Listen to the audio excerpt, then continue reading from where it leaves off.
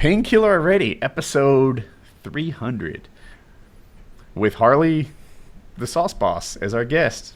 Kyle? Yeah, got a few sponsors tonight.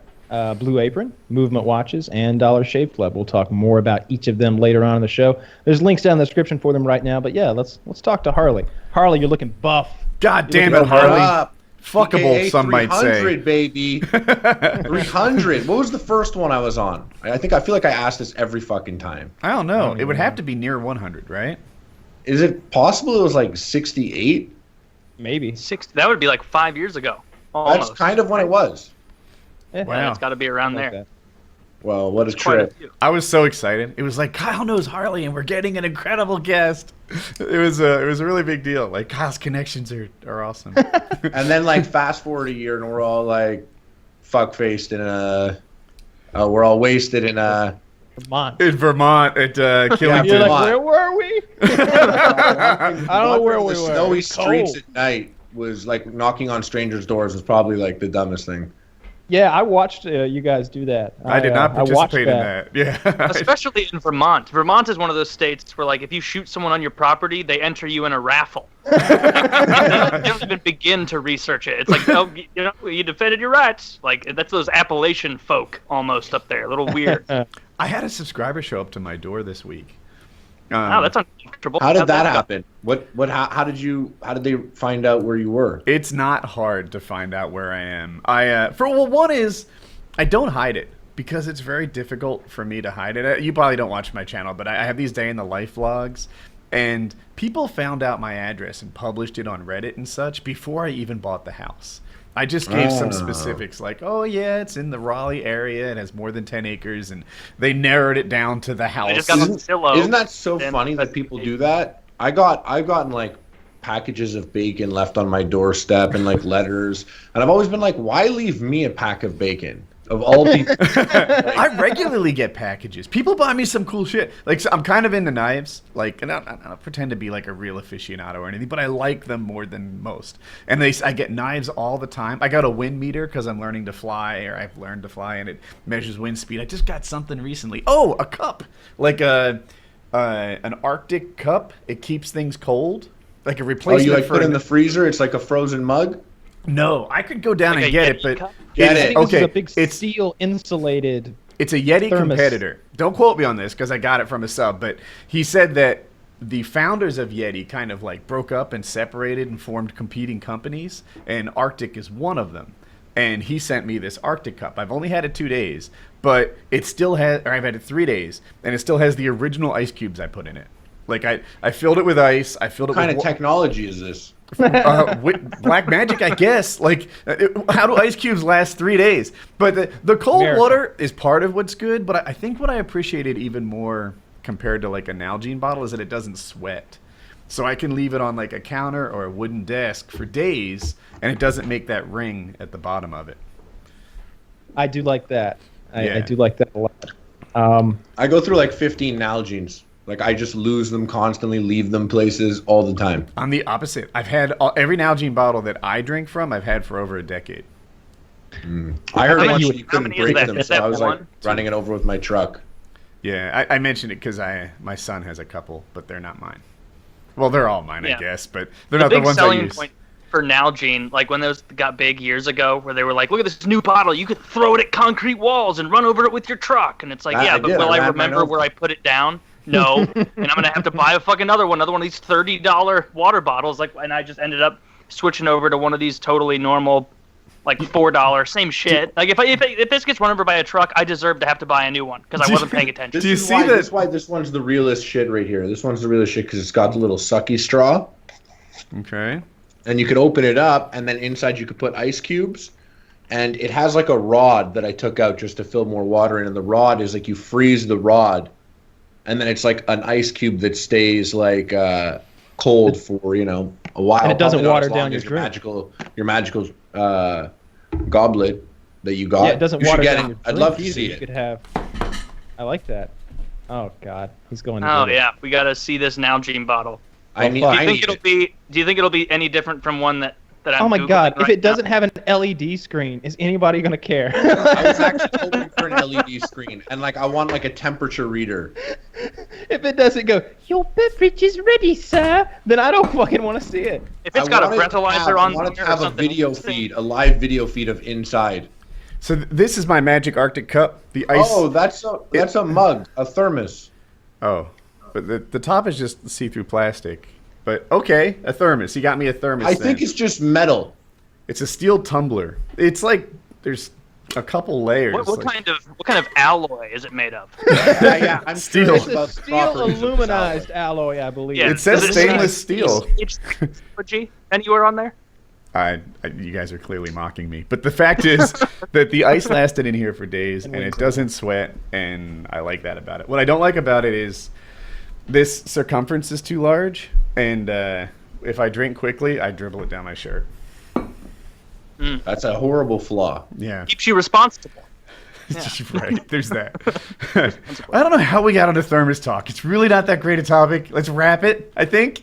But I want to go back to Harley working out. So when did you make the decision to start working out? When did you get serious about it? And you look like you're in great shape. How long have you been working out?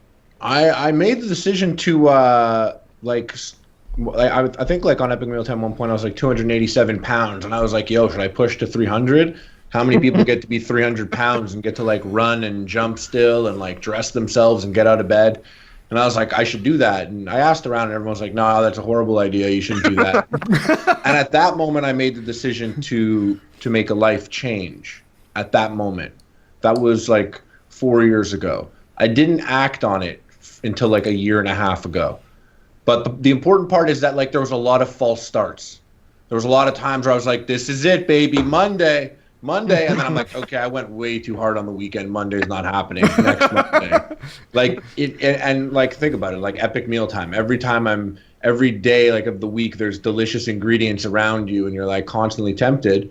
Mm-hmm. And yeah, I think I just started.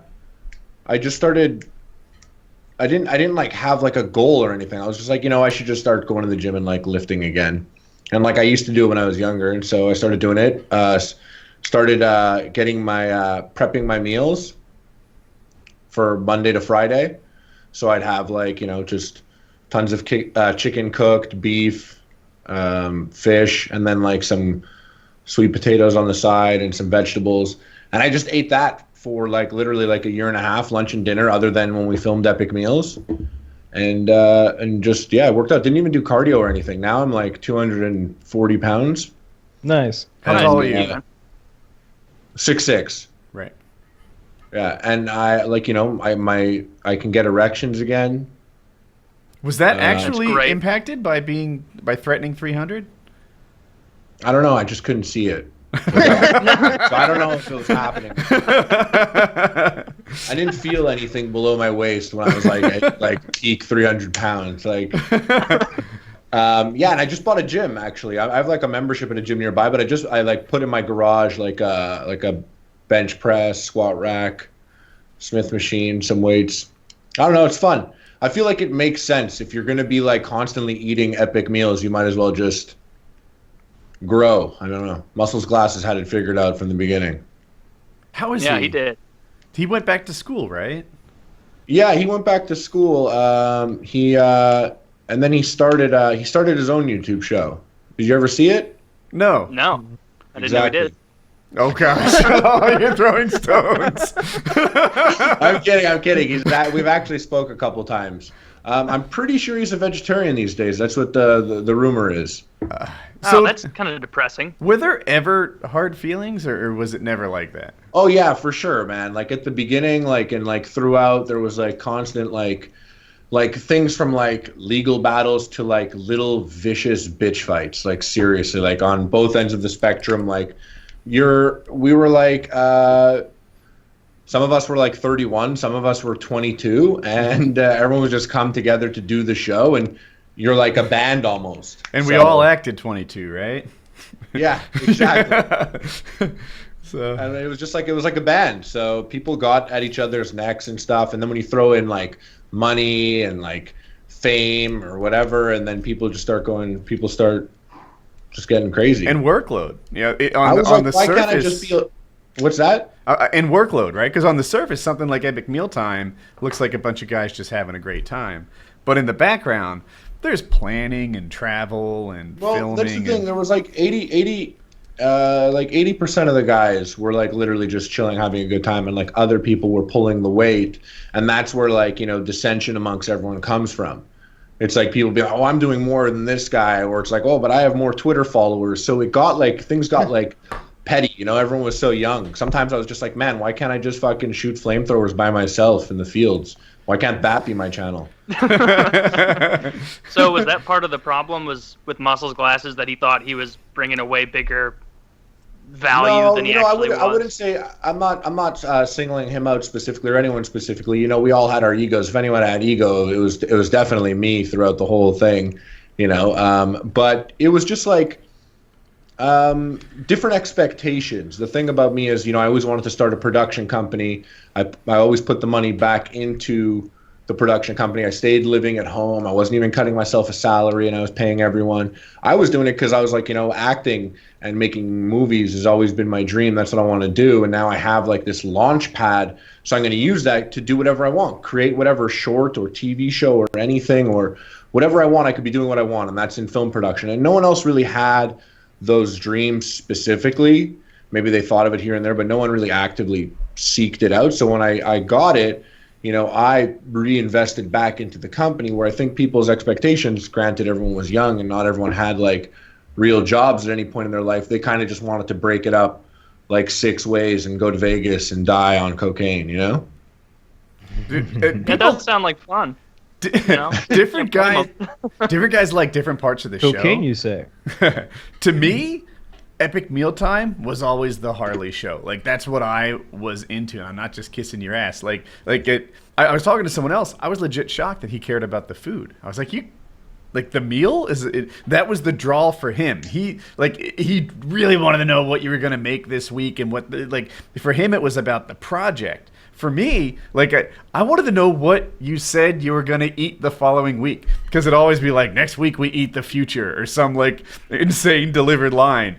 That is the kind of shit that I watched the show. Yeah, camera time became a thing too. Depending on who would be on camera the most, it would reflect on followers and things like that, and popularity. And that was a thing that a lot of people, because I kind of pretty much consumed the camera most of the time, a lot of people would kind of be like, oh, it's just, it's just Harley anyways, and that would get in people's heads also, and be like, oh, at any moment Harley could just leave, and then what are we going to do? Or it got to places. Now Epic Mealtime's so interesting, at least to me. I love it. There was a point probably at my fattest, where I kind of resented the character and the show for a brief period of time, until I was like, wait a second, this is the sickest job of all time. Now Epic Mealtime's kind of the content that I like doing for it is stuff where the cameras keep rolling, and it's just those moments where this is still a real job. Regardless if people think it's as quality as it was then as it is now, or whatever, or if the views don't reflect because it's not such a novelty anymore, this is still the real job. It's still almost 6 years now, since putting up a freaking YouTube video, and now just literally I actually have a bacon sponsor. I have a bacon freezer. I love playing video games. And my only goal was I hope I have enough money to buy whatever video games I want when I'm older. And now I do have that. That's all I wanted. And I'm now I do have that. I could even buy a personal gaming computer of all things, the most expensive thing for a gamer to get, and any game on it. And the sad thing is I don't have the time to play these games though, but I pay a guy Monday to Friday to stream on my gaming channel, from 10 a.m. to 6 p.m. original gamer show.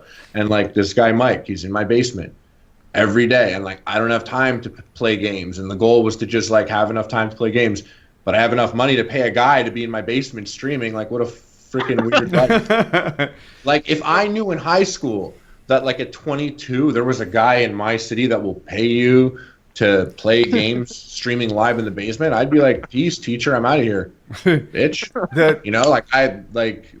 So it's just weird life, and it's still going on 6 years later. You don't have time, but you own your time, which to me is the coolest thing about the YouTube life, right? Of all the things money can buy, it's time that is the most awesome. The fact that if you did want to split this afternoon and do your own thing, you could, because you own your schedule, you own your time. Yeah, I can that's still actually an excellent point. Early Epic Mealtime one. It must have been when you were, like you were saying, almost 300, and watching it. And I didn't know you very well. I think we'd maybe not even ever spoken, and just watching and being like, man, this guy is going to have some like heart problems, and he's going to come back and be 15 pounds heavier every month until he's like with a sleep apnea machine on and like doing that like Newt Gingrich like throat waggle and until like I like get rolled in on those scooters that people use at like Walmart when they're too fat. Yeah, a rascal. You'd be sitting there with a bottle of Jack in your hand and sitting in a rascal. And it's good to see you didn't take that path. Like I thought it was going to be more of like a shoe line progression, or not shoe line, Shoenice. If you've ever watched that guy, he is. Yeah. Mentioned him before. I did not expect to ever take control of his health. I continued him to barrel down that path of alcoholism, where he still seems to be, like eating styrofoam every so often or whatever he does. But I actually got on the phone with him once back in the day when, like, I don't know if you guys remember, you guys got part of the craze, but like, you know, influencers, YouTube producers, whatever, were like, oh my God, we got to start our own networks. You know, I don't know, Kyle, if you're ever like, oh, I got to get like 15 kids shooting guns and upload it to my channel and just have content. And, you know, I was like, oh, you know what? I should go find like epic people in the food world. And like, you know, I reached out to Swedish Mealtime, and I'll never forget reaching out to Shoenice. Was so freaking weird. Do you have your own network? No. I like about halfway through, that's what we were talking about before. Like, I'm like, wait. This isn't what I want. Like, I actually didn't get into it to get rich and be famous. That was never the point. The point was that, like, I would rather just joke around on set, you know, with my buddies coming up with goofy things and filming it and editing it. I love editing and, like, laughing about it. Like, that's what I want to do. That's the job. It was never like, oh, I'm going to be on TV because then I'll be a famous star. You know what I mean? It just wasn't the goal. Shoenice was genuinely insane, though, and I guess he still is. The last time I went to his channel, it seemed like he was homeless and like looking for some like donations from fans so that he could like get a bottle so that he could drink it for a challenge. It was like, I need money. Before I abandoned the idea of doing a network, before I was like, wait a second, this isn't what I want to do, I had called him up, and he was like, it's just so strange. Like, it was like there was a woman yelling at him, and he was yelling back, and then like the phone just hung up. Shut up! Yeah, and then the phone just hung up, and then like it called back like a minute later, and I was like, hello, and I literally heard him. I knew it was him. He was like, what up? And I was like, whoa, different guy. I'm like, hey, Shoenice? And he was like, what up? And I was like, yeah, blah, blah, blah. I was like giving him the whole thing, and then this girl comes in, this woman starts yelling again, phone hangs up. I call back, number's disconnected. Like, he hits me up on Twitter to call him again. And I was just like, well, that was wild. And if you watch his videos, it looks like he's bouncing around couches or something. I'm not sure. There was a brief period of time where he was training to beat me up. I don't know if you guys remember that. Didn't go well. It never happened. I was like, oh my God. I'm like, he might, like, if he does fight me, like, I could probably kill him. But he might die just training.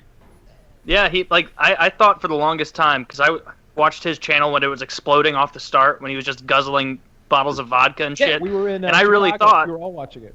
Yeah, I was just thinking like, man, this guy's a really good performer. How's he like keeping that down and not showing his face? Because he would actually lift it up and show it. And it wasn't until he made videos of like, I'll do another video of drinking if one of you will send me a bottle of Patron, that I'm like, oh, this is an actual alcoholic streaming himself drinking for money. He doesn't even have enough to buy a bottle to drink quickly on camera to make money for more alcohol. Thank y'all. Yeah, thank you. Thank you. We actually said that for like a year, like just behind the scenes at Big Meal Time. Pass that right there, and someone pass it like, thank y'all. I ran the math on his channel. He should be making about 50 grand a year based on his views and CPM, I'm guessing. So he shouldn't be homeless. Monetize a lot of that madness. No, you know what? I actually saw one time I don't know if it was in a vlog or someone else's channel. He was like, oh, I don't have any money. I need money. And he was like, can I borrow your phone to upload a video? Like, he needed money, so he needed to upload a video, like, because then it'll get AdSense on it. It was like oh, I need to upload right now, like I'm on empty, and so yeah. He really didn't have a lot of foresight then in the money making. It was like, paycheck to paycheck YouTuber of like, fuck, I'm out. Hey guys, Shoenice here. I'm gonna, I don't know what's nearby. I'm gonna eat this. I'm gonna eat this today. It's an old paper plate. Just leave a like. I remember when he was at his peak because we were all in Chicago at that paintball thing, and I was like, look at this shit, and like it was me and you and Trevor and a bunch of people, and it was just shocking to see the things he was doing, and they were like maybe 15 good videos on his channel that you could just watch one after another, and they all had like 150 to 300,000 views, and they were growing because each one was more awful and scary and ridiculous than the next. If you're out there and you've never read Shoenice, yeah, the guy would he's like, I'm gonna eat the birthday cake, but candles and all, and yeah, they're lit. Just it got ridiculous. He's eat like a caulking gun. He would eat the whole thing of caulk. That was like interesting. The way that he like dump the alcohol in his mouth and like hold his throat and like massage it down, and the way how he would like stop and say that was all just pageantry though. He didn't need to do that. Really? The way really? That was just showmanship? I think so. That's my theory.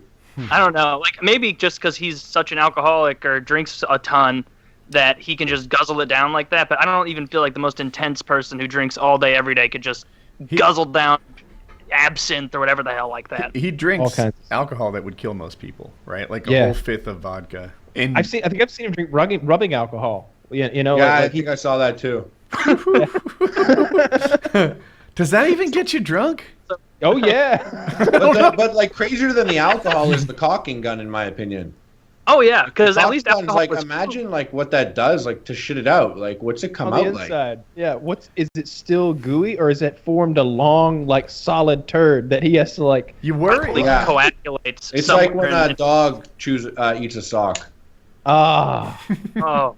You want to pull it, but you should. You know what? He should have put the poop video up on his channel. Like, hey, 100%. Aren't you wondering what happened to that caulk? 100% he should have. It's caulk in poop form. It was awful, and the alcohol just seemed dangerous. But when he would eat things that just weren't food, like I'm gonna eat I'm gonna eat a whole box of light bulbs now. Tampons, ice cream. I mean, not ice cream. That's pretty good. Cigarettes, lit cigarettes. Yeah, that was just sad. Yeah. That was disgusting. Oh, a whole roll of toilet paper. I remember that one. Yeah, that was one awful. Doesn't seem as bad as a lot of the other ones, because as long as you eat it kind of slowly, seems like you could get through with that. Like, it wouldn't be fun, but I would much rather do that than eat a bunch of tampons or caulk.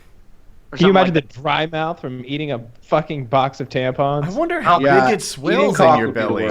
Like, does a tampon like form a mattress or something once it gets inside your stomach? Yeah, that's you gotta get it. You got to get it good and moisturized in your mouth before you swallow it, because if that thing swells up in your throat, you're a goner. It just seems like the type of thing to get stuck in your intestine. Yeah, it does, because those things spread out. I don't know if you've ever been walking down the street and seen one laying there all fill up and used, but I have, and you look at those, and you're like, wow, that is really. They're not lying on the commercials. That's Welcome like to St. Louis. Size. Yeah. What did Kyle say? Welcome to Staples. I missed. St. Louis. Oh, St. Louis. Thank you. Yeah, that makes more sense. Yeah, not Staples. They haven't never seen a used tampon on the streets of anywhere, and I've been into some rough places. Are you serious?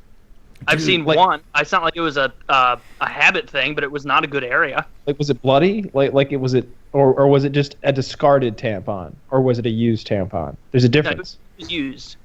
Oh. I didn't like go up and inspect it because that's revolting, but I definitely. What did it taste like? I would have to imagine pennies. Was it salty? Yeah. Dude, probably tasted like a handful of in the 1980s in New Jersey, right? Not anymore. It's not true, but they used to dump the trash out in the ocean all the time. New York City dumped their trash in the ocean. Parts of New Jersey would dump their trash in the ocean. It was just what they did with trash. So, and I don't even know if these are a thing anymore, but like the plastic tampon applicator, are you guys familiar with that thing? That fucking thing was like the New Jersey seashell. Like the whole beach was just covered. Like the plastic tampon applicators would rush in, and I couldn't go surfing without stepping on 3 tampon applicators on the New Jersey beach back in the 80s. That's disgusting. Yeah. What's the New Jersey beach? It's better now, but what is it? It's New Jersey a Beach. plastic tampon application storage what is New facility. Jersey? I don't understand. Where is it? It's in New Jersey? Yeah. So Ocean City, New Jersey is where I grew up. And it's like on the southern tip of New Jersey. When I was younger, my family used to go to Atlantic City and leave me in the hotel room while they gambled. Nice. Yeah, so I'm about 15 minutes south of that. Yeah, and then like we used to go there like as a family, and like the beach was pretty cool during the day. But then like as we got older, there would just start heroin needles would start showing up. Dude. Like, then the beach got really druggy and stuff, like, and there was like junkies everywhere. When I was 20, I had a fake ID, and Jackie is a few months older than me. My wife was 21, and we went like gambling, right? And this guy kept giving my girlfriend, who's now my wife, money to like stand next to him and stuff. And he's like blowing the dice, and he would just feed her like $15, whatever. She made like $130 that night just standing next to this guy, and I couldn't figure out like where my value system was. It was like, do I value the money, or I'm kind of feeling cucked here, right? Like here, doll, blow on these dice, and she's like, you know, and then he'd roll them, and it was craps, and he just like, you know, throwing her chips now and then, and I even to this day, I'm like, I don't know if that was worth it. But No, we really like find that son of a bitch. I'd give him some chips. He's probably I'd dead. say you're not cucked as long as you take a cut. Then you're kind of just like pimping. Her money then was you're my like a money. manager. Yeah, right. I was you're their a pimp. manager, or Speaking on the streets, a pimp. of fake ID stories, I lost my fake ID when I was 20 years old buying cigarettes. My fake ID, because I was leaving to go to a friend's frat party in college, and he texted me and was like, hey, before you get here, stop and buy some cigarettes. And I was like, all right. So I stopped and did, and went up there, and the fake ID was just on top of my regular ID, and I'm like, well, I've used this before for booze, I'll just use it now. And so I used it, and the guy, I guess fucking Eagle Eyes McGillicuddy behind the counter was like, this is fake? And he was like, nuh-uh. And he's like, yes, it is. Do you want me to call the police? Do you want me to call the police? And I'm like, just give it back. He's like, no, you not. And he said that he wouldn't give it back to me. Said he was going to call the police, which of course he wouldn't do. And a bunch of police officers in Columbia, Missouri on Mizzou's campus aren't going to waste the fucking time to come down and find some guy with a fake ID. But yeah, that was fucking disheartening. Losing a fake ID, purchasing something I was old enough to get without it. That was a real heart blow. He took it from you? Took it from me. Yeah. Very uncomfortable. It was, and there was someone behind me in line, so that was awful. So then I had to give him my real ID. Yeah, I had to give him my real ID to buy the cigarettes. How many times did you replay that back in your head and be like, shit? Oh my god, like every Thursday? Like always. Because it's one of those things where it doesn't matter at all in retrospect, but looking back, it's like, what a stupid little needlessly risky thing to do, because I was like on top of the world with like, oh, look at this little piece of plastic, which looking back, like feeling it, at least now, like all the new IDs, like they're bendy. If you guys are from a state that has it to where you can tell a real one, you can bend it and touch the corners of it, and it won't break, whereas some fake ones will break if you try and bend it, which is what they do here sometimes. But yeah, that fake they gave me, it was like half a centimeter thick of plastic, like not very real feeling, but yeah, that was so fucking stupid. Like a sticker on it, like like you're a federal agent. You just yeah, it was for plastic. Yeah, it was for Illinois, because Illinois apparently at the time in like 2009 or whatever was the easiest to fake. Yeah, it was just a perfect storm of shit ideas and stupidity. So it didn't even pan out. We went to a nightclub in Florida. It was like a big dance club type thing. And my friends and I were all talking about our fake ID. So there's this long line to get in. And we're like, oh man, I hope we don't get in trouble, fake IDs. It turns out they had plants in the line eavesdropping for people that had fake IDs. And he tells the bouncer, like up front, like, hey, when you get to these guys, check their IDs, because they're fake. And but what a snitch, right? But my ID, like, while it was fake, it was issued by the DMV. Like, I took my older brother's birth certificate to the DMV and had like a real, so there was no like proving it was fake. Like, yeah. It was my picture. It was everything but my name. And on top of that, once I got my fake ID, I got like a fake county ID. I got a fake library card. I had like an Oh, expired shit. insurance Smart. card. I had like a credit card in there. I had so much fake shit. If they found my body and my Hello, wallet, I'm Matt Woodworth, legal Yeah. drinker. I've got like 6 forms of identification. You know, not all of them with pictures and stuff. I've got a Stole your library brother's card. Identity. I went to the local public library and got a library card just to like add That's to my smart. my That's list really of- smart. Yeah, so we get up there and he's like, "This is fake." I'm like, "It's not." You know, prove it. And he starts taking it apart. He's delaminating like 25% of it. It's real. Like he can't discover anything fake about it. We all got in. Yeah, we passed the test. There you go. And that's the moment where you turned around and you were like, you guys, you all made fun of me for going to get that library card. What now? Oh yeah, I had so much shit. I wish I could remember them all. But yeah, I was loaded up on IDs. I had a friend of a friend, more like an acquaintance is more fair, but he got into a scuff one night on campus with another group of guys, and they got into like a legit fight. They were all wasted, both groups of guys, late at night, up to no good, and the cops came, and this guy I knew gave the cop his fake ID as his identification, which is way more illegal than doing it trying to get beer or something, like telling a cop, "This is who I am, you know, Taylor Stevenson," you know, or whatever it would say. And he gave it to him, and the cop didn't notice it because he was trying to book a bunch of people and get all the information down. And so he got booked into jail as someone else. And then the guy who was whose ID, or no, it's not because it was a fake ID. It was because a real ID that he got from someone older. That's why they didn't catch it, now that I'm remembering.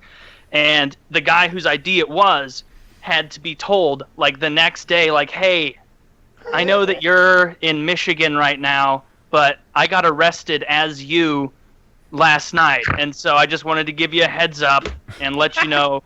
And he had to be like, I mean, this guy was definitely not close friends. I got all this secondhand, but apparently he was like, "Are you shitting me? You got arrested as me? Like, I'm gonna have to call and tell him. I'm gonna have to have my parents talk to the cops and be like, hey, my son definitely wasn't there. He's here in Michigan with us, so he definitely didn't just stop by. He's been here for a few days." I have no idea what ever came of that and who got in the most trouble or what happened, but that was just crazy that in someone's drunkenness, they're like, "Oh, just fuck it, get this guy in trouble." Like, it's just so shitty. I would never do I think I remember as a kid, the one thing that I did that was just like always a dumb thing was like speeding. Like I would drive down streets when I got my license. Like I would drive down, like, and I don't know, you could be driving when you're 16 here. Mm-hmm. I would like drive down a buddy's street, like literally like 55 miles, like on like a little residential suburban street, just because like I'm not even thinking. Like, just not ever, like, thinking. Like, it was just so many dumb things like that when I was younger, I remember doing. I didn't even drink, really, with my fake ID. I just didn't like being excluded from places. You know, I like the bar atmosphere. I like the casino. I wanted to, like, go to the floor and be the places I couldn't be. I'm not drinking. I feel like you were really mature for your age, though. You know, it came and went. Sometimes I was mature. Sometimes I was a total idiot. But yeah, what I was athletic. Like I swam in college and I swam in high school, and my body was my temple, and I just took really good care of it. And that's why I didn't drink. Seems really silly to get a fake ID if you're gonna show up at bars and be like, "Oh, none for me." Like, because you could have just I get it. $5 cover to just show up. No, but that I get it. When I had a fake ID and I was getting in places, like I didn't even have the money to get drunk at the club. Like I could buy like one drink. So yeah, it was just about being there. It was about being you in go the to a strip club, places really that, cheap drinks. Places that played music. Wait, strip clubs have cheap drinks? Strip clubs have cheaper drinks because they want you to spend more money on the dancers. A lot of them. I thought strip clubs have. Well, here at least they have really expensive drinks. We got into a welcome to St. Louis. So I've got. So we went into a strip club one time, and in that particular one, if you were 18, 19, or 20, you could come in, but you couldn't drink. So they would stamp your hand with this lame ass stamp that would show up under the lights that were everywhere in the club. And so we're sitting there like drinking a Coke or whatever, and I'm like, this is such bullshit. We need alcohol to enjoy this experience. And then the guy next to me gets up and walks away and like leaves, like he drops his money, but his alcohol is there. And no, I'm not gonna drink his drink. That's disgusting. But what I did do is I got a little alcohol and I washed the stamp off immediately. It dissolved. It was like, huh. Well, all right then. I'm 21 over here. Yeah. That's such a stupid system. Why would they not give you like a custom stamp? No, they should do it the other way. If you drink, you get the stamp. Yeah, that's the way smart most places I've been. Then you would have had to like go to that guy and like somehow press the back of your hand on the back of his hand. Yeah, we used to do that. Distracts him. But that's some sort of gang sign that I'm not aware of, so I end up in the Pigeon Boys. Dude, when I was like 18 or something like that, this girl wanted like my stamp, right? So she takes my hand, licks the back of it, and then puts it on hers. And I'm like, she totally likes me. She didn't like me at all. She wanted my stamp. Right. She really liked your stamp. Yeah, but like she's licking the back of my hand. It was like the sexiest fucking thing that perhaps had happened in my life thus far. Sure. I wouldn't have thought like, oh my God, she likes me. I would have been like, oh my God, she's willing to have sex with anyone tonight, and it might be me. You're probably smarter. No, I thought she was into me because she licked my hand.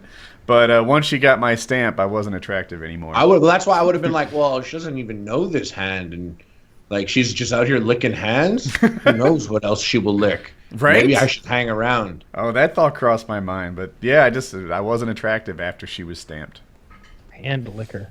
Yeah. Not into that. I was into it. I was into just about. Sure, you didn't blow it right after the stamp thing?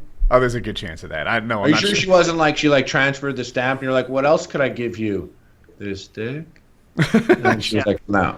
I've got a mushroom stamp you can lick, and then she probably walked away uncomfortable, or whatever you said. Anyway, sorry, bad joke. Oh. All right. Anywho. Quiet. Hey, we've got September AMA questions. What good ones do we have? Because you have to wade through a lot of shit sometimes. I'm kind of curious about this. Have you ever considered going in the military? Until I watched like one video of what it actually entails, and I was like, ugh, that's a lot of taking instruction from someone that's going to yell at me, and I don't do well in an environment like that. Yeah, it seemed like a good idea at one time, I think, but my dad suggested that otherwise. Harley? Well. I mean, no, the thought never crossed my mind. Does Canada have an army, first of all? Yeah, we put sandbags and stop floods and stuff. Yeah. That's what we do. Yeah. Or like deploy the sandbags. There's another flood. That's not true. There were lots of Canadians in Iraq. Yeah. We had when I was 17, we had a teacher, right? And this guy had served in Vietnam. And he like sits in front, like there's a teacher's desk, right? You know, everyone has these like fucking cheesy student desks, but the teacher had like a big rectangle, probably weighed 600 pounds thing. And he sits on it with his legs hanging out in the front, which was a thing that teachers like never did. It was just attention grabbing. Like now he's sitting on the desk facing the students, and he held up this big newspaper at the start of the first Iraq War, and it said in giant font, "It's war." I know I've told this before, but it was so impressionable on me. He's like, if you're in the army or armed forces for any amount of time in this country, this is your reality. Even 4 years, it's probably going to be a war. And it was like, fuck, so army wasn't just like a job, like it meant going to war. Like I knew that. And that frightened me a little bit. But mostly I wasn't even eligible. I damaged my hand in this car accident when I was 17, and I wouldn't be accepted. But that's the thing. I should have been a Coast Guard rescue swimmer. That's what I was wired to do. I would have loved that job. That sounds like a really scary job too, actually. Dude, I would have loved that. It does seem scary. I'm not at all rescuing scared. someone who's drowning. I can feel like unless you're incredibly good, they're going to drown you. Yeah, I was gonna say, how much more often are people drowning as opposed to going to war? I want them to drown. I went to this like a fly-in, like this paramotor thing, and like it was on this small peninsula. So if you go up 1,000 feet, you can see the ocean and you can see the bay at the same time. People like to go over. The number one reason people die in paramotors is not crashing, it's drowning. Like that's the number one thing that kills people. I was going to say heart disease. And I'm driving there daydreaming. I'm like, I hope one of these fuckers goes down. Like, should I just jump out of my paramotor and save him from there? Or should I land and then swim out into the ocean? I'm coming up with my savior plan. as like just hoping You just someone cut land free from your whole rig Right? and go into a dive. I thought about it. I was like, do I do a somersault out or do I just fool. jump out? You thought about I was thinking Yeah. like Captain America, like jumping right in, like just a serious dive, like from Dude. so high up. If you get into some sort of That thing water-related goes sideways. accident near me, you've got a friend, right? It's because like I'm all about that shit. I would. You didn't save Kyle from that turtle. I didn't, but yeah, dude, I was yeah. So I'm still to this day at like 43 years old. I daydream about people drowning near me. I'll pluck your ass right out. I daydream about That's stuff. that's such a strange fantasy. No. Yeah, So you don't. I was a lifeguard for 4 years on the ocean, and I had like 130 rescues or something like that. So Whoa. yeah, that but was like I feel like that's just the energy you're bringing around you because you're sitting there posted up on your lifeguard perch and you're like, I just want someone to drown. Oh yeah, Like, yeah. No, I want was a someone to bad need- guard. People splash, like someone just splashes someone else and you're like fucking running over there like Speedo, like I got you. They're like, we're good. No, You're like, it wasn't that. It was Count your, it. daring children to go It's- to the furthest bank. Who can make it to that Yeah. that sandbank way out it's there? like dangerous out, and the more responsible lifeguards are like, come on in. I'm in my head anyway, thinking you pussies, you can do it. Like, go ahead, go. Fuck, you're good, right? You know, like it just. Oh man, if people drown or just get, even if they just got sucked out to sea, like some 6-year-old with a strong offshore wind on a boogie board, you know, they're never coming home. And I am happy as a pig in mud. I'm like, oh, fuck yeah. He's out there forever. And by the time you get to him, he's like twice as far out as he was before. It's my favorite day. Like the 19-year-old me, and we called it a can, that orange like torpedo thing.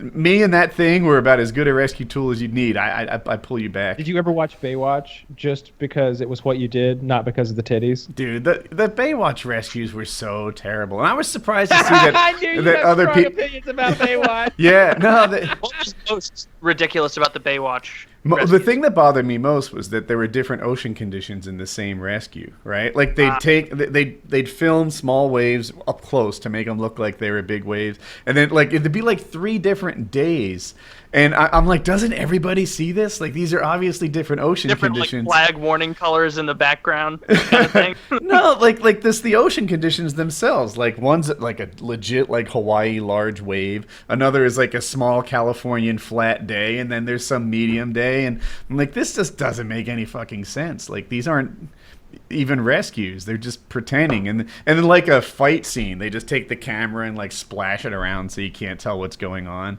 That wasn't what rescues were like. You wanting to egg people on and get them to start drowning so you can help reminds me of some hockey refs I knew growing up. Because basically the way it is when you're young is like if you're 12 years old, they don't hire a professional or even like a 20-year-old referee to come out. Usually it's like a 15-year-old or someone a few years older who's still in like the league of that center. Maybe just like one age bracket up. And instead, like you're supposed to, like they take fighting very seriously in kids hockey, like because you obviously don't want kids fighting on razor blades with weapons.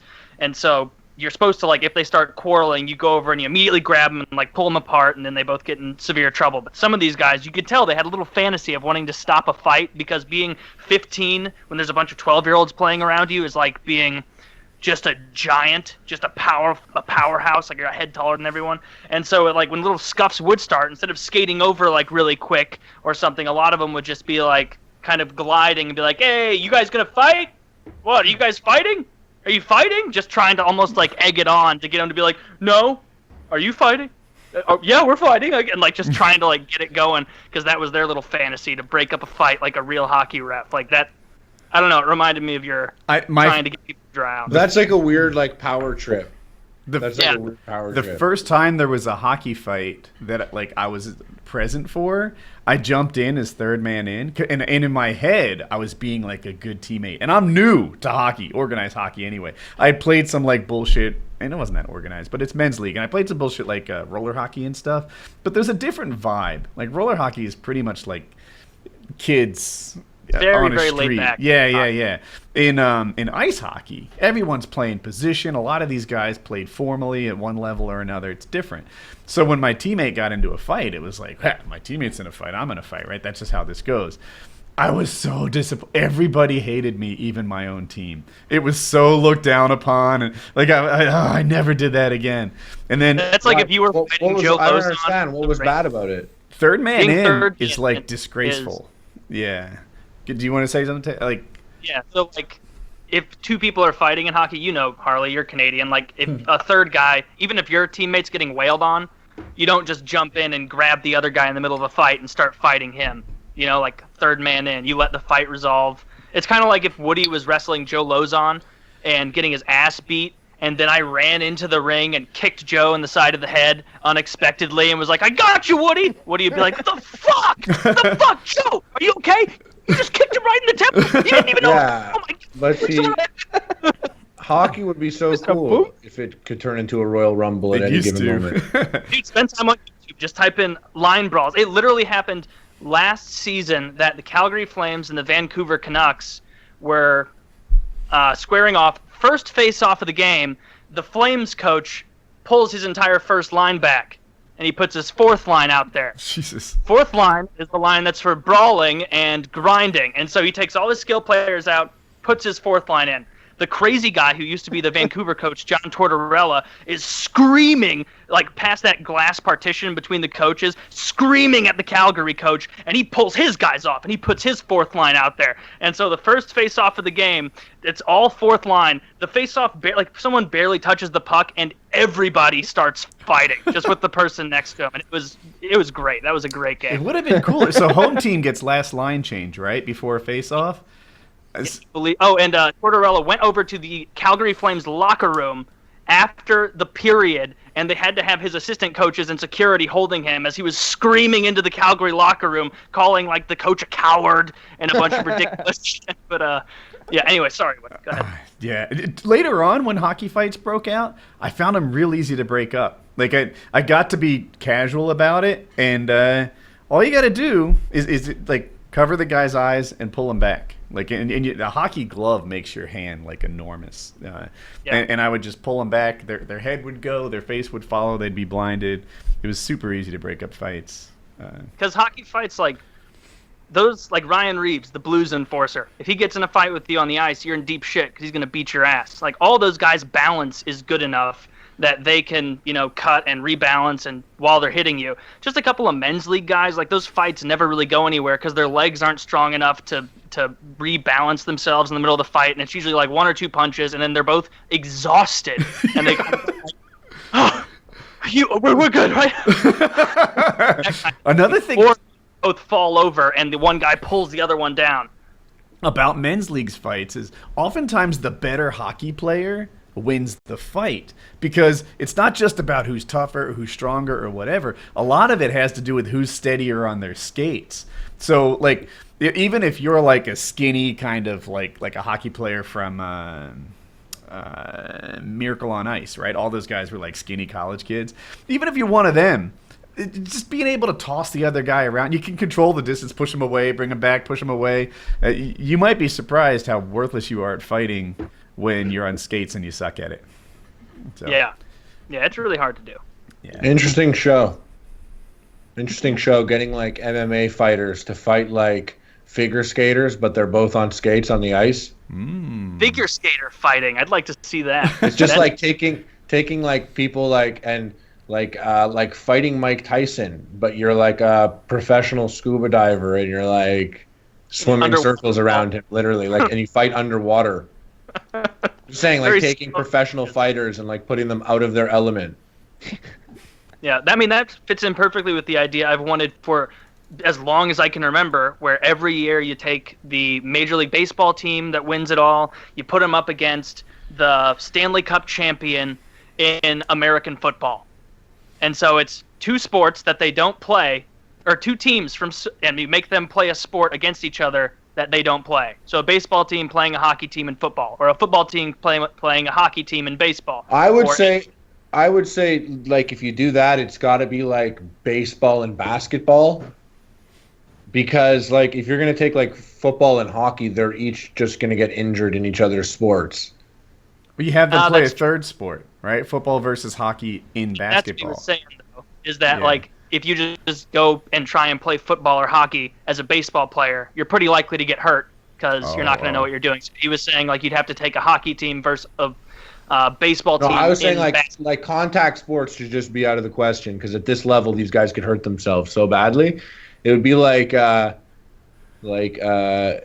basketball, baseball. But then that's kind of, I wonder what, like, I feel like that's just a boring game. Like basketball players playing baseball, if you don't know how, you're not good at baseball. That would suck. Yeah. It has to be Shout out to Michael Jordan. It almost has to be a contact sport for it to be fun because you want to see a guy like one of those 7'2" basketball guys who looks like a stick bug having to like run down the field with his giant legs playing football, and then he just gets wrecked by some enforcer from the NHL, or he just catches it and like steps over him with his big gangly legs, his Slender Man figure. Basketball and soccer would be good too. That would be good. I'm looking forward to gladiatorial games in the future, but I always go back to that. I think that some sort of Running Man type show is the future, where we put people in some sort of gladiatorial experience and then we execute them on TV. I don't know. Running maybe Man. not execute, but I like challenging them. I do like the idea that like if it's in the future and we have so many people anyways and it's too many people, it's like, hey, listen, if this guy's down on his luck and he wants to take a shot at Running Man, like let him do it. Like I was going to use prisoners. If someone doesn't want to be on the planet, I'm not saying like they're depressed or they have a mental condition. They're just like, my girlfriend left me, and I'm going to prove to her that I'm the guy because I was always a deadbeat, and I'm going to win the 450,000 Bitcoin in the future when I win the Running Man. And like, so if he's going to do it and he wants to risk his life, like, let him do it. I mean, some people like risk all their money and they basically just die a slow death. Someone wants to risk their life for entertainment. I mean, I say let's do it. I always said if I could go back in time, if I could travel in time, I definitely would never travel and kill Hitler. People always say that. People always think that like a Jew would go back and kill Hitler if they could. I wouldn't do that. Let him do his thing. It's just I like where the world is today, so maybe that happens. That's a terrible thing to say. Here's the thing, Harley. If you go back far enough, I wouldn't fuck with the whole Hitler thing. If you go back, that's hilarious. Just assume that's. I've never thought of it that way, the way you just said it, and that is hilarious and probably true rationale. If I like where the world is today, like what if you go back and you kill Hitler, and that just like emboldens Mussolini, and he actually ends up like being the guy. Like maybe he was always playing second fiddle to Hitler when he had all the good ideas. Literally, like. That's it. Like I didn't like my thought process is like, yeah, you go there, you're like, oh, this is simple, kill Hitler. You go, you kill Hitler, and then it's like, oh, Hitler's dead. Release the Hitler bots, and then just like thousands and thousands of Hitler bots, and it's like now, and like you know what I mean, like maybe North America sucks, listen, right? He was trying to kill every Jewish person, and it didn't happen. But, so I wouldn't, don't fix what's not broken. Hitler ruined Europe, right? Like Berlin was bombed, London was bombed, Paris was bombed. All these places were terrible. And while these places got like shelled out into nothing, America became this like manufacturing superpower. Maybe America would be like Brazil right now if we didn't trash Europe. I don't think we'd be like Brazil. It's not hookers would be way cheaper. Things worked out for the best the way they went down. I don't think we should go back and change anything, Marty McFly Here's style. the thing. That's what I'm saying. That's what I'm saying. If I traveled back in time, what I would do is exactly what you just said. Something where I don't change anything. I would go back in time and I would fucking just like Prime Directive style, Star Trek style, put on like a robe and just go watch a Coliseum death match. A good old fashioned man on man, maybe 2 men on a lion, or maybe a 3 lions versus a tiger, whatever it is. I just want a good old-fashioned death match. And I can just go, I watch it, and I'll be like, that's messed up. I'm scarred for life, and that's on me, and I bring that back home with me. But that's it. I wouldn't touch anything or dabble with anything. And I even read once on like a shower thoughts on Reddit, which was really great. And they said that if just a thought, if we're always adapting and evolving to bacteria and stuff around us, if I were to go back in time, I'm bringing some diseases that like they're not ready for, and like I go back in time and just to go watch a death match, I end up making Yeah, all destroying human Rome or Yeah, something. the Black Plague is because someone went and watched a death match. That could. Oh, So that would be. You know what I if never you- got about the whole execution, not like the gladiators dying, is like how do you really build up a fan base? Like if you show up, like you just bought your new, like you're a Roman, you're a big fan of the games, you got your like Filius Maximus shirt on, picture of the guy's head on it, like holding the sword, you're like, you got your Maximus hat on, you're really into it. Like, I've been watching this guy for years. Like, Maximus, he's my boy. Like, you go and you sit down, and then that's just not his day. But it's not like, we'll get him next time, Maximus. Like, you're the fucking man. No, he's dead. Like, all that attire is useless. Now you have to pick a whole new fandom. Like, I don't like the idea of I don't think they executions always in it, fought to because the then death. you can't have a fandom, because they're dying too often. So I think what they would actually do is they would have these especially the famous ones that had their names written on walls and stuff. Like I think they would get a lot of like what do you call it in UFC where they just feed somebody to you? It would be like that. I think a lot of times they would get easy opponents, like they just have to kill 5 Jews. You know, but they're just out there unarmed, like confused, and it's bright all of a sudden because they've been in a pit somewhere, and this guy's out there decked out from head to toe with a big spear and the shield and everything. Like that would be Monday for him, and then maybe next month he fights like a sick tiger, but he's got like a chariot archer kind of thing going on or something like that. Even then, like, if you get, like, one poking back in that day, like, someone's dead. So I think it's like, oh, this guy, Maximus, he's the best. He's already won one. Like, that's big. You know, I you think won I remember twice. reading something about some like champion that had won. The reason they were talking about this guy is because he'd won so many times, like that it didn't seem believable or even realistic that he would win that many. I think they gave him a lot of like softballs, and they went out there and basically executed a lot of people. We were I talking would think about that- Hitler. You know, so if you go back far enough, then guys like Genghis Khan, they're not considered terrible oppressors and rapists and whatever. They're admired for their accomplishments, right? The Ming Dynasty, different Greece and Roman leaders. How long until Hitler is admired for his accomplishments? Because he's not even as bad as like a Genghis Khan, right? Nah. Like, I if you think don't that talk like Genghis Khan is objectively, like how conquering other many people warlords, they killed. right? What? That was 2 people. Sorry, go ahead, Kyle. I'm wondering, Genghis Khan existed in an era of brutality, right? Maybe he was eviscerating babies while he forged his empire, but if he hadn't have been eviscerating the babies, some other guy named Cole would have been doing it just the same. It just seemed like that was kind of the way of the times, and that he was taking over an empire. Maybe I don't know anything about If someone that. was around to live tweet Genghis Khan's, storming through Asia, people would be like, all right, this guy's a real piece of shit. But Even he got Stalin some is big starting to history. turn his image around, right? People look at Stalin as like a mega strong leader, not someone who just sent people unarmed into death. He's on the upswing. Trust me. His popularity, his he's Twitter not on the following is upswing. growing. His Well, Facebook I page was is going to great. say that we're too close. Like, Yeah. we're too close. How long ago was Genghis Khan? 1200 Like 1,000 years ago? Yeah. Because there's a chance that, Hitler doesn't stay as relevant in 1,000 years as Genghis Khan does because we're so close to it. And because I'm Jewish, we're very good at reminding people like, yo, this happened.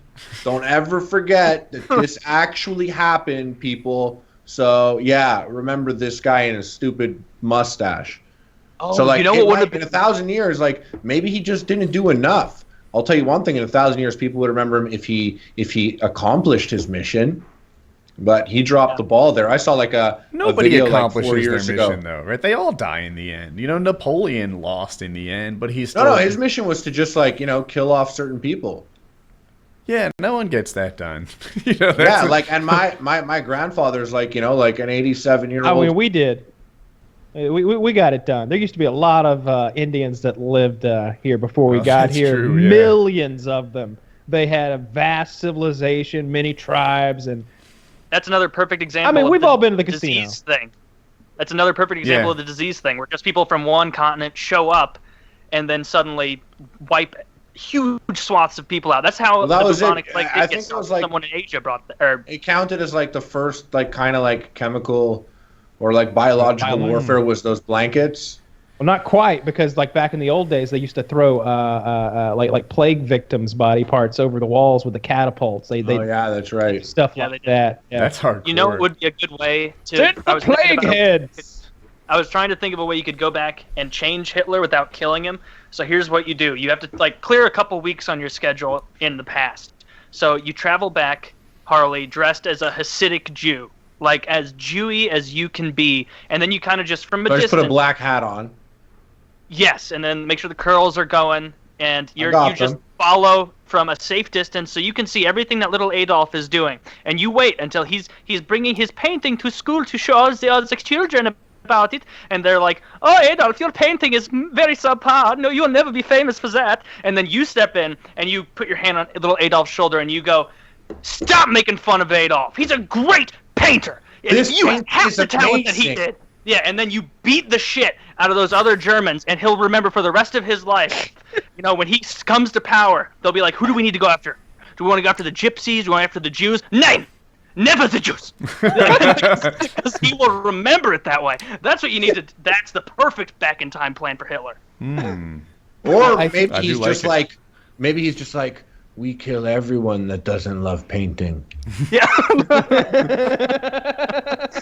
He shows them pictures of street paintings. If they do not pick mine, they're done. You know. Kyle, why won't you do another FPS boot camp with Chiz or Boogie or Wings again? That would be great. It's a I don't think- Patreon question. I doubt any of those people have any interest in doing that. I would do that with Chiz if he were interested, but I don't think he is interested in doing that. I was going another. Oh, go ahead. I thought you were done. Requires like medical attention. Like I'm in no way capable of giving him what he needs, and I don't want anything to do with Wings. It was a while ago, maybe a year, that there was like a push for me to do a Wings boot camp. Like, bring him to your house, have him eat better, have him work on a more regular schedule, like a whole life coaching thing. And I was like, man, that's a lot of pressure, and why is it my responsibility? Like, he's not my kid. Like, you know, like, what's up with that? And Kyle said that he put it really well. He's like, don't you wish someone would help him? Like someone, like a higher power out there would just, like, you know, guide him and do that. And he says, well, to them, that's you. Like, you are this higher power that could coach him into, you know, addressing the areas that he could improve upon. And, well, for me, it was like a really personal thing. Like, I have to house him and feed him and, you know, coach him and, like, crack the whip on him and put him on a schedule and all that stuff. To them, it's not personal at all. It's just, yeah, you know, like, yeah, fucking, who's the wrestler, Dusty Rhodes or something, that's helping Boogie? That's one of them. Oh no, that's Diamond Dallas Page. Yeah, I don't know my wrestlers. Okay, yeah. So he's like, don't you want Diamond Dallas Page to go help out somebody? Yeah. Fuck, it's nothing on my back. And it made me realize, like, oh yeah, to them, I'm Diamond Dallas Page, who should be, you know, helping out other people all the time. Yeah, you got to keep it like when we did that Wings Redemption boot camp, like, you know, this dude came and like moved into my house for a fucking month. Like I don't know how to monetize what it would cost for me to do that again, but it would be out fucking outrageous, and it should be for anyone. Like it was pretty much a month of my life devoted to him with lots of, you know, planning and forethought put into it. Yeah, I wouldn't do that again for It's anybody. a big ask. Yeah, it's a real big ask. What is it? Our friend weighed like 450 pounds, and I did like a boot camp where he came and moved into my house and helped him lose weight for a month. And our fans are suggesting that we do that again for some other people, and I'm just like, no, fuck no. I did it once. Once was enough. Never again. Just like that survival trip. Never again. Never again. I know you liked it. I'd do it again, yeah. You keep on doing it. You know, you fucking do a series of them for all I care, but I won't be there. I don't want any fucking part of that. I'm just going to be honest. It was not fun. Didn't enjoy. Don't want to do that again. And I love when we do little events for the show. I like it better when we're meeting fans and hanging out with them, though, and not when I'm just suffering for suffering's sake. The biggest thing I'd change about this survival trip is the temperature. I wish it was delayed a... That's Chiz's fault. I'm over here like, yeah, because I was totally like, hey, we should wait until,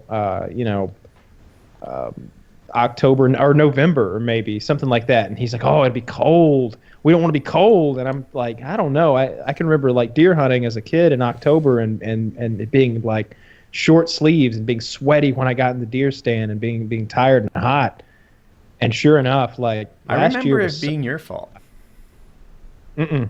Yeah, No, I remember no. we were going to do it earlier, and Joe Lozon was going to come, and then you had a potential gig with a really high-end shotgun manufacturer, and we had to delay the trip by about 3 weeks. Well, earlier would have been even hotter though. Would it? When Earlier- was it? It was in the fall. Was it? Oh, it was in the spring in my memory. No, well, that was the first one. Yeah, it was in the fall. So the earlier we do it, the hotter it is. I was always about, no, fucking push that shit. Let's wait till it cools off and it gets chilly and the leaves are a-changing. Instead, we went into the woods and it was just balls hot. It was too not hot. It was hot. It was. We were drinking that tainted tasting water. No, there wasn't anything wrong with it, but it's got a funny like rubber hose taste to it. Pond water. Yeah, I like my frustration with if I'm sweating yet not moving, it's too hot. Right? If I can't lay down in a hammock and not sweat, I shouldn't be outside. And it was definitely sweat in a hammock weather. Chiz, instead of the hammock, Chiz got instead of like a human-sized easy bake oven. Oh, poor guy. It's like a cot with like a camper built over around the cot, and it's got like a zipper that you can unzip, and then there's just like mesh there. And I remember like I'm in my hammock, sweating my balls off, just trying not to move at all to stay cool, and he unzips this thing and he like moves toward the mesh so the light will hit his face, and he's just shining and glimmering with sweat. He's just the sun is glinting off of him, and he's just like, it's so hot. And I was just like, it's so hot in there, man. Why are you zipped up in there? I didn't know you were in there. Holy shit. It's like, unzip them all. It was so hot. It was like a solar oven. While you were talking, I showed people what it looked like. It's called a tent cot, if you want to Google it on your own later. It's great. I think he might have borrowed mine or bought his own. I forget. One person borrowed mine, one bought his own. And but it's not for hot weather. Yeah. That was great. I love. And I would love to go on I'm not Mr. Bear Grylls or anything over here, but I would love to go on some kind of outdoorsy trip with Chiz, because that is like the perfect fish out of water story of Chiz being outdoors, because he makes no bones about the fact that he fucking hates it. He doesn't like it. He likes being inside. Like when he hasn't had his AC going recently for some reason, and so when me and Kyle sometimes at night would be messaging him like, "Hey Chiz, you want to hop on a call? We're playing Civ or something." He'd be like, I can't possibly turn my computer on and run it with the game. It'll overheat and it'll just be so hot. I'm already dripping sweat in here." And it's like, oh man, like just, I don't know, like get a cold glass of water or something. It can't be that bad. Because I know that you're in California and Kyle's in Georgia. I'm in Missouri, so it's definitely hotter where we are. Yeah. And more humid. Like I don't know if Chiz understands how ridiculous his like no socks leather boat shoes were for camping attire. Look, I didn't want to give Chiz any shit I love because he really Chiz. was Yeah. a fish out of water when you take him into the Georgia the Woods. mountains or hills or whatever the fuck we were in. It was pretty mountainous back there. Yeah. But his shoes were as far away from and I bought these boots that came up like almost to my knee because there's supposed to be rattlesnakes in there, and I'm terrified we're gonna get bit by a rattlesnake. 3 hours, some help or something. I look at and I'm thinking in my head, these are not snake-rated boots, Kyle. You better watch where you fucking go, because this might protect you against a glancing blow. But if a real rattlesnake bites you, it's going through this, and you could fucking lose a chunk of your leg. Be careful. And then I look at Chiz, and he's got on penny loafers. He's got on these loafers, and when he takes a step, the side of the loafer, on each side, kind of bulges out and Or makes collapses over. Like one side seemed to be preferred. He's one step away from like flippy floppies. Out in the woods. And every time they bulge, like sand and dirt and leaves are getting in them.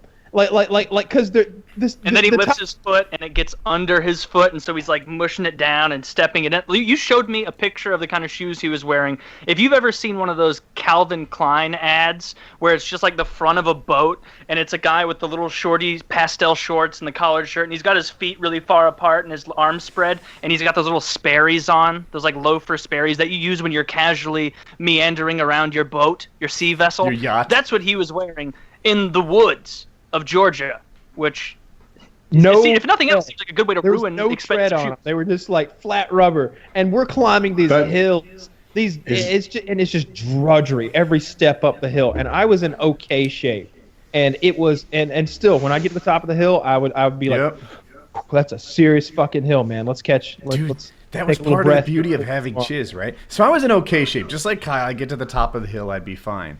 But if you have chiz, you don't even need to be in okay shape. You just need to be in better shape than him. Rests are coming, right? Like, if there's a 20-minute walk through the woods, every 10 minutes you get a break.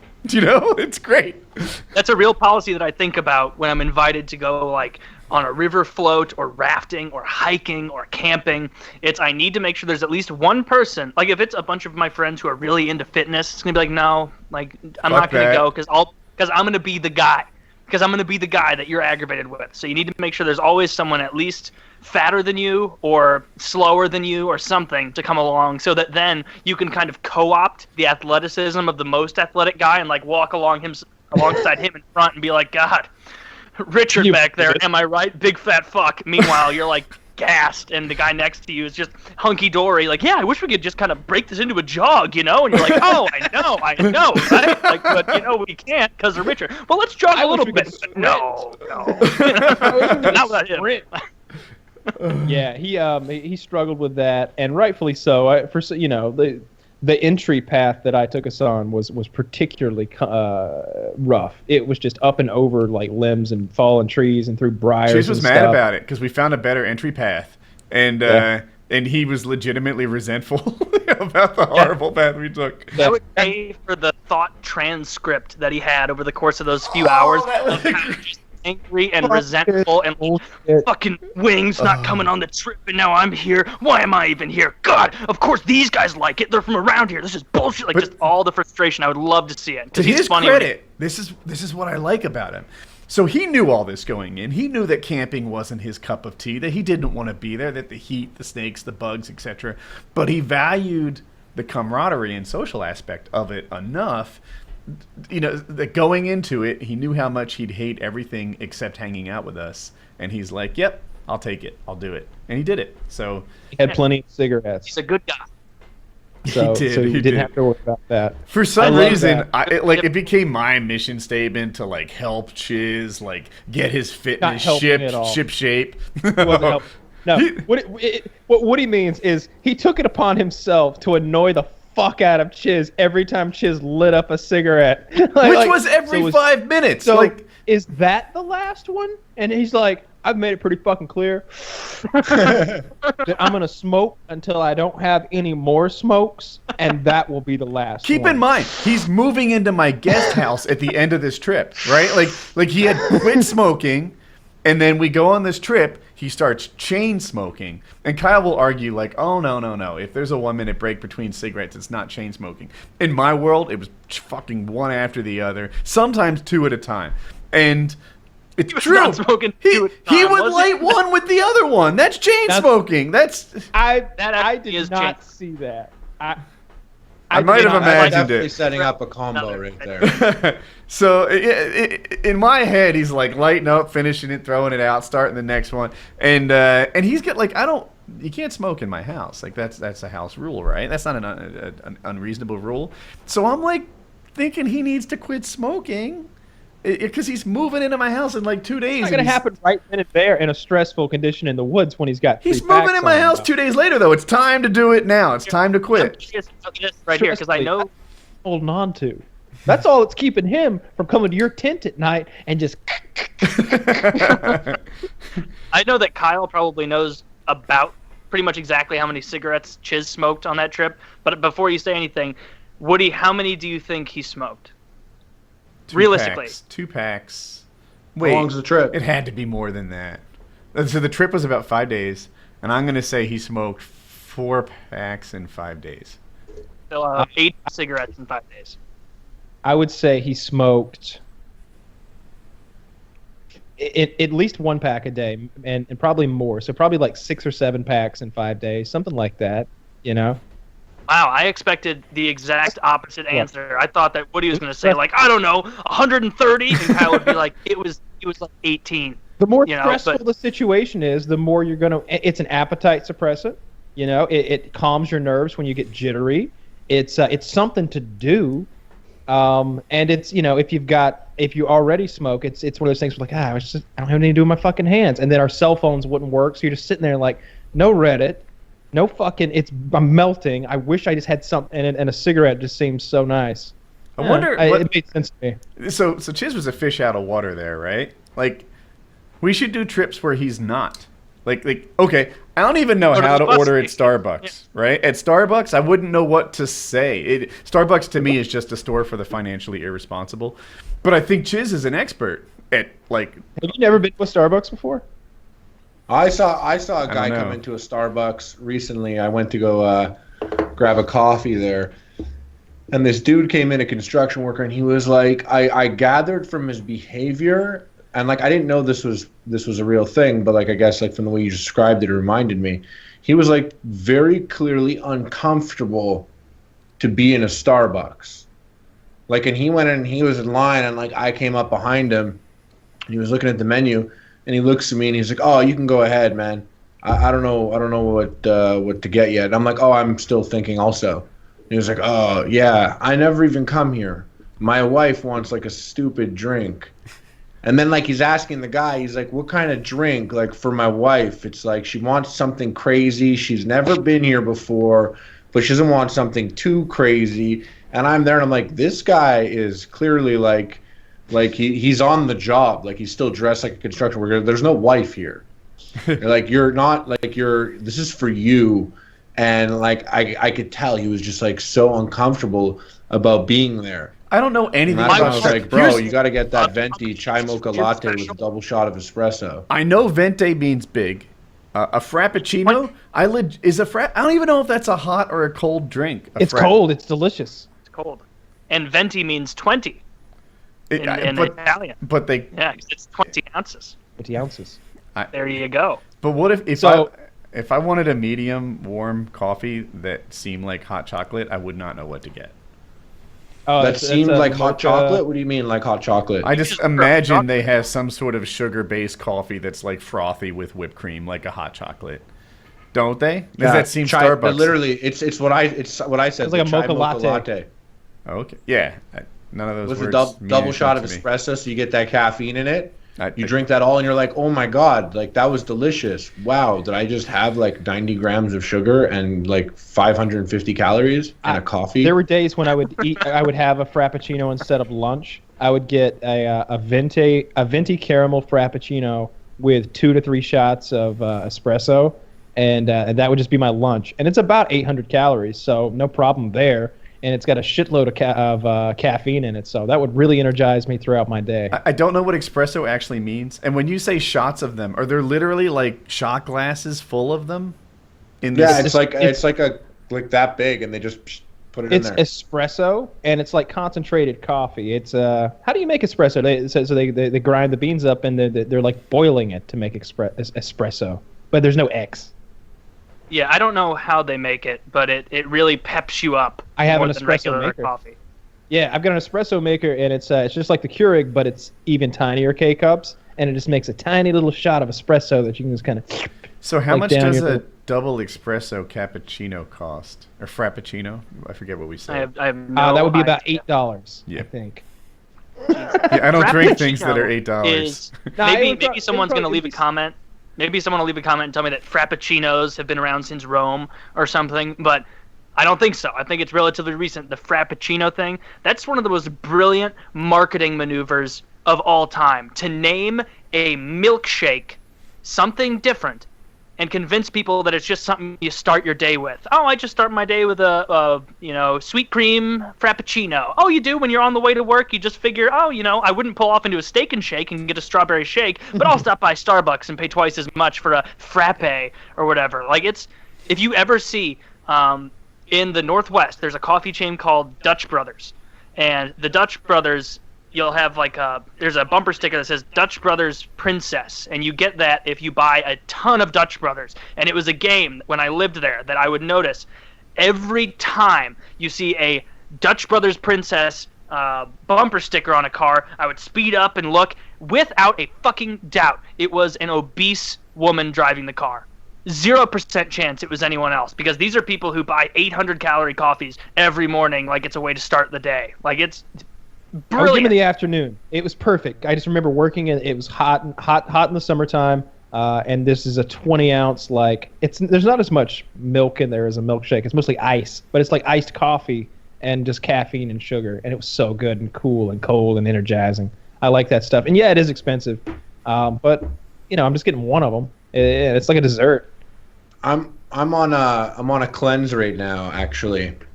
And it's the same cleanse like I did years ago, where it's just you just take like these natural herbs that make you shit, actually, and you just cut out dairy, carbs, alcohol, and sugar, just for 12 days. It's not like a juice cleanse or anything. Like, it's just literally like you change your diet up and you take these like shit pills and shit oil that just make you dumb.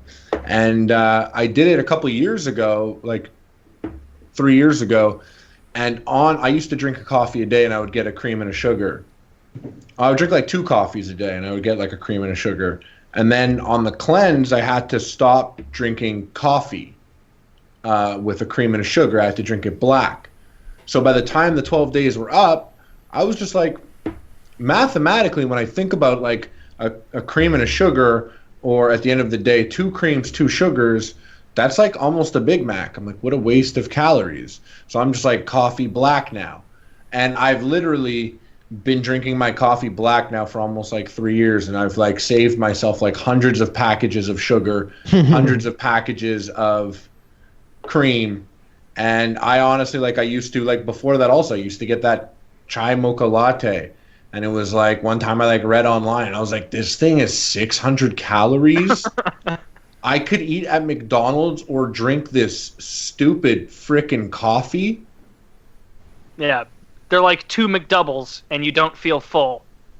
Like, that's pretty much. We had a, I don't want to give it away, but there was someone in our universe who identified herself as an anorexic, right? But she only drank like Starbucks shit, and like she's fat. Right? She's fucking fat, and she's an anorexic. And I'm like, that's bullshit. No that way is she. Play. Yeah, no. She's so terrible at it. And they're like, well, she's an anorexic because she doesn't, eat anything. She just goes to Starbucks and downs like you're a liar. Venti like cappuccinos and stuff. Like the only thing she ate today was a couple 2,000 calorie coffees. Well, see, I don't know. And also I can't really comment. But like I could imagine that if I were in the position where I was drinking 800 calorie drinks and I wanted people to shut up about it, I would be like, yo, I'm anorexic. So you should be happy that I'm taking anything right now, even this 800 calorie milkshake. That makes sense. So maybe that was it. Maybe like just for people to shut up about her frappuccinos. Like a preemptive defense of people being like, hey, that has like a whole day's worth of calories and you're already fat. Well, I don't eat anything. Like by that logic, like Shoenice is anorexic because he drinks all his calories in vodka form. Or whatever the case is. Like that. And caulk. Yeah, caulk probably very few calories. So I've talked about this before, but I've never fully explained my point. I feel like calories are not a good measure of what they do to your body, right? So calories, as you know, you dehydrate the food, you burn it, and you see how much it heats up water, right? That's what calories are. But some things don't seem to translate into body fat as well as others. Like sugar seems to become fat really easily, right? Humans are outstanding at converting sugar to fat. But if I ate caulk, which perhaps would burn and heat up water, I don't think my body would do anything with it. Well, for the same reason that when you eat... You could eat wood pulp. And you could eat pounds of wood pulp that technically has a caloric content of millions of calories. But wood pulp isn't something we're designed to eat. Yeah, right. It's cellulose. So Yeah. So let's You could take eat corn. grass all day, I guess every day. maybe for the rest of your life. some things you just can't like. Your liver Metabolize. can't synthesize or whatever. Corn is an interesting digest. example, right? If I took the corn and burned it and whatever, but all the shells and stuff, I'm pretty clear I didn't digest that shit because the evidence is right in the potty, right? So am I getting all the calories out of corn that I think I am? I think you're getting so close to what it is, unless you have a really bad gastrointestinal tract and I you're wish I shitting out did. full cobs. No. Everyone has corn. You have corn. You see corn the next day. That's just what it is. I like to think that a lot of them, like, you know how it's corn like hiding in like this brown vessel. Yeah. I think there's corn in that brown. These are just the survivors. Oh no, I Oh think. yeah. I'm just saying, like, most of the corn got, these are the ones that escaped, the ones that are in the shit. Like, that's a small percentage. Most of them are wiped out on the journey. Like, so the calorie count is actually pretty accurate. Like, just because you didn't digest the full caloric content of like 4 pieces of corn, doesn't mean that the rest of it wasn't all absorbed. Interesting. Like, Maybe the we're same way different that when because you there are eat- dozens of survivors in my case. Oh no, it's just a cob of corn when he shits. Well, I have like a little dog. He's like almost like 3 pounds, so he's really tiny. And like I've seen him like eat a girl's underwear before, like worn underwear, like go in on the crotch. And I've watched this happen. And I've been like, fascinating. There's probably like 6 or 7 calories in the crotch area of that worn underwear, and that's like valuable to this 3-pound dog. Like, that will keep him running for 10 minutes at least. Well, Master's about to let me out. Got to fuel up with the crotch of these panties. This seems like a good time to talk about Blue Apron. Oh God. Blue Apron's mission is to make incredible home cooking accessible to everyone. Blue Apron knows that when you cook with incredible ingredients, you make incredible meals. So they set the highest quality standards for their community of artisanal suppliers, family-run farms, fisheries, and ranchers. Whether it's Japanese ramen noodles, wild-caught Alaskan salmon, or heirloom tomatoes, Blue Apron is bringing you the best for less than $10 per meal. Blue Apron delivers seasonal recipes along with pre-portioned ingredients to make delicious home-cooked meals. And it's easy. Each meal comes with a step-by-step, easy-to-follow recipe card and pre-portioned ingredients, and you can prepare them in 40 minutes or less. It's also flexible. You can customize your recipes each week based on your preferences. Choose delivery options to fit your needs. There's no weekly commitment, so you only get deliveries when you want them. Some of the meals available in September are the spicy hoisin chicken stir fry with baby bok choy and sesame ginger cucumber salad, the paprika spiced shrimp and cheddar grits with tomatoes and sweet corn, and the summer udon noodle salad with cherry tomatoes, corn and summer sweet pepper. Check out this week's menu and get your first 3 meals for free with free shipping by going to blueapron.com/painkiller. You will love how good it feels and tastes to create incredible home-cooked meals with Blue Apron. So don't wait. That's blueapron.com/painkiller. Check it out. Check them out. Yep. You're 25 years old. You don't cook for shit, and your diet is very repetitive. Go to Blue Apron, add some stuff. I started making shepherd's pie. Kitty always makes shepherd's pie, some sort of like passed down English recipe. So I've decided to steal her recipe and make it better, and I think I've done it. I made my first shepherd's pie the other night. I'm going to try again. Oh, What did you change from the original recipe to make it more Kyle-esque? Used tomato paste. I used a little bit more Worcestershire sauce, or however you pronounce that. I used better ground beef than she gets. I should have gotten lamb, but I couldn't get lamb. I couldn't get to the butcher. And I think instead she uses some kind of gravy, and I used beef broth, and like it eventually turned into a gravy though. So it was really tasty. Doesn't shepherd's pie usually have like carrots and peas in it? I put carrots in it. I ate the carrots. Good for you. But I didn't put the peas in. I refused to put the peas in. Peas are bullshit. I'm not eating those peas. It was funny when I made it because it was like, I think the power went out like momentarily, and so the oven had the time on it, and it said that it was like 10:30 p.m. I was like, it's a little late to make a shepherd's pie. It takes an hour to cook this thing, but I got it. All right, I'll do that. I'll eat late.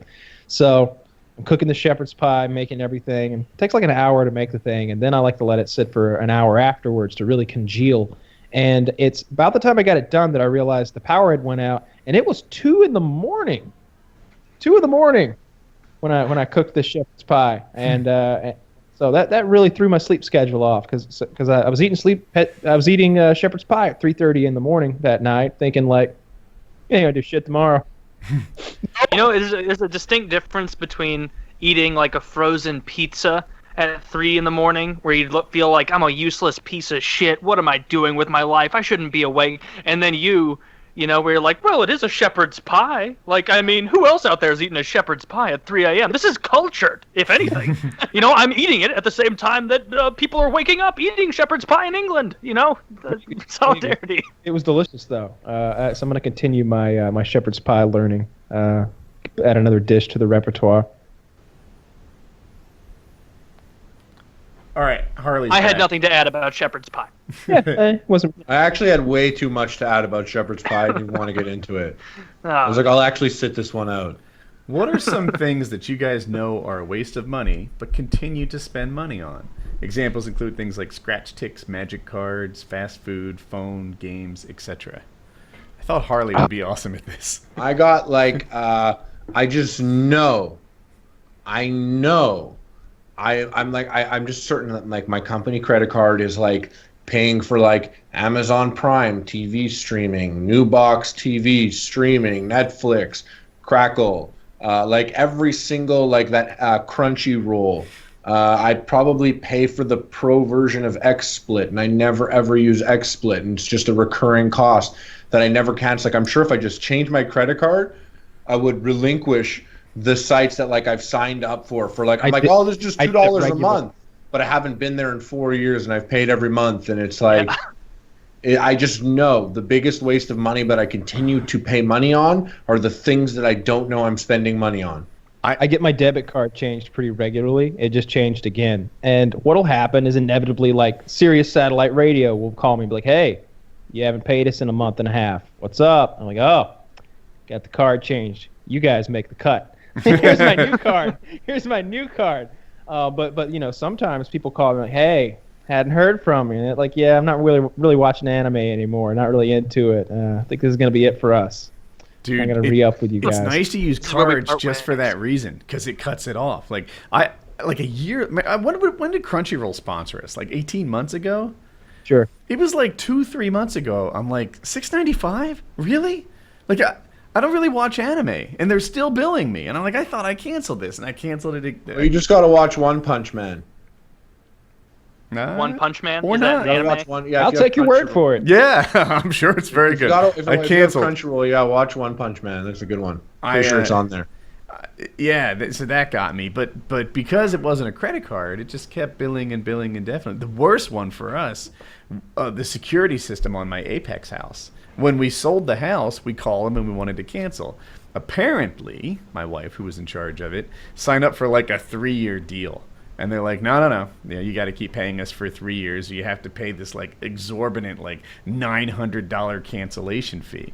And her solution was just like, no, we'll just keep paying monthly. So like another fucking year goes by, and I'm like, wait, what?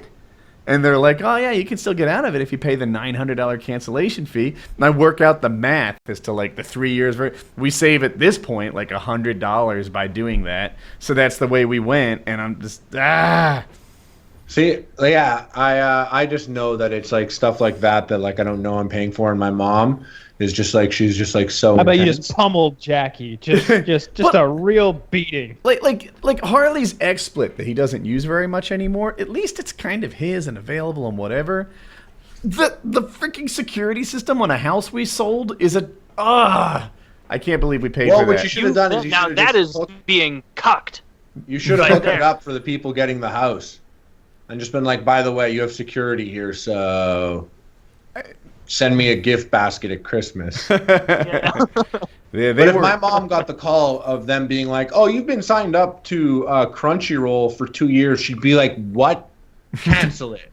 And they'd be like, okay. And she'd be like, how much did it cost? And they'd be like, well, $200. She'd be like, I never wanted it. Give me my money back. my mom is so talented on the phone speaking to customer service that she gets it back. Or she'll come in the room and be like, Harley, you have Crunchyroll for 6 years. She just has those abilities on the phone. I was trying like, I used to go over on my phone bill sometimes. Like I'd go over on my phone bill. I'd have like back in the day like 1 gigabyte of data, and somehow I'd be like at 3 gigs of data like halfway through the month, and she'd call them and be like, "This is your fault." And then like somehow get off the phone and be like, "Okay, your phone's getting upgraded and you have 5 gigs of data," and they just gave us $50 credit. And I'm like, "What happened?"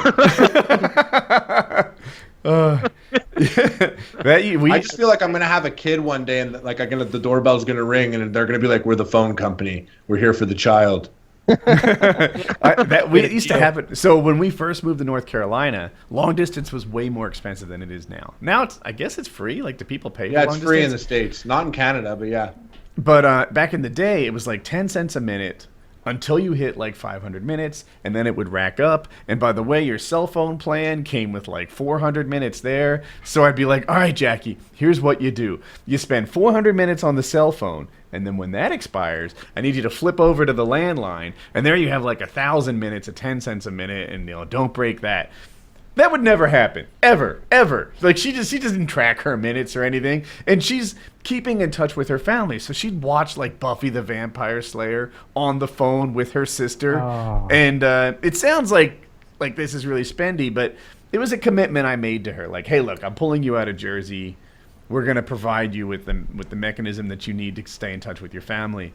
But the complication turned out to be a big loser. Even though I ran up a $1,400 cell phone bill one time. Yeah. Oh, we had $2,000 cell phone bills, multiple times, God. like all the time, And I'd have to call them up and be like, "Look, we overdid." They'd fix it for me. I'd be like, "Yeah, $2,000 for a phone bill. Like, this doesn't seem right." So they'd retroactively apply like whatever best plan would be.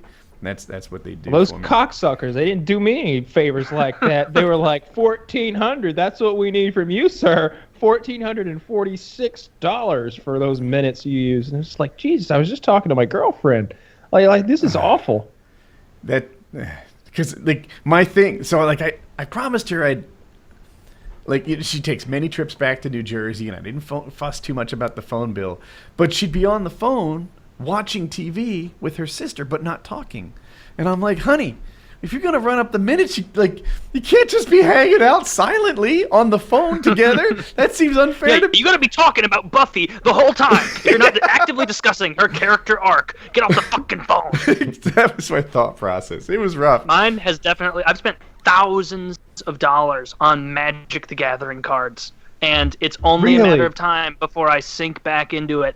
And like that box right up there, that blue one I'm pointing at right now, the Magic Anthology set, it's got 10 pre-made decks in it that it's like themed decks. Like there's angels versus demons, there's elves versus goblins, there's something versus something else, and then a couple of like planeswalkers versus each other, which are like rival gods basically. And it was like $150, and I was so convinced. Like, I'm going to use this all the time. I'm going to play this all the time. Can't wait. Haven't used it in like probably a year because I can't find anybody who wants to play Magic with me at this point. Where I'll be like, "Hey, Melissa, you want to play Magic?" Because my girlfriend, she plays very rarely, and she'll be like, "No, not really," because I'm better at it than her, so it's not fun. It'd be like her saying like, "Hey, want to have a competition to see who can, do our makeup better or do our nails better?" Like, no, because I'm not gonna win. Why would I do that? Like it's been such a waste of money. And behind the couch over here, I have boxes, reams of Magic cards that I like at the time was like, I'm gonna use this one for this deck, and I'm gonna use this one for that deck. I'm gonna make a whole, a strategy over here, and then a new set would come out, and I'd be like, well, I'm not gonna not buy this card, and I need 4 copies of it, and so it's only $25 a piece. Get 4. Well, if I bump it up to foil, I can get each one for $35, and then I have 4 foil cards in my deck instead. And just, I've been foolish with those cards before. Just how old are you? Way too many. 25. I could just imagine, like, you're pretty, like, quick on it, like, earlier on. You get Magic at a young age. You get a foothold, and you start to understand. You play with the older kids. You're like, oh, once people my age start playing with this, they're going to get destroyed. You put all that effort in, and by the time you make the perfect deck, everyone's like, we play Pokemon now, you idiot. And you're just chilling with this big box of Magic cards, and everyone's on that Pokemon tip. and you just resent Japan for it. Yeah, it's ridiculous.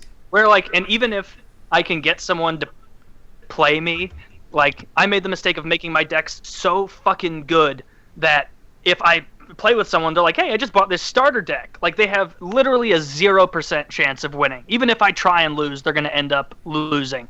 It'd be like Kyle challenging me to a marksmanship competition, and he gives me a slingshot. Is the level of difference in ability between like a starter deck and the ones I've made. So I really dug that grave myself of probably like $3,000 of Magic cards sitting there useless for like a year. Why isn't Magic a popular esport? I don't know. I have no idea. Because you have Hearthstone? I haven't played Hearthstone. I've heard it's neat though. I'll tell you one thing. I played Hearthstone like on my iPad like a couple years ago. I played it a bit, and then like after like the 5th game, and like Blizzard's so genius at introducing people to new mechanics and stuff. And I like played it for like, a couple games, and I was like, oh my god, hold on a second. I'm pretty sure I kind of know how to play Magic now. After years of looking at Magic cards and everything, like I get it now. I understand kind of how the game works. Then I downloaded the Magic app, and I played the game on the app. And I was just like, it taught you how to do it, and I like kind of like Hearthstone was like the portal into Magic for me, because I only played Magic recently, and I've only played it like on the app or with my buddies' cards and stuff. But I got to tell you, one thing that's really cool about owning all those cards is like the flavor text on every card, and the pictures are so sick. Like I could just honestly, if they're useless and no one buys Magic cards anymore, because I heard there's like some that are just like worth 10K, just put them by the shitter. And every time you're dropping a deuce, like start reading your Magic cards. It's like and look at the pictures. Entertaining. Yeah, that'll help the resale value. No, well, you don't want to like a whole new meaning to flavor text. The whole world of Magic, like how detailed it is and how good the artists are that they hire and contract to do it, like it's really neat. Like it blows Pokemon or Lord of the Rings or any other trading card game out of the water as far as the depth of the world and the art. Why don't you want your cards to be virtual? Because it seems like that's where the people are. I don't want to buy virtual cards. Like that's the thing. If you play Magic: The Gathering online, which is pretty big, I assume it's really big. I don't play it because you still have to buy cards, and it's to the point of like, all right, if I want to remake this deck that I have in this deck box that cost me like $600 to make. You should be able to scan your deck in. They should be able to like confirm that it's it, and like, then it would make it cool. Because people with people with comics, like I know they still buy digital comics so that they could read their favorite comics without touching their real versions of their comics. I mean, they should figure that out, because I'm sure there's lots of people who have Magic cards that want to play, and it kind of still has value, the fact that you have these cards and you could use them, and like that's part of it, right? Is that you have decks that people don't have? Yeah. Like the fun part of it is like it's tangible. Like if I want to go like like I have a $100 card or something, I can go. If you want to go poo and read it, you can do it. Yeah, but I don't want to go spend half as much as my actual deck costs on the same deck online. If you wanted to poo and read it, you could probably do that with the digital one, but you can't wipe with the digital one, is what you're trying to say. I have like I was saying, that guy that like works in my basement streaming video games. He's 23 or 24 years old. I'm 31, and another buddy of mine who's 33 came over to my house, and he brought like his 1991 Marvel card collection, the ones with the white background. And it was my buddy Dave, and me and Dave are looking at the card collection, and I'm like, oh, so sick. I remember these. I used to have these, and we're looking through them. And then Mike, the younger guy, comes, and he walks into the room, and he's like, oh, cool, cards. And we're like, yeah. And he's like, so, like, how do you make them fight? And then I was like, oh, that's funny. Like, I never realized it. I'm like, well, Mike, when I grew up, cards were just to collect. There was no game. It wasn't like the Marvel, like the first game that I remember fighting was like that Marvel game, and then it was like Pokemon. I'm like, no, these cards actually, I guess, do nothing. And he was like, what are you supposed to do with it? It's so stupid. What are you supposed to do? I'm like, just look at it. Yeah. He's like, well, how do you win? And I'm like, nobody wins. That's like that scene from The Outlaw Josie Wales when Clint Eastwood asked the Indian if he's got any food, and he's like, no, Just got this piece of rock candy, but it ain't for eating, just for looking through. All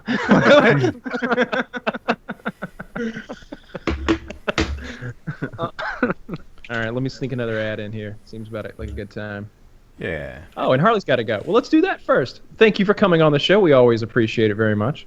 Dudes, thank you so much. I love it. I'm honored to have been here on the 300th episode. I'm pretty sure I was on 67 or 68 or something. But, like, shit, like, how long have we known each other now at this point? It's wild. Thank you Like so 6 much years or something. for always inviting me. I'm always down to be a guest. I love when Chiz hits me up, slides into my DMs. So Love having you, dude. Honest. Yeah. Yeah, it's always fun.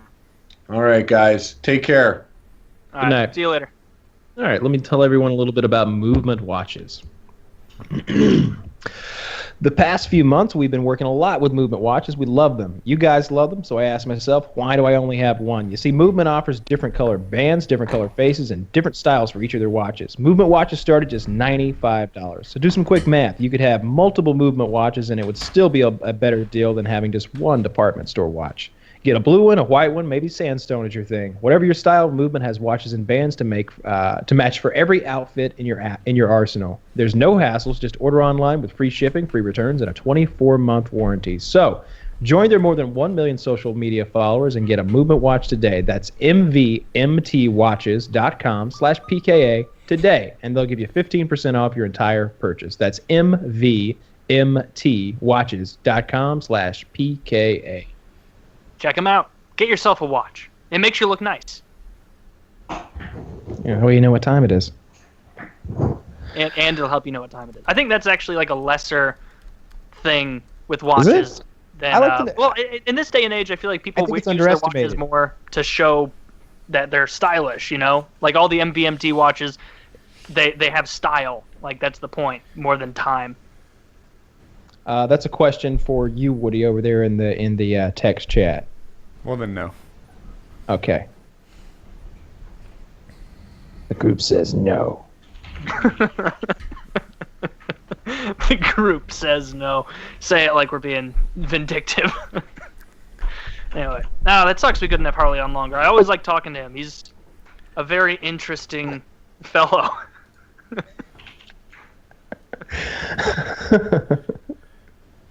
Yeah, Harley's great, and he really has gotten into good shape because being the head of Epic Mealtime for a while seemed to include like being 40 or 50 pounds overweight. So he's gotten in really good shape. He looks big. In my Yeah, he does. just guessing, I don't think it's the epic meals that are the big issue, right? That's just one meal Well, a week. it's what comes with the Epic Meal, really. Because like I think I've been there or been part of like 4 of them, maybe just 3. I don't know. There's one in LA, and every time it's kind of a party.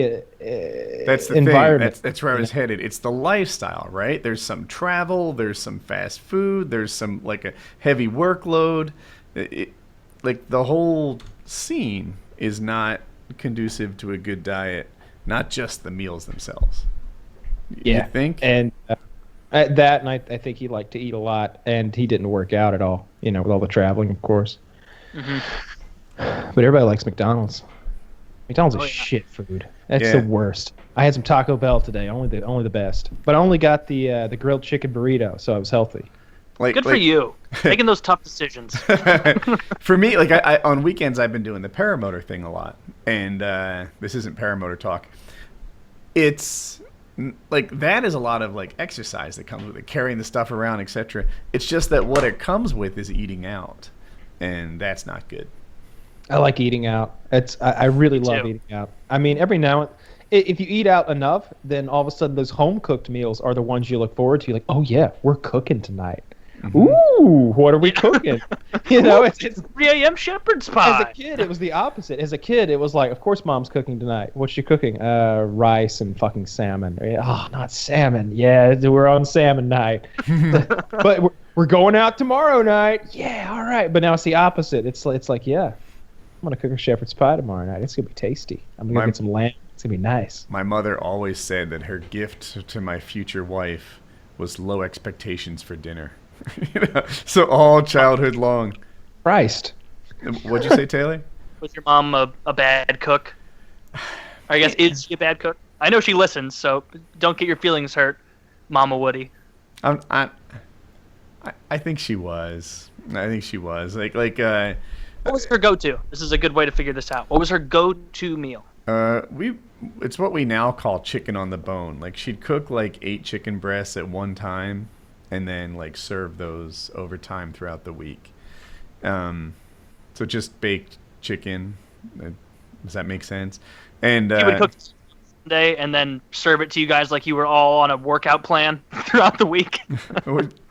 Yeah, and it's chicken on the bone, right? So it has like the skin on it and everything, and then we just sort of rip the skin off and tack it with a fork. That was her go-to. A lot of rice and peas, which I didn't really enjoy till my adulthood. Well, there's nothing to cook in those. That's just like beep. Yeah. For the things she cooked. Yeah, no, there weren't a lot of mixed meals. There was my favorite meal ever was chicken and dumplings that she made, but we would only get that every couple of months. That was a special day. Yeah, and but mostly it wasn't. And so my father though had a lot to do with this. He just preferred simpler meals, so she would make what he liked, and we would eat it. He just wanted more time to fuck.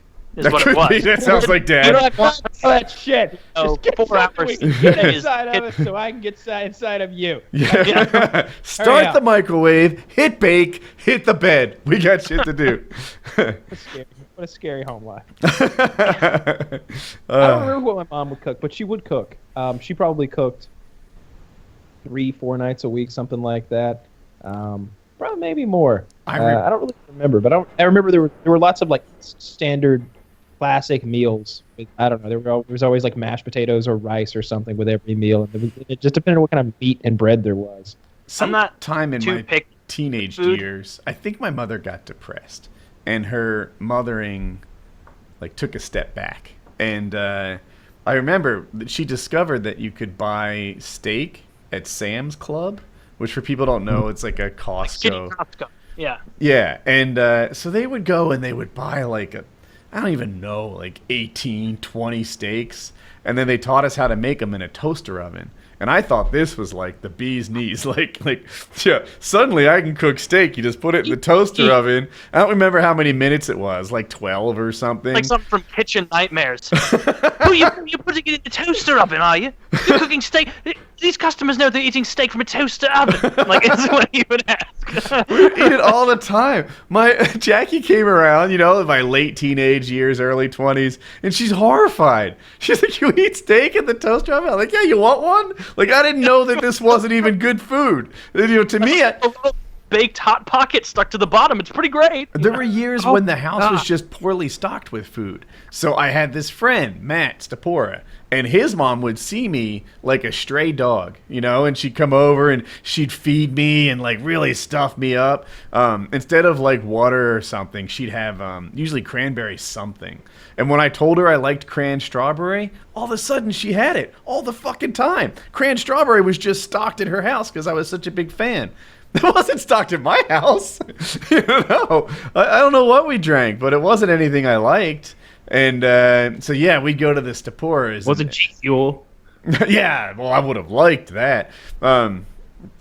But I can still remember, like, I was not very picky with food, or I'm not very picky now. Mm-hmm. As a kid, I was more picky, as you tend to. And still, to this day, the only, like, super, super common food that I hate are beans.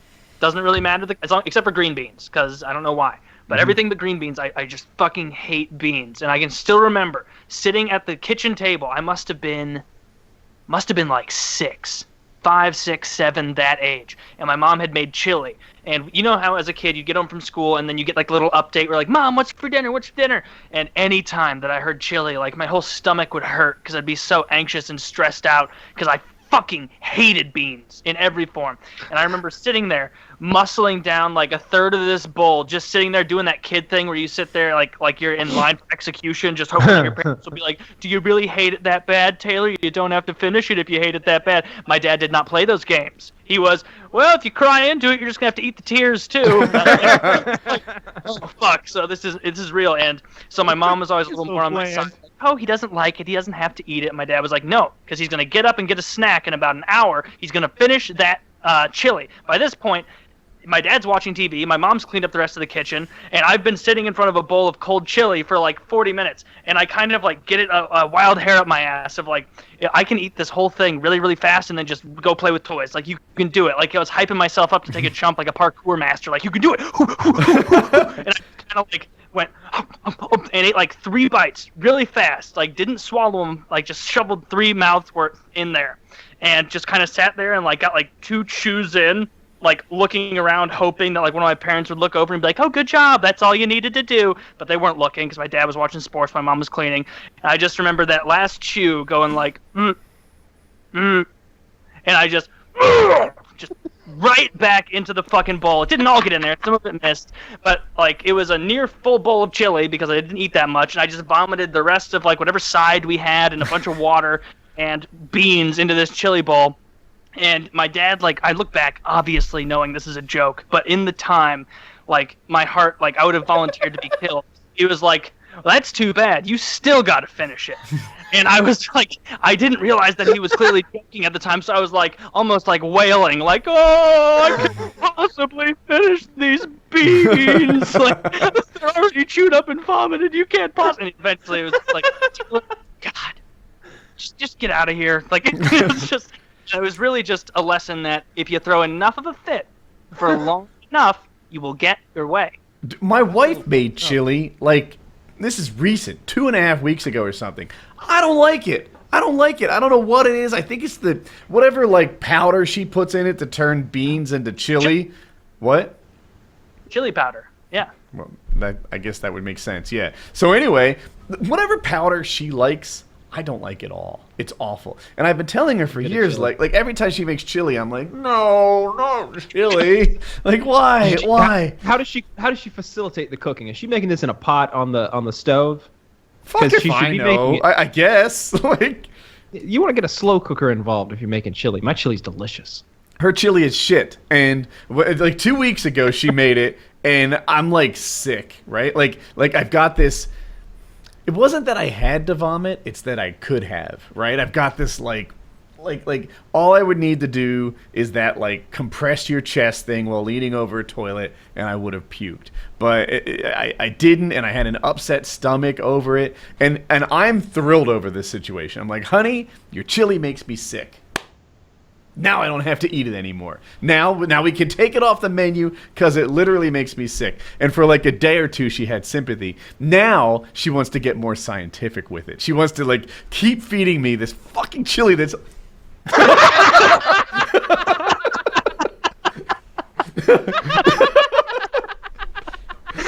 She wants to keep feeding me chili to make sure it was actually the chili that made me sick. Tell them what else What, you you ate. blink if you're in trouble. Tell them what else you ate. No, it's my story. Tell them what else you I'll ate. tell it like I want to. It's possible I ate a lot of pickles that same day. And drank the juice of the pickles. Is it hot in here? It's really hot in here. Oh, that was great. That was great. Because Taylor and I are both like, oh shit, he didn't hear. He's just gonna keep going on about the chili that makes him sick and how she makes him eat it. That was great. So the real story though was you did get sick from it, but you also ate a lot of pickles and drank a bunch of pickle juice.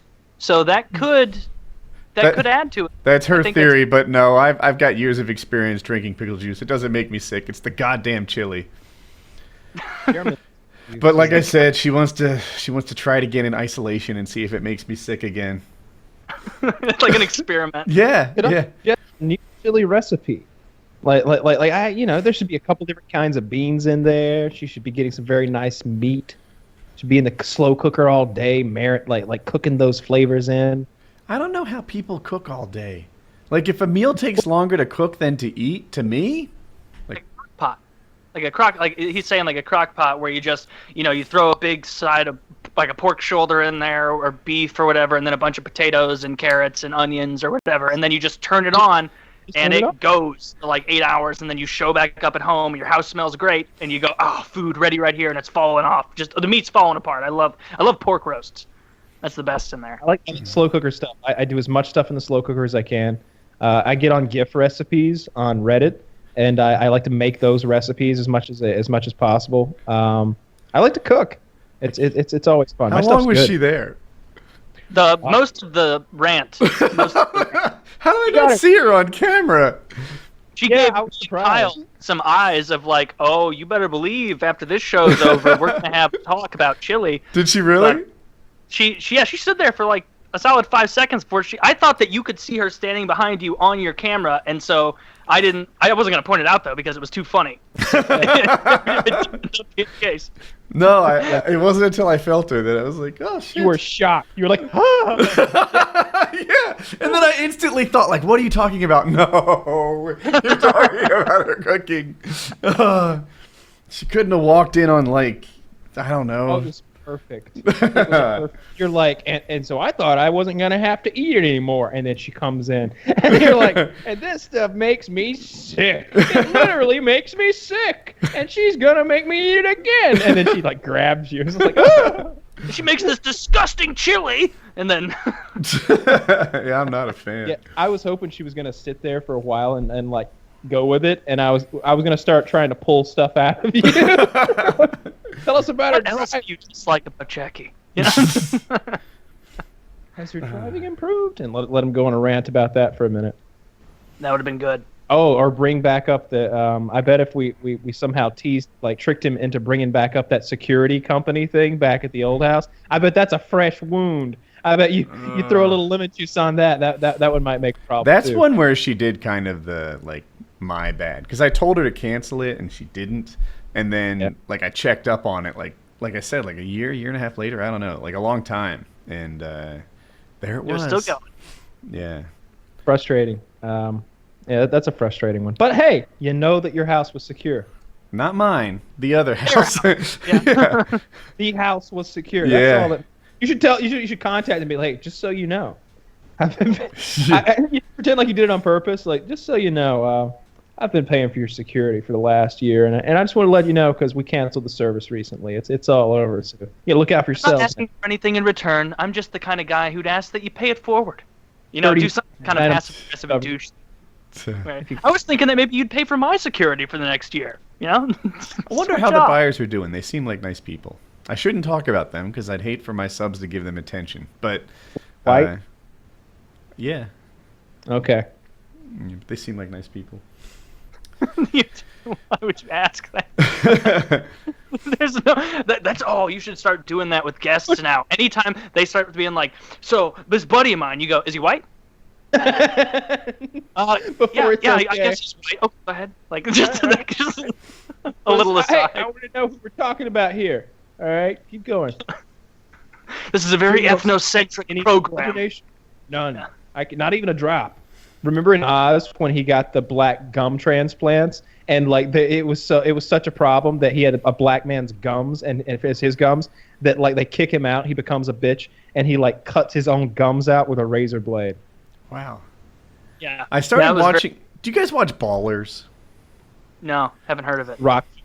It's you may have heard of it. It's the Rock's thing where he plays a sports agent. Oh, on HBO. Yeah. Yeah. I've seen that as I've scrolled by. It's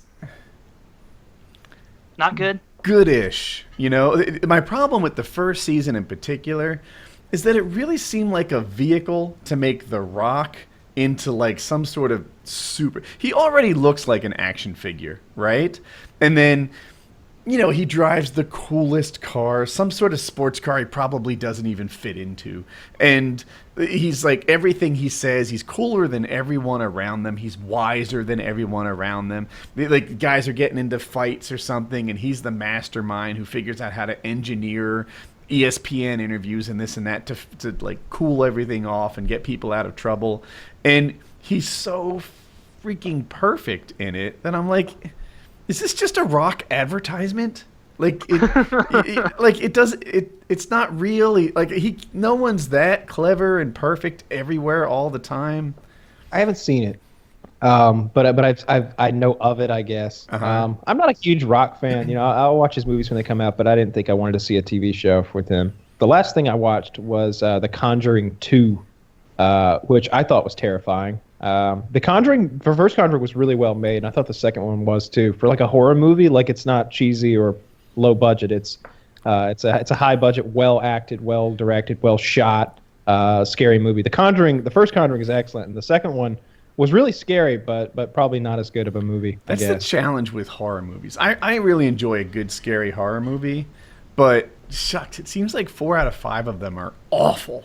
You know, if you watch a rom-com, it's going to be like average to good. It's never going to be great, and it's rarely going to be absolutely dreadful. A horror movie can just really waste your time. It can be stupid. I like The Conjuring a lot. Horror is the easiest genre to fuck up, I think. It's a big risk-reward genre, right? Because you can make these low-budget movies that make $100 million. So you've got lots of people like throwing their hat into the movie-making business, and they start in horror. Yeah, that's what I was going to say. It seems like the amateurs flock to horror, and all they do is film at night and shake the camera a lot and hope they have a winner. And worked for the Blair Witch Project. I mean, they're making a new Blair Witch is coming out really soon. Yeah, but The Conjuring is fucking terrifying. You know, it's demons and ghosts. That's the thing. That it's both. And it's good special effects, and they build suspense. And there's lots of jump scares, which I don't decredit a movie for jump scares. They're good jump scares. I don't know. In the second one, there's this thing where like her husband paints this picture that he saw in his dream, and it's a fucking like demon. It's a nun with like demon eyes, and it's like hanging on the wall in his office, and she goes into his office, and like hands start coming out from behind the painting and like grab the painting, and it runs at her with that as her face, and it hits her and she falls, and then you're like, oh shit, what's going on? But when she like gets up, now she's in a basement somewhere, and she's like, how'd I get in a fucking basement?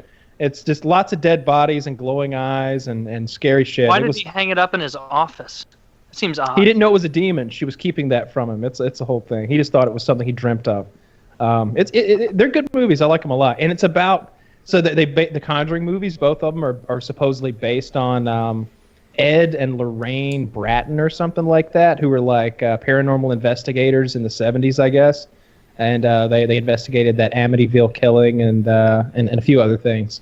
I like paranormal, and I think the newest one I haven't seen, and it's a little bit different. Like it's not just an hour of waiting for a little payoff. I need to check out the newest paranormal. I heard it was good. Are you talking Paranormal Activity movies? Yeah, that's what I'm trying to say. So the last one I saw, I think, was the one with the it was like in LA, and they were all Latino. That one was pretty bad. That was the last one I saw. How many are there? Maybe 5, I guess. Jesus Christ. Yeah. They go full circle though. It's kind of cool. Like you get to the end and you see it's a big loop. You know, they keep going. They all feed into one another. Huh. Yeah. I only saw the first one of those, and it was spooky. Nah, but and it definitely got you with some jumps. Like in the end when spoiler for this movie that came out 12 years ago or whatever, and it just like you're looking at the door and all the shit's gone down, and it just like lunges at you and kind of like does the jump scare. It was when he goes into the attic to like look for it, and then there's the part where it drags her down the hallway in the first one. That was terrifying. I remember watching that by myself at like, I don't know, 25 years old or something, and being really scared. But then the second second Paranormal Activity movie, I was in a hotel with a girl, like traveling somewhere on the road, I don't know, some city. And I just remember us literally, I was like, let's watch Paranormal Activity 2. And she's like, I don't like those movies. And I was like, I really don't either. Like, they genuinely terrify me. Like, I'll be screaming and stuff, but I enjoy that roller coaster experience. So, like, we're holding on to each other hard. Like, I've got both arms wrapped around her, and she's got, like, both arms wrapped around me, and we're just watching, like, like, holding on, like really tight because it's so fucking scary. Those movies frighten me. They do.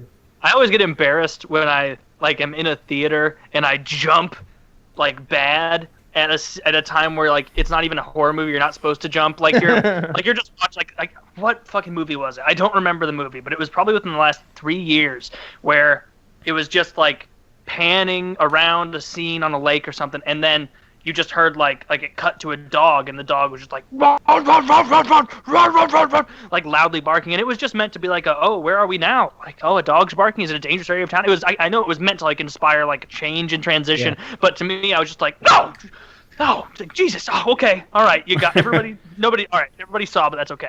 I get scared. I definitely get scared from movies. I get really into them because I feel like the tone and the feel of the movie, you have to get into that. So like I won't watch them during the day. I won't have a laptop cracked open. Like it's all the lights go down, the volume gets cranked way up. Sometimes I put a headset on, but that's a little much. Get the lights down, volume up, and really focus on the movie and try not to miss anything. And it's a little bit like a roller coaster experience. It can be terrifying. What's the best horror movie you've ever seen? I think this is a good question because there are so many different kinds. I wonder if you're like, are you a jump out scare, or are you like a psychological, like in your head scare? Yeah, The Shining is probably the best one ever made because it is horror, and it's if we're talking about like best made, like it's kind of The Shining. Oh, The Shining. Yeah, The Shining's probably the best one, but I don't know, The Conjuring, as far as modern movies that are good, scary horror that are kind of traditional, like it's demons and ghosts, and like a family story. I think The Conjuring is really, really high up there. The Babadook really scared me a lot. I thought The Babadook was scary. It was really good.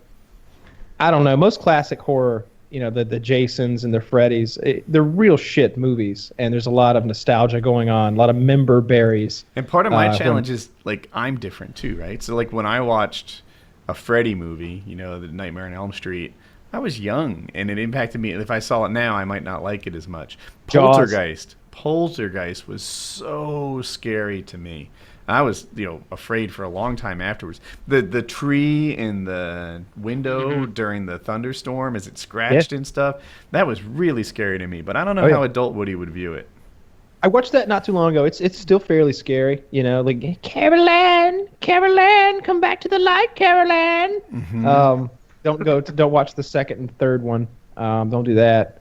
I didn't even know there was a second. Oh yeah, they kept on. You said those. Jaws a few seconds ago. That's one that people don't think of as a horror movie, but as a kid, that absolutely terrified me. Because even as a child, like if you watch a movie about, I don't know, some creepy monster, like I do think there's a part of your brain as a kid that's like, that's really scary, but I do know that 10-armed monster doesn't actually live in my closet. Like I know that.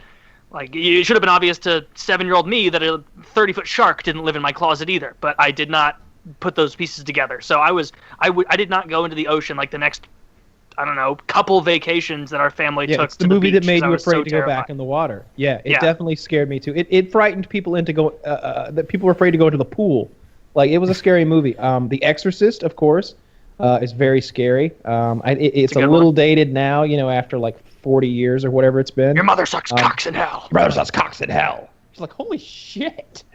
Fuck this. That was probably because I watched that movie. Into. Yeah, I watched that movie when I was maybe like 10 the first time, and that was at the time the worst sentence I'd ever heard anyone speak. And so like it was almost like an eye-opening thing of like, your mother sucks cocks in hell. And it was like, oh my god, like whoa, that people talk like that. Only a demon would talk like that. Yeah, that girl said that shit. The little girl, she was possessed. Event Horizon with Sam Neill and I think I can't think of the other Lawrence Fishburne maybe. I'm not sure if he's in it. I haven't seen Event Horizon. Event Horizon's scary, man. It's space. It's basically space demons. Okay, so there's this special spaceship called the Event Horizon.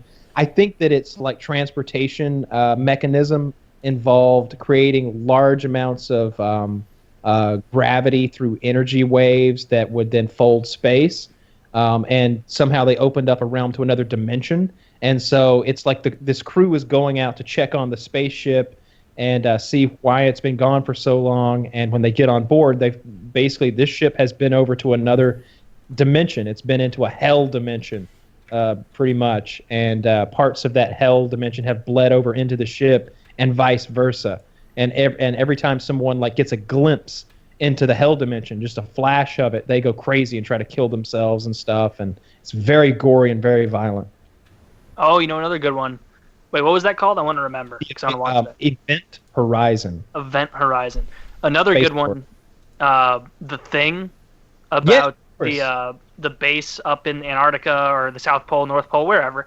And there's one of them is a shape-shifting monster, and it's just a whole movie of figuring out which person it is at what time, because it'll be like a scene of 3 people standing there in like the medical laboratory or something, and then the lights will go out, and then lights come back on, and same 3 people there, but then one of them starts acting a little weird, and then maybe another one starts acting weird in response to the first weird one. So you're thinking the whole time, like, who could it be? Like, that's a great movie. And part of your brain will be like, but remember, this is a screenplay, so really, you'll start thinking like, I'm just thinking that, but these are just actors reading their lines. But no, there are subtle clues mixed into that screenplay and the on-screen stuff we see to let us know who the alien is in the end. John Carpenter talks about the sparkle in the character's eyes, and what he means is like catching a certain reflection in the character's eyes to let you know this is still human. So at the end, Kurt Russell is drinking the beers or liquor or whatever it is. I think it's beer. As the place burns down, he's drinking his beer, and he's like, yeah, it was, kill the aliens or whatever, right? And it's the black guy left with him. They're the last 2 left. But if you watch earlier in the movie, he was filling those bottles up with gasoline, making Molotov cocktails. So when the black guy drinks the beer, he's drinking gasoline. But he doesn't know it's gasoline because he's never had a beer before because he's a fucking alien. And Kurt Russell looks back like, yeah, we got him all right. And that's the end of the movie. It's Kurt Russell knowing he's got one more to go. He's not done yet. And he knows he's going to die because there's no way to get out of here. But you can tell that all he cares about is killing this last alien. And why is Kurt Russell going to die?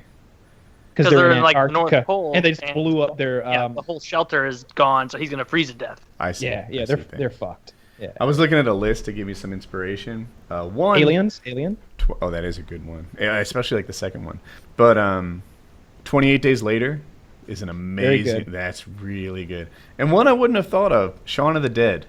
That was funny. I like that one a lot. Yeah, that was great. I show that to people. Yeah. It's not a horror movie per se, but I really do enjoy it. I like that and Hot Fuzz. I like also not a horror movie.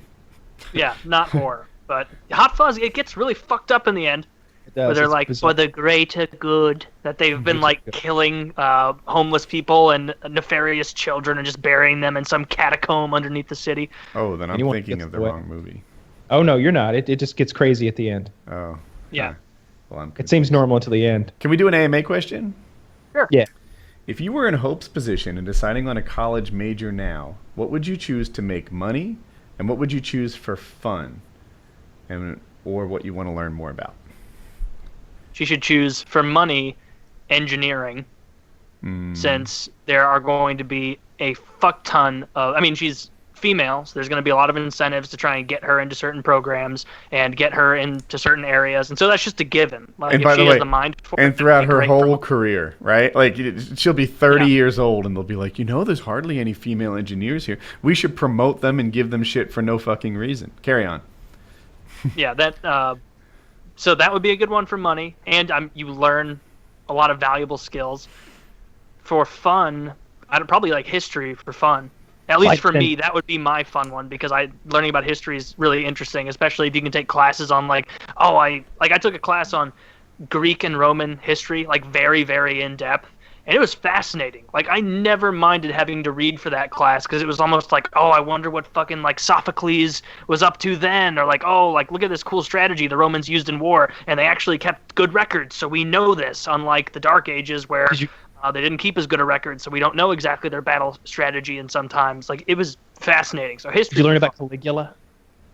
Yeah, we did. Did he actually whore out the senators' wives to pay the national debt down? Wasn't that a thing? I don't remember it being senators' wives. Maybe it was. I don't remember a ton about Caligula, but I do remember that story being interesting. I honestly don't remember the ins and outs of it. It's good though. I'm trying to think for money. See, I'm so concerned about outsourcing and the shrinking world and the globalization. I'd send her to something having to do with medical, right? Physical therapy, speech therapy, doctor, physician's assistant is a really good one. something in that world. Like you can be a physician's assistant with 2 years after college, and then you can earn like a doctor's practice would. You know, they both open the same kind of business and do their thing as a family doctor. So that's for money. I think I'd send her somewhere in the medical world, dentist. I think. Go on. Oh, go ahead. I thought No. forgot there was a fun one too. Yeah. Well, I was going to say for money, she'll always have steady work as a paramotor mechanic. Yes. Get her into the trades. Yeah.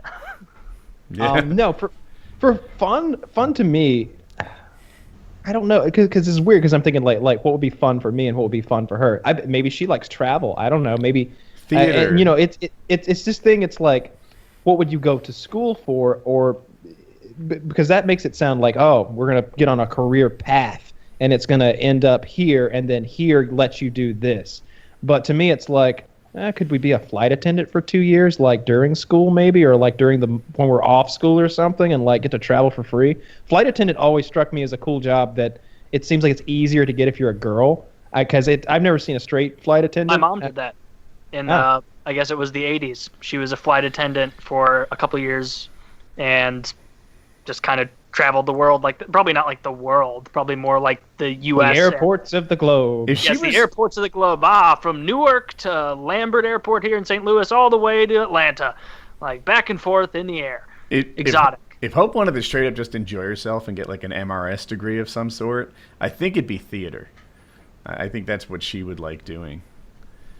She's not going to find a lot of people who want to take her up on that MRS degree in theater. Well, that MRS degree doesn't really matter what you major in, I think, right? I was joking because they'd be gay in the theater department. Ah, yes, I see where you're coming from. Yeah, she'd need to cross-pollinate with that. Yeah, for sure. She'd need to, go to a club with some engineers or, pre-law people. Maybe not pre-law. The more I talk to friends who have done pre-law and whatnot, the more it's like a lot of them seem to regret it, because apparently the market of people getting into law and attorneys is incredibly flooded. Like, there are more attorneys looking for work than there is work for attorneys to do, so they're having to work in practices that they didn't think they would have to. That could be totally wrong, but that's what I've heard. I don't know many happy attorneys either. Like, the different kind... You could either be an attorney that, like, pores over contracts in detail. That job sucks. That's a depressing office tied to your desk bullshit job. You could be, like, a tax attorney. That's a popular one. Oh my God. Everyone you're dealing with is like at the worst moment of their life.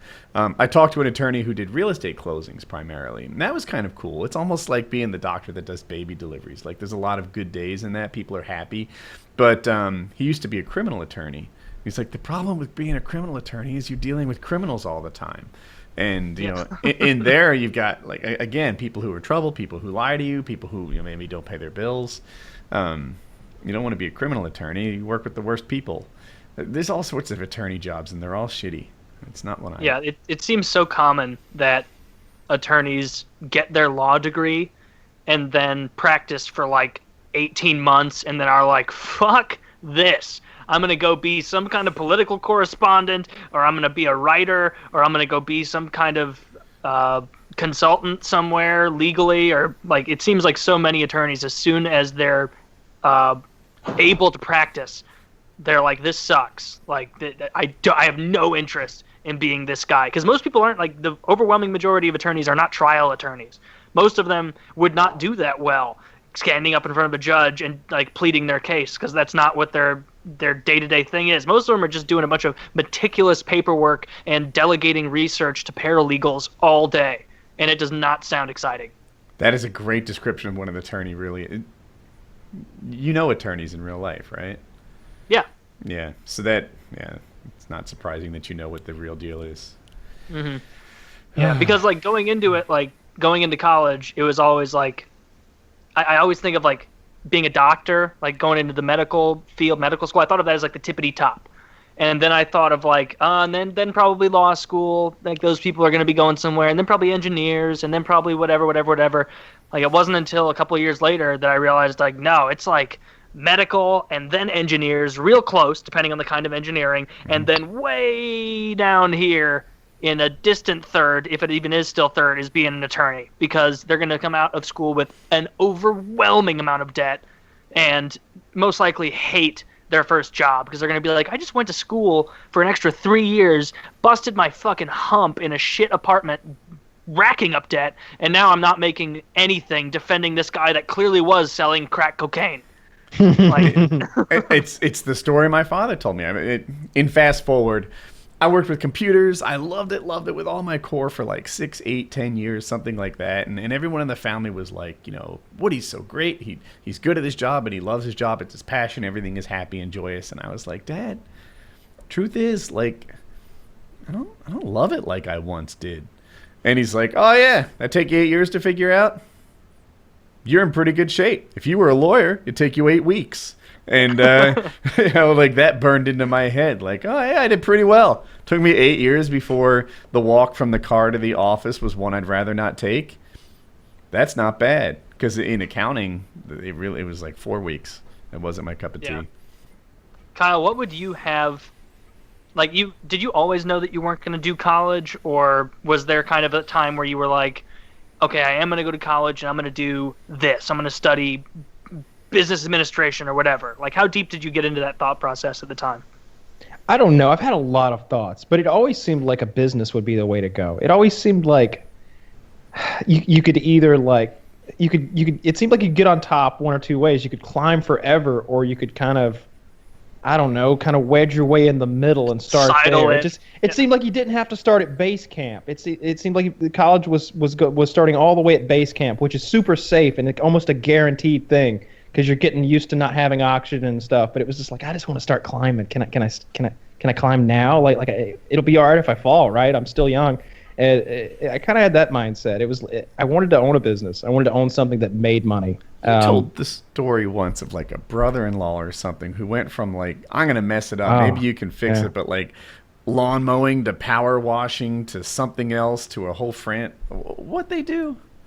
It's my half sister's husband, so brother-in-law. But they got pregnant with twins when they were both like 19 years old or something like that, and neither one of them had any money or prospects or whatever. So he just worked his ass off with whatever he could. His father owned a granite company, but wasn't cutting him any slack at all. Like there was no money to be had. But he had a job there. He worked there during the day. But then he bought himself a pressure washer so he could pressure wash houses on the weekends. So he'd work 9 to 5 Monday through Friday. In the afternoons, he pressure washed houses. And then all weekend, he pressure washed houses until he had like enough money to do a little bit better. And then he had 2 pressure washers and he got his like cousin to come help him and made more money. And I don't know. Now they're very wealthy. They're millionaires. They started a chain of daycares, and for the first thing they did was buy a house to have their daycare in. And, they bought another house. Now we own 2 houses. And, and then they own 3, and then it was 4, and then it was let's build a place. And so now I don't know how many kids that they, like, daycare on a daily basis, but it's dozens and dozens. They're maybe responsible for 75 kids a day every single day, and each one of them is paying an exorbitant amount. It's so absurd. I don't remember what the number was, but it was like, you get like 100 a head a day? Like, that's outrageous. Like, it was almost like that. It was absurd. Like, each kid was like $100 bill running around. And like, to take care of each kid when you have that many, it was like, well, Judy looks after him, and, we'll get him some juice every now and then, and they do all right. It was like, this so low maintenance. We dump out about $4 worth of goldfish in the middle of the floor. Just let them have at it. They'd have a blast, We upgrade. We used to be middle of the floor. Now we put it in a feeding trough, and all the little children come running over. And...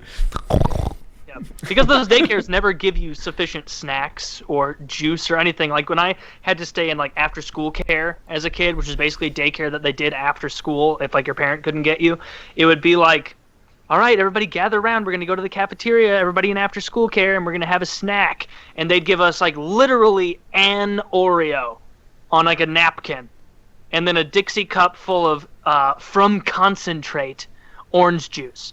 Which I say that because from concentrate orange juice is shit. You need not from concentrate.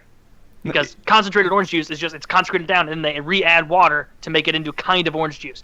Not from concentrate means it's actually squeezed from oranges. Do they build themselves as preschool or daycare? I don't remember. No, it wasn't daycare. Oh. It wasn't preschool, you say. Yours wasn't. And theirs, you're not sure. Yeah, mine was not. I was like probably 11 at the time. It was just like they do it at our school. Like if you needed to stay late, they just let you stay till like 5 and they take care of you. I look at some jobs, especially dealing with children, and I'm like, oh yeah. I would be terrible at that. It's management, though. It's just what you did with your Minecraft server, right? Like every one of your customers virtually is a child, but it's not like you got to babysit them. Like they've got like 2 or 3 of these daycares now, or I'm out of date. They had 2 or 3 15 years ago. I don't talk to her, so they could have 10 of these things for now, or they could be bankrupt. Who knows? But I don't think that's the case. I'm sure they're doing fine. But I lost my train of thought. Oh yeah, it's management. She's got people hired. There are people. What they should be doing is, you get that $100 a head for every kid, and then you contact like the marketing department at Fisher Price or something and be like, hey, I've got a great focus group here. You give me 12, 15 grand, you can send a representative here, 10 to 2, and then you can display your toys, and then we'll just set up a camera and see which ones kids like, which ones they don't. And they would absolutely pay money. Farm kids out as a control group. I would find a good teacher, pay her more than the other schools do so I don't fucking lose her, and let that shit run itself. That's what I would prefer to do with it. I think this is daycare. The way I always thought of it not is teacher, like, but whatever. It's just like a fucking supervisor. You can have retarded kids do that job. Like I mean, you can anybody. You just got to look after. Then you got to hire another one, and there's going to be times when they don't come to work. I swear, if I found a winner, I would just overpay her and let that deal with itself.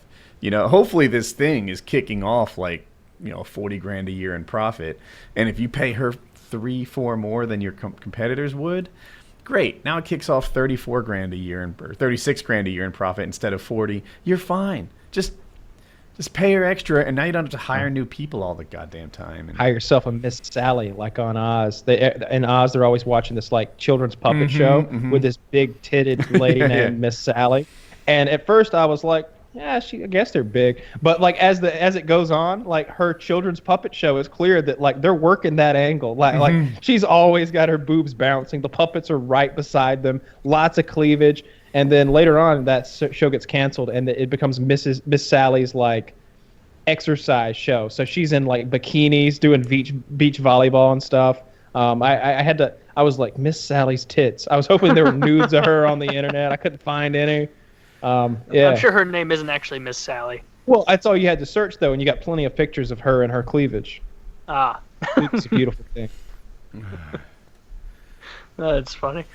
Man, yeah, running a daycare would suck, but it also, now that I'm thinking about it, no, it couldn't be that easy of money, because kids are so unpredictable. Like, what would it be? Like, you paying for them, you're also taking on the liability of them causing some damage to your house, right? What if one of them just, like, shits, clogs up the toilet, doesn't tell anyone, and then suddenly there's, 10 grand of water damage? That literally happened at my house when I was probably 14, and my brother had a friend over, and he went into the bathroom. We were playing video games, didn't think about him at all for, like, 90 minutes, and he came back out, sat down, no hullabaloo was made. This was a downstairs bathroom. My parents were upstairs doing their thing. It was down like a hallway, so you couldn't like hear that like telltale sign, that sound of like water running. You couldn't hear it until like my dad came down like an hour after that, and basically didn't find out until he was walking down part of the hallway, like 5 feet before you get to the entrance to the bathroom, and you heard like a just soaking wet carpet all the way down the hall, all the way in the bedroom that the bathroom was next to. There was like standing shit water in the bathroom. It was to the, like it. I had to that night. My dad came down with such a bad mood. Understandably, I had to go into one of the bedrooms there and help him tear out the carpet in real time, because he was like, we can't let this wick into the carpet and then get into all the drywall everywhere, because if we don't get all this up, that's going to happen. So we had to tear all this carpet up in the middle of the night, and how old were eventually you? They oh, go ahead. How old were you? I was like 14 probably. The kid that did it was, I don't know how old he was, but the kid who did it didn't help, just sat there, and eventually his parents came and picked him up, and his parents didn't offer to help pay for it or anything. That I remember. Obviously, I wasn't privy to the financial discussions at the time. They didn't call me in for that. But it was like 10, 15 grand worth of damage to replace all of this carpet. And replacing carpet, like when you have to tear up that hallway, you don't just replace from that point in the hallway on. You have to put new carpet everywhere that carpet attaches to. So it was a huge ordeal having to do that. And yeah, so I guess that would be a check in the con column for running a You know what happened running a daycare. to us? So I was a teenager. I don't know, call me 16 or something. And my brother's girlfriend spent a lot of time at our house. And she was grumpy. I had a real hard time getting along with her. But anyway, our sewage, like leading from the house to the city well or city septic or whatever, got all clogged up. And I forget the symptom of how we discovered it, but like things weren't working right or whatever. So like a crew has to like come out and dig up the backyard, and they don't know exactly where this problem is. So they're like digging it, and there's this big like black steel pipe or something like that buried underground, and they're like smashing it, cracking it. And eventually it turns out that my brother's girlfriend had been regularly flushing her like feminine hygiene products in our toilet. And so like that bitch. Everybody knew. Like I knew, my brother knew, my parents knew, she knew, everyone knew. Like our house got fucked up because she did something that even teenage boys know you're not supposed to do. And but I think they just quietly sort of fixed it, handled it, and that was that. Yeah, because they got in there and there was a wad of tampons this fucking big jammed in the pipe that somebody had to like reach in and like clog back out of there. They're like, yeah, it's that dirty whore over there. Right? Look at this, you monster. Yeah. It's like somebody flushed like a prom night baby, and that was just the remnants in the pipe. Just congealed coppery nastiness. Ugh. Yeah. What company has forever lost your business and why? Dick's Sporting Goods. Oh, this is a good question. I gotta think about this. Dick's Sporting Goods? Why, Kyle? What was that? I went there to spend like a lot of money one day. We needed lots of stuff. I didn't get the name of the company. Dick's I'm Sporting sorry. Goods. Which one? Dick's Okay. Sporting Goods. I went there to spend a lot of money one day. I had a list of things that needed buying, and it was like $3,000 worth of stuff. It was a bunch of stuff I needed, like lots of shit. Among it was like an air hockey table and a ping pong table. There was lots of stuff. I was buying big things, and I couldn't find anybody to fucking help me. And I was just like, hey, I need some assistance. I want to buy that weight machine, and I want to buy that bench press. And over in the other section, there's 2 or 3 table games that I'm going to be buying too. I was like, someone needs some help loading things. And so I'm trying to like let her know I'm here to buy $3 or $4 worth of shit. It's real heavy. I'm going to need like 2 guys. Like I'm going to need somebody with a scanner gun and a hand truck. And like nothing ever came of it. And I stood there for like 25 minutes, and I like had a bit of a meltdown. Said, Describe the meltdown. I was like, this is absurd. She's like, well, they'll be here any minute. And I'm just like, where have they been? She said, they're in the back. I was like, I'm leaving. I was like, I'm here to buy. I was here to buy like this and this and this and this. I was like, I'm not buying any of it here. I'll never come here again. No. And she's like, well, they'll be right out. I'm like, but I'm leaving. I'm leaving. They can come out, but I'm not going to be here. That's what I'm saying. I think I even tweeted at Dick's Sporting Goods, and I was like, fuck you. I'll never. I haven't been back, but I did go somewhere else and bought all. I did buy all that shit. I had a bunch of stuff that it really upset me. I was like, I'm here to do some business, and I can't get them to do their end of it, which is pretty much just take my money and give me their things. I've got 2. One, of course, is Dr. Mann, the dentist in Cary, North Carolina, that just ran too late. Consistently ran late. I've told this story before. I worked with him. I was like, hey, when are you guys on schedule? Schedule me for then. Oh, right after lunch. Got fired. I fired him. It's fucking run your shit better. But the other one is Gunner Optics, the sunglasses. These fuckers hurt my feelings. Like, What'd they do? So I was at Call of Duty XP, and I was like a competitor at the event, the first one. And at the time, one of the ways to qualify was to like do really well in these online events. They'd run them for like 24 hours, and someone got like the most kills in TDM or something. And then he reached out to me, T-Mart, and another guy, maybe Fearcrads, but I'm not sure, and said, hey, let's be a team. We'll go together and whatever. So I'm there, and I'm picking up like my competitor gear, which includes like a shirt with my like a high performance fabric shirt that all the pro gamers wear, and with my name on it, and like some Gunner Optics and some other swag and like a bag. And I'm standing in line, and they help. Like the line is slow. They're going through, helping one guy and the next guy and the next guy. There's like 20 people in front of me, and it takes everyone like 2 minutes. So I'm just waiting and waiting. And when they get to me, they help the guy behind me, and it's like, the fuck.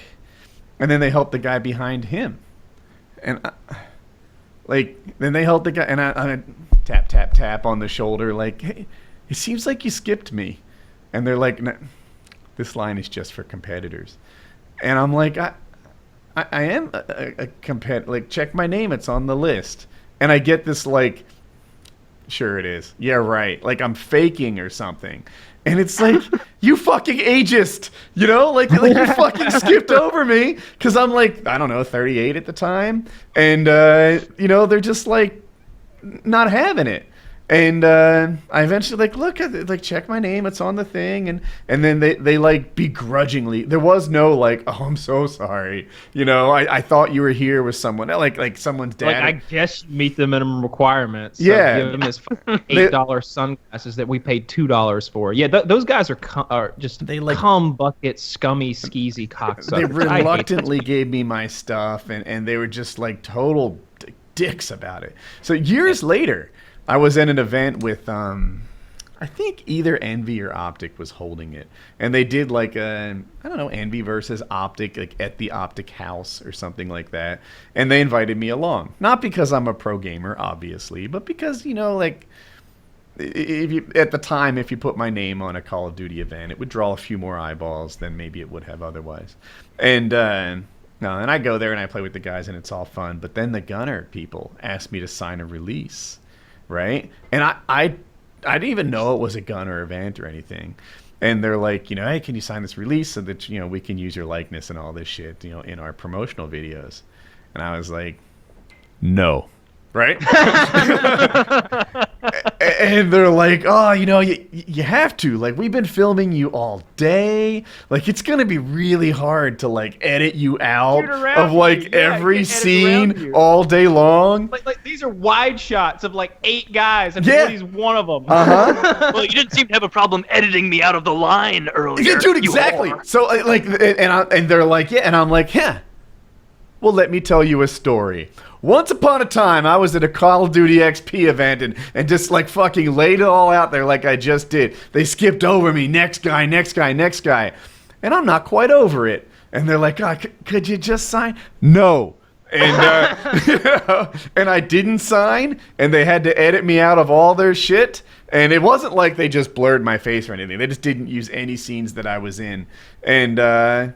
And if I had an opportunity to do it again, I'd fuck them again. Because fuck Gunner. They're pieces of shit. They treat me badly. And fuck Gunner. Yeah, they've treated other people that I like poorly. I don't like Gunner. They always kissed. See, this is something I really hate. This goes back to why I don't like some other people that I won't mention. I hate it when people treat my friends badly and are nice to me. And I see that disparity, and I know that there's no reason for it to exist other than their own greed and what they're trying to extract from me. It just shows they just don't value this person over here at all. They just value what I can maybe do for them, and whatever it may be. And I hate that so much. I immediately hate you with a burning passion of hate, and I want you to do poorly at all things, and get in a car accident and get injured bad. I want you to not be able to get erections and your wife to leave you or something. I hate that. I hate it. Jesus. I'm sorry. When I talk, it silenced you, but that was some good shit, Kyle. Are Gunner Optics still around? The one that I won't go to is Macaroni Grill, because I got hair in my food there, but it was 2 different kinds of hair. At the same time, not a clear pube and then a clear head hair. No, there was a black hair. You might be like, oh, how do you know that wasn't your hair? Because my hair is dark brown. I know the difference between my hair held up dark brown and black hair. There was a black hair that was maybe a couple inches long, and then there was a longer blonde hair. Oh. And so there was a blonde hair and a black hair in the same dish. There's probably none of it in the actual food because it was just a burger. It was just so many years ago. Poured over my cottage pie. What the fuck was happening back there? Yeah, it was disgusting. But like nothing ever came of it really. I just was like, I ate part of the food and I was like, yeah, I found hair on my plate, and they were like, oh my god, I'm sorry, do you want me to bring you another one? And I was like, no, this is the last time I'll come here, because one hair I could be like, okay, maybe there's just some Mexican in the back didn't put their hairnet on, so there's a straight black hair there or something. But no, it was a blonde and a black hair, so there was a lot of recklessness and like clearly someone not putting the food where it should be, because there shouldn't be two people with their heads directly over my plate at any time. Meanwhile, you missed the poor cook who like just didn't wear their hairnet that day, and they got like a blonde mohawk or something like that, and just that's all that happened. He just got two-toned hair. Yeah, I wouldn't like it either. A little smorgasbord of different kinds of hairs in my food. Like I said, like they shot an interracial porno over your salad or whatever it may be. I don't want that food. A lot of people consider hair to be like a really disgusting thing to put in a food. It's a sign of the carelessness in general. See, it's not the hair itself. I'll pluck a hair off your head and lick it. I mean, what could be on there? How much of anything? You could dip a hair in an actual pile of shit. And how much actual shit would be on the hair? You could lick that shit right off that hair. That's not enough shit to hurt you, especially if it's your own shit. Yeah. So it's not the hair. It's that this food once existed in a circumstance in which hairs could just fall right in. Because that means anything could fall right in. If there's hairs falling off your head, then that means there's boogers falling in. There's little eye boogers, those little things you wipe away in the morning and flick away into just somewhere into your room. Those might be in your food. Maybe some earwax. God knows what could be in there. He doesn't have a hairnet on. He's not safeguarding your food. It's moving around, and there's two different kinds of hair. That means that two different dirty people handle your food outside the rare two-toned chef circumstance. But you're right. It's not necessarily the hair itself, but rather what the hair is indicative of like, okay, does this mean that like my chicken patty or whatever fucking dish it is, that this slid off the plate onto like the metal surface you're cooking on and got some hair, but you just thought, fuck it, I put it back on the plate? Like, I don't think anybody was standing over my plate like scratching feverishly on their hair. It just shows like, if you were careful, this wouldn't have happened. Certainly not twice from two different people. So I had that waitress that time who smelled like shit. I didn't, but that didn't really turn me against Ruby Tuesdays. I've been back to Ruby Tuesdays since. They've got a great garden bar, but she smelled like feces. Ugh. I like Ruby Tuesday. That's disappointing. It's like a less good TGI Friday. I don't like Ruby Tuesdays. I find most of their food to be like greasy based. I find it all to be frozen dinners that they're heating up, just like most restaurants of that class. But they have a nice salad bar. Okay. Yeah, I put Ruby Tuesday like, I don't know, above fast food, but definitely below TGI Fridays, which I legitimately think TGI Fridays has some of their food's really good. Their burgers are really good. I've never had their ribs. Guys. Look pretty good. If I'm in that category that's above fast food but below like an Outback Steakhouse or a Red Lobster, then I'm gonna go to Five Guys because it's gonna be really good fast food. Because to me, that's better than like sit down at a restaurant and pretend like it's good food, but it's really microwave dinners like it's Applebee's or something. You mentioning Red Lobster, another perfect example of a place I will no longer patronize because it was years ago the last time I went to Red Lobster, and their cheddar biscuits are fantastic. That's the redeeming quality there. They're good. You can buy the mix. I order, we've had the mix before, and I've got it upstairs. But that's so funny. We both have those. But that's redeemable. That's good. That's the whole reason to go there. Red Lobster, the last time I went, I must have been still in high school. I ordered crab legs, snow crab legs, because that's what I order every time I go to a seafood place that has it, because it's my fucking favorite. And usually when you get a good snow crab, like, about the size of the leg, when you break it, there's maybe a little space on either side where the meat is, and it doesn't quite fill it up all the way, that whole cavity, maybe. Yeah. Most of it. Like, when you pull it out, it's near the size of where you pulled it from. I swear to fucking God, there was a cheap chef in the back room at this Red Lobster taking a syringe, like putting it into the crab and like pulling the meat out so we could like redistribute it into other crabs to save money, because I've never opened so many perfect like cracks, perfect clean cracks, only to like look in both sides and be like, well, I guess someone beat me to it. Jesus. Like, and then crack another one open. Fucking nothing. Like the little paltry, dry scraps. Like, you need your crab to be moist, not dry. It was the saddest crab I've ever eaten. So I'm glad you mentioned that. So Red Robin's great. Red Lobster would take my top spot of a restaurant I will no longer go to because their crab Red is Lobster. Pathetic. Red Lobster has booze, which is nice sometimes. They have those biscuits, which are really good, and they have the Admiral's Feast. Now, you order the Admiral's Feast when you just don't give a fuck anymore, okay? You want a lot of fried food. As a matter of fact, you want all the fried food that Red Lobster has. You want them to bring it to bear immediately. It comes in a platter. This plate is this fucking big. It's twice as big as my head.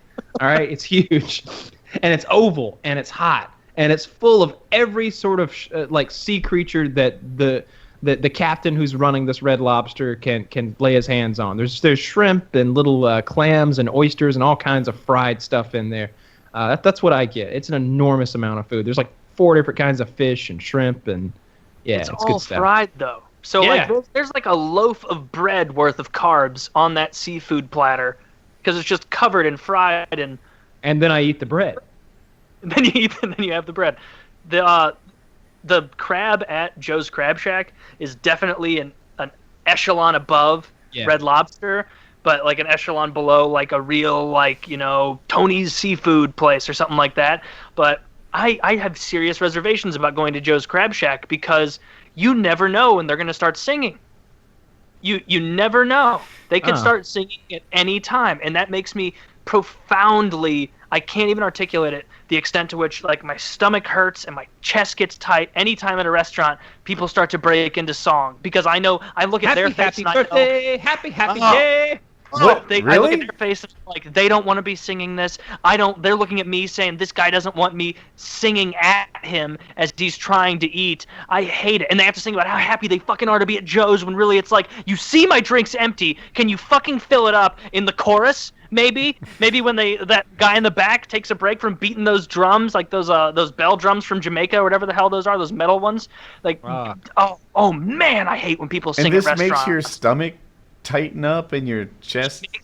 It makes me so uncomfortable to see large groups of people forced into a singing basically competition to so the manager can be like, all right, so if Mr. Corporate walks in right now, he'll see it's 3:37 and we're in the middle of song, like everything's hunky-dory. I hate that. Nothing makes this me that has made me uncomfortable. hungry. I'm going to eat somewhere really nice this week now. I think I need to go back to Morton's or something. I'm so hungry for something good now. I'd be annoyed. I told my friend, or I told the mariachi band at Casa Bonita. It's a real restaurant in Colorado. I went to Cliff Divers. The cliff dive, very underwhelming cliff.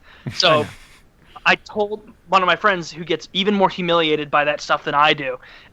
He had got up to go to the bathroom, and I went and talked to the mariachi band and was like, hey, it's this guy's birthday. Do you guys do any kind of thing? And he's like, yeah, well, we come over there, and then we're going to sing to him, and we put this big sombrero on his head so that everybody knows that you're singing at that guy. And I swear to God, my buddy, Tim, when he got back, it was almost like the slow motion before an action scene in a movie where he could see like the doves are flying. The doves, like Michael Bay doves, are like flying slowly. There's a big lens flare, and you could see the mariachi band slowly walking, getting louder and louder as they approached. And he knew, because I must have given it away, that they were walking over with their big sombrero to put it on his head, and then just be like, no, don't everybody look at this kid. And he got up and just ran, just kind of got up and he jogged away, and he would not come back and sit down at this restaurant. Keep in mind, we were on a church bus trip, so it wasn't like we had fucking forever to eat, but he would not come back and sit down until he saw the mariachi band venture away to some poor unsuspecting victim on the other side of the restaurant. Disperse. Yeah. Pretty good. I like doing that to people, telling them it's their birthday, but honestly, I like it when people do it to me because you get a free piece of cake usually. Or some free ice cream or something. I'm like, yeah, I'll suffer this minor humiliation if I get a free piece of cake. I don't like it, so it doesn't work for me, really. Yeah, I'll absolutely do that. Did you watch the new episode of South Park? The 20th season debuted last night. I've read about what's in it. I haven't seen it yet. I'll end up watching it right after this, but you could spoil it. You know, I won't spoil anything, but you know, they parody everything that's recent with us, from Black Lives Matter to social justice warriors again, of course, and political correctness. And lots of new things. Of course, the old turd sandwich versus giant douche argument has come back up again, and they're pointing that out again. Very good. And it's really cool that so the 20th season, there's been a lot of build up to this, a lot of lead up. I knew it was coming for months and months. Everyone has, of course. We know math. We know how numbers work. We know it's the 20th season. And of course, they've been making this thing forever. So this episode has been ready for quite a while, you would imagine. But they're still hitting on things that are extremely topical, like the athletes not sitting for the national anthem. That's a main component of the 20th episode, is the whole thing with the athletes not standing for the national anthem. And that's super relevant. That just has happened. Did the entire Seahawks team not sit? I know I heard they planned to. I don't know if it happened. No, I don't know, but the question you just asked is the sort of thing, the discussion that's happening at the beginning of the episode. But it's it's at the girls' soccer game. They're like, oh, are they going to sit? Are they going to stand? Like, what's going to happen? Well, it was trending on Twitter when it came out, and like the one clip that I kept seeing that people were tweeting was of the actual please stand now for our national anthem, and it was so fucking funny. Like, it's so obvious as a joke, but when the announcer's like, now please sit, or in solidarity for the United States, in pride in our country, will everyone please stand, kneel, or sit for the national anthem? And it shows like Colin Kaepernick like frantically like kneeling and then like standing up and then sitting, like and being like, brilliant what J.J. Abrams has done, uniting everyone. Yeah, they have J.J. Abrams reboot the national anthem. They're like, we want you to reboot this thing. You did such a good job with Star Wars. And of course, he reboots it. Same thing again. It's just a repeat of the old one. It's just the same national anthem. So yeah, South Park's still good. Looking forward to this season. Cartman is evil again and scary and just deplorable. He's wearing a shirt that says Token's life matters. Because Token is the black kid on the show. It's good stuff. They take a lot of shots at Amy Schumer. He's like, come on, you can be funny. You're a girl, right? Just say my vagina a lot and talk about having sex. Yeah, no. Now say my vagina. Yeah, it'll be funny. like that bit. You would think, all right, well, that's it. Let's move on. We've made fun of of Amy Schumer. No, they keep going with that for like 2 minutes. Like now say my vagina. Like it's good. I like that they make fun of the people that I don't like, and I like that they sort of lampoon the silly things about our culture that are Who's the funniest female? Oh, man, did you have one in mind? I've got 3. One is Tina Fey, the other's Amy Poehler, and the other's Aubrey Plaza. I think Aubrey Plaza's hot. I think Amy Poehler. The video of her masturbating that came out with all the other leaked celebrity videos. That wasn't from a movie? Oh no, that's her masturbating. Oh no, so that's the scene clip I'm talking you're talking about is different. I'm talking about a different clip where she's standing in front of a mirror in the whole like celebrity leaked picture thing. Yeah, there's Aubrey Plaza, you mean? Aubrey Plaza, yeah. I can see that. I like her, but I definitely like her more now. But I don't think Tina Fey is nearly as funny as Amy Poehler. I think of those 3, Amy Poehler wins by 10 miles. I like Tina Fey a lot. She's brilliant. And in 30 Rock. Yeah, she did. Really I don't watch that show, so I'm probably biased. You might change your mind if you saw her in 30 Rock. She might win you over. I've tried to watch a few episodes. I don't care for it. I don't like that big-headed idiot, whatever his name is. Alec Baldwin. Yeah. Is it his political beliefs or the show? I don't know anything about that guy's political beliefs. I just know that you wouldn't like him. I've never thought he was very funny. Well, it's pretty good though. I don't know. I don't think either one of them are like hysterically funny though. When I think about them, I think that both of them have been good in their comedy roles throughout their careers. Neither one of them, I'm like, oh yeah, remember that time when Chris Farley is fucking jerking his pants up and talking about living in a van down by the river, and David Spade is trying to keep a straight face, but he's crying. It's so goddamn funny. I'm trying to think of the woman who makes me laugh like that. Well, they don't. That's just like, so it's just the same thing as like when you make a list of the best athletes, you don't make a co-ed list because it's just a list of men.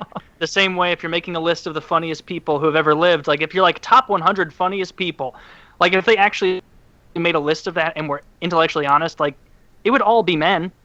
They're 100 though? Like, it wouldn't, absolutely 100. I was being conservative there. Like it wouldn't be close. Like if I had to pick one,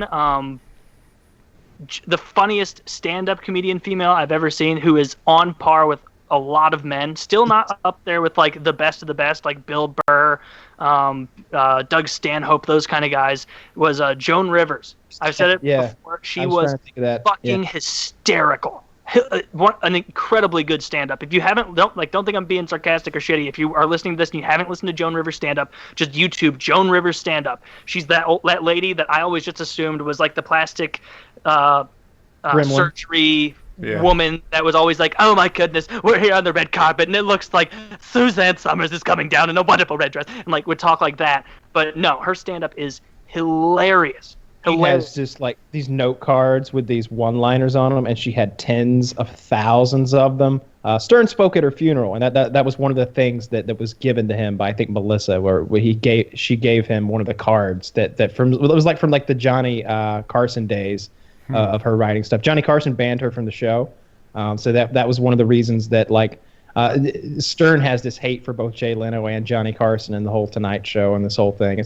It's interesting if you watch a lot of the Stern Show when you see his real feelings start to bleed through the stuff he actually hates and the people he doesn't like. I wish I remembered who he was talking to, but it might have been Conan. Who did Jay Leno like take the show from? Was it Conan? Well, first he did it to Letterman way back in the day, 30 years ago or whatever. But then to Conan more recently. I forget which one of them he was working with, but like he was hating on Jay Leno. He was like warring against Jay Leno, and it was like him and Conan or him and Letterman were like both anti Jay Leno, and then his partner, whichever one of them it was, really kind of buried the hatchet and forgave Jay Leno.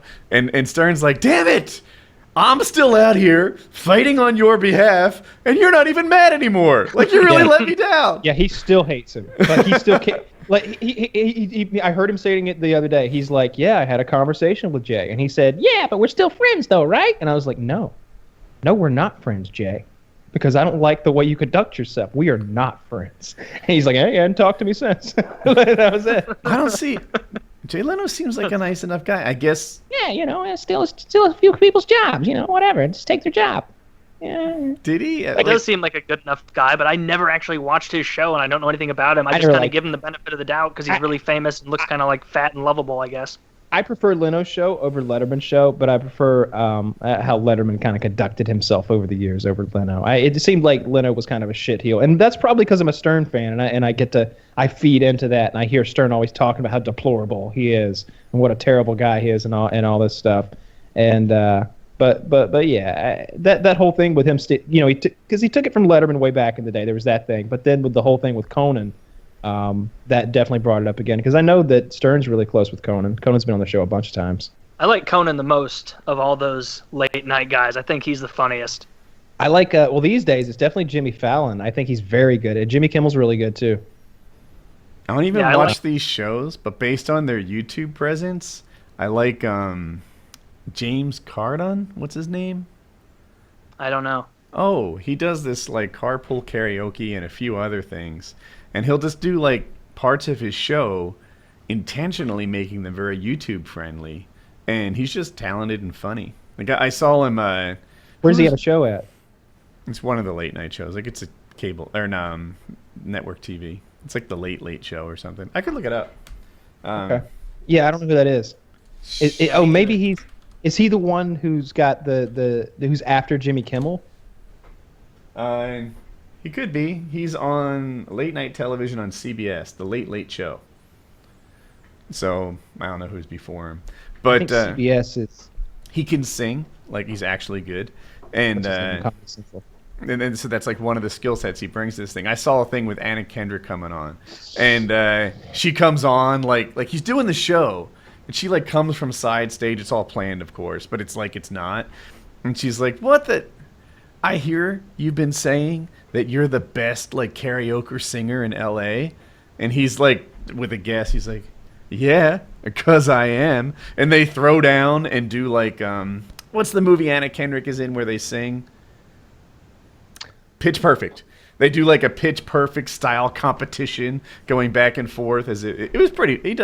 He's my favorite right now. I can't think of a single time that anyone on any station or any movie has broken into song that I haven't immediately turned it off or changed it.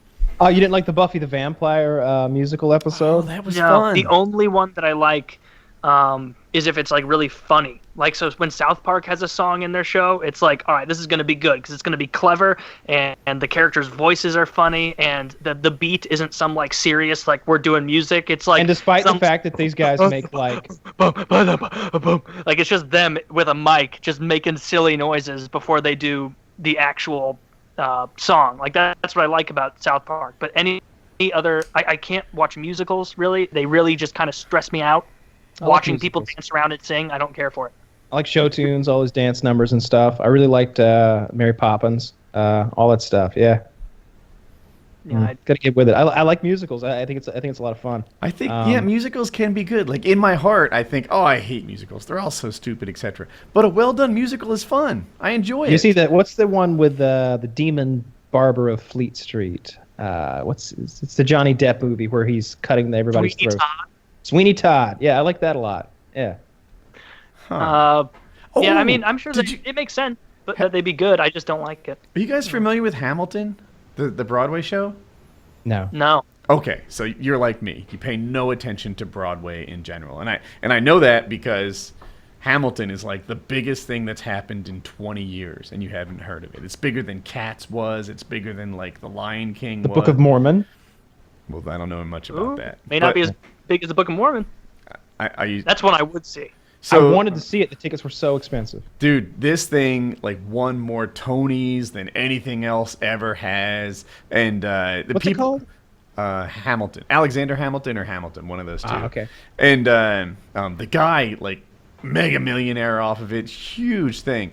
And my daughter got into it, which is why I know about it. And I'm like, dude, like there's no way I'm going to have any. She made me like promise to listen to her, like as a payback for something she did for me. So on one of our drives home from paramotor school, I listened to Hamilton. It was really good. It was really, really good. The whole thing is song. Every single line in the play, I guess it's called, it was a musical. And they sang it and they told the story of Alexander Hamilton. And I was so like in-depth compelled. I even though I'm driving, like I'm hanging on every word in it. It was amazing. It was amazing. I'd love to see it. I was angry that they're not like recording it. They're making people go and pay extravagant ticket prices to see it, and it's otherwise just kept a secret. At this point, I like that. That's how it should be. That's theater. I hear you, but like it's so big and so good and so huge. They travel, right? I don't think so. I think you have to go to New York, and like in my mind, it's almost like a public resource that they should make a movie out of, so everyone can benefit from this thing. That's anti-capitalist of me, I know, but maybe I just really want to see it and don't have another way, and I'm thinking selfishly. But Hamilton, for a guy who's just totally not into the musical scene, you might like it too. It was really impressive. So, yeah. Maybe I'll look into that.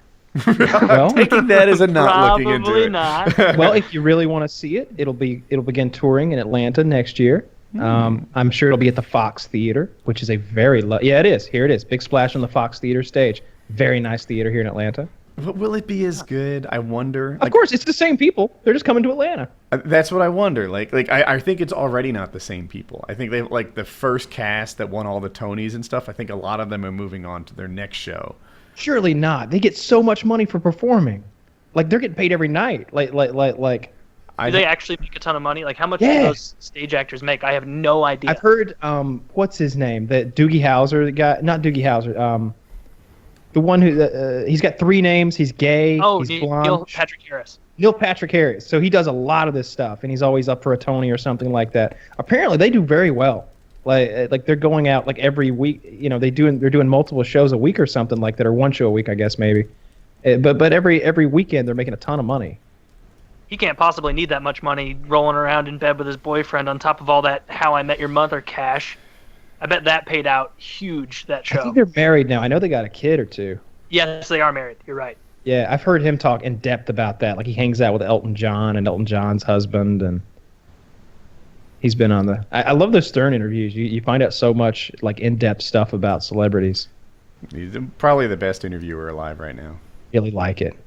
I really love those. I'm trying to think of some of the good ones that he's had, but he'll open those people up and have them talking about some outrageous shit. That PKA does that sometimes too. We'll get a person whose whole online persona is based around video games or something, and then we'll find out if they use sex toys or not. Like, I feel like what we do Optic more Hits though. really came unglued last week. I couldn't believe he was just so much filth was flowing out of his mouth. But all the sex and drugs and stuff that go down at the Optic House, and he was just opening up about it, telling us how it went down. Who knew they were all feel- gay? Just I kidding. feel like the way Stern He probably said does just it, hand stuff. and you're more of like a Stern guy, Kyle, than me, obviously. But I feel like the way he must do it is almost like you're picking a lock, where you're like, okay, I'll ask this question. We'll see where that. Oh no, let's ask this. All right, another step forward. Let's see that. I feel like what we do is we're just an ocean of shit that erodes away at them until eventually, they get hit with like, oh my god, they're talking about like dildo preferences and fucking and clowns fucking kids or something horrible, like shh. And then before long, they're like, well, I can start dishing my stuff. This is like, not nothing compared to what these guys have been a little saying. pimple pop and talk here. Why not? Sure. Yeah, just different approaches. Ours might be ham-handed, mayhaps, absolutely, but I don't know. But there's nothing That's worse how I than think. when he's interviewing someone I just don't care about. If he's interviewing somebody from like Hall and Oates or something, like Oates is on, it's like, well, tell us how you wrote the songs. All right, 10 minutes later. All right, that's about it. Like no more Hall, no more and then they Oates, kick like, him off. But sometimes like it was Criss Cross. You guys probably don't know him. He sang that song Sailing Away. Anyway, that guy turned out to be an amazing guest. He just pried it out of him, and he had all these stories and all these thoughts, and he was interesting and he was opinionated. It's a long time ago, and it was just like, sometimes they shock you. I like when the people are trying like they're trying to low key be like, stop blowing my spot right here. Stop telling everybody what you're telling people right now. Stop it. Like that Nick Cannon was like the host of America's Got Talent. He's a very good looking black guy, he's an actor, musician, and all that shit. But he got a bunch of companies and Stern's like, when this guy finally became single, his dressing room was just full of pussy. And Nick's on the show and he's like, I had a few friends back there. And he's like, no, I'm talking models. Like he'd have like 5 different models a day. So much pussy. And Nick's like, yeah, you just kind of stop talking about that now, all right? Because we're on the radio and there's some people listening. And he's like, and Stern's always got like information that like his researchers have gotten from, I see now you're dating this girl named Coco. He's like, oh, no, Coco's a friend. And he's just like really blowing his whole spot. And these people are always just like, yeah, just let it go, man. And sometimes he'll start talking about how much money they're worth. He'd be like, I read that your deal was in excess of $80 million for that movie. Now, that's a nice payday, huh? And they'll be like, well, that's nothing compared from what you got from Sirius last year. You're the one who vacations here, here, and here. Don't you own a $6 million painting? And he'd be like, well, we're not talking about me and my art collection. We're talking about you, Steely Dan, or whoever the fuck he's trying to embarrass with their money. My daughter got back But to he me on doesn't like Hamilton. talking about it. So I said, have the actors from Hamilton already moved on? If so, which one? And she said, most have. Pretty much every single one, but one I can't remember and wasn't a lead. Being in the show this musically and physically strenuous for longer than they did is rare. So the Hamilton that won all the Tonys and awards is gone. Well, the show is what wins, right? Not necessarily the performers. I guess you want both. Yeah, that makes you sense. want the good performers. Like The Godfather 2 Part B, like performed by like some, Rob Schneider. Ocean and City David High Spade. School. Rob Schneider's playing the main lead. This summer, Rob Schneider is A monster. Leon. Yeah, I was trying to like Rob Schneider is Marlon Brando. No, that doesn't work. You know. Fuck. Yeah. Step on it. Never side against the family, Fredo. Yeah. He would be horrible. Yeah. Horrible thing. He's not a very good actor. He tries his best. He was in Demolition Man, if you go back and watch. Let's see. It's time to slip in this third Dollar Shave Club ad. So, guys, Dollar Shave Club just keeps getting better. 4 years ago, they started delivering their amazing affordable razors. Now they have over 3 million members who no longer overpay for a quality morning shave. I'll never use anything else again, and now new members can get their first month for free. Now, but Dollar Shave Club is about so much more than just razors. Dollar Shave Club has a mission. They want you to look, smell, and feel your best. They've been investing millions in research and development, developing their own original grooming formulas for your face, hair, and body. The stuff is amazing. Pre- and post-shave formulas, skin protection formulas, killer hairstyling products, and literally the most amazing soap and body wash I've ever used. The store experience is awful. All these stuff looks the same. There's too many options, and no one's there to help you find the products that are right for you. I mean, seriously, do you have any idea why you pick the bottle of shampoo you do or the body wash you do? I just get all the grooming stuff shipped from Dollar Shave Club. Give it a try. Once you get in there, you'll see the products work amazingly, the service is world-class, and there's no commitment, no hidden fees. You cancel whenever you want. Get your first month free at dollarshaveclub.com/PKA. Just pay shipping. After that, it's only a few dollars. That's dollarshaveclub.com/PKA. With a whole new line of products, it seems. I was just gonna say they're really expanding their product line to like the entire like men's side of the bathroom. Yeah. I think they did some restructuring not so long ago, so that's probably a product of that. Yeah, that could be. To me, when he was a guest on the show, he had his sights on it anyway, so it might have just been a product of time. You know, they were talking about. He got bought out. He kept a percentage, I think, but he got a large payday. I think he's still there.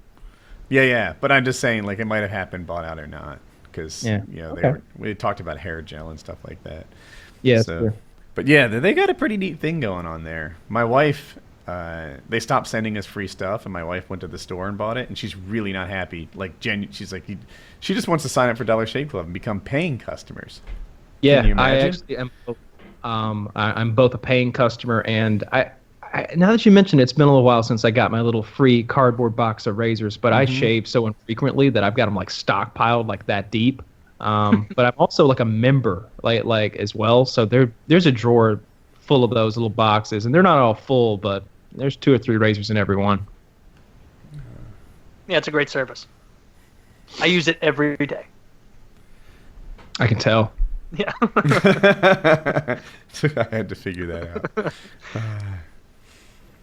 So, any more good? Oh, go ahead. I'm thinking, if you could be a YouTube star, what would you want your channel to be about? Oh, that's an easy one. Really? Let me answer this. He's so goddamn bad. I would want to be a makeup girl.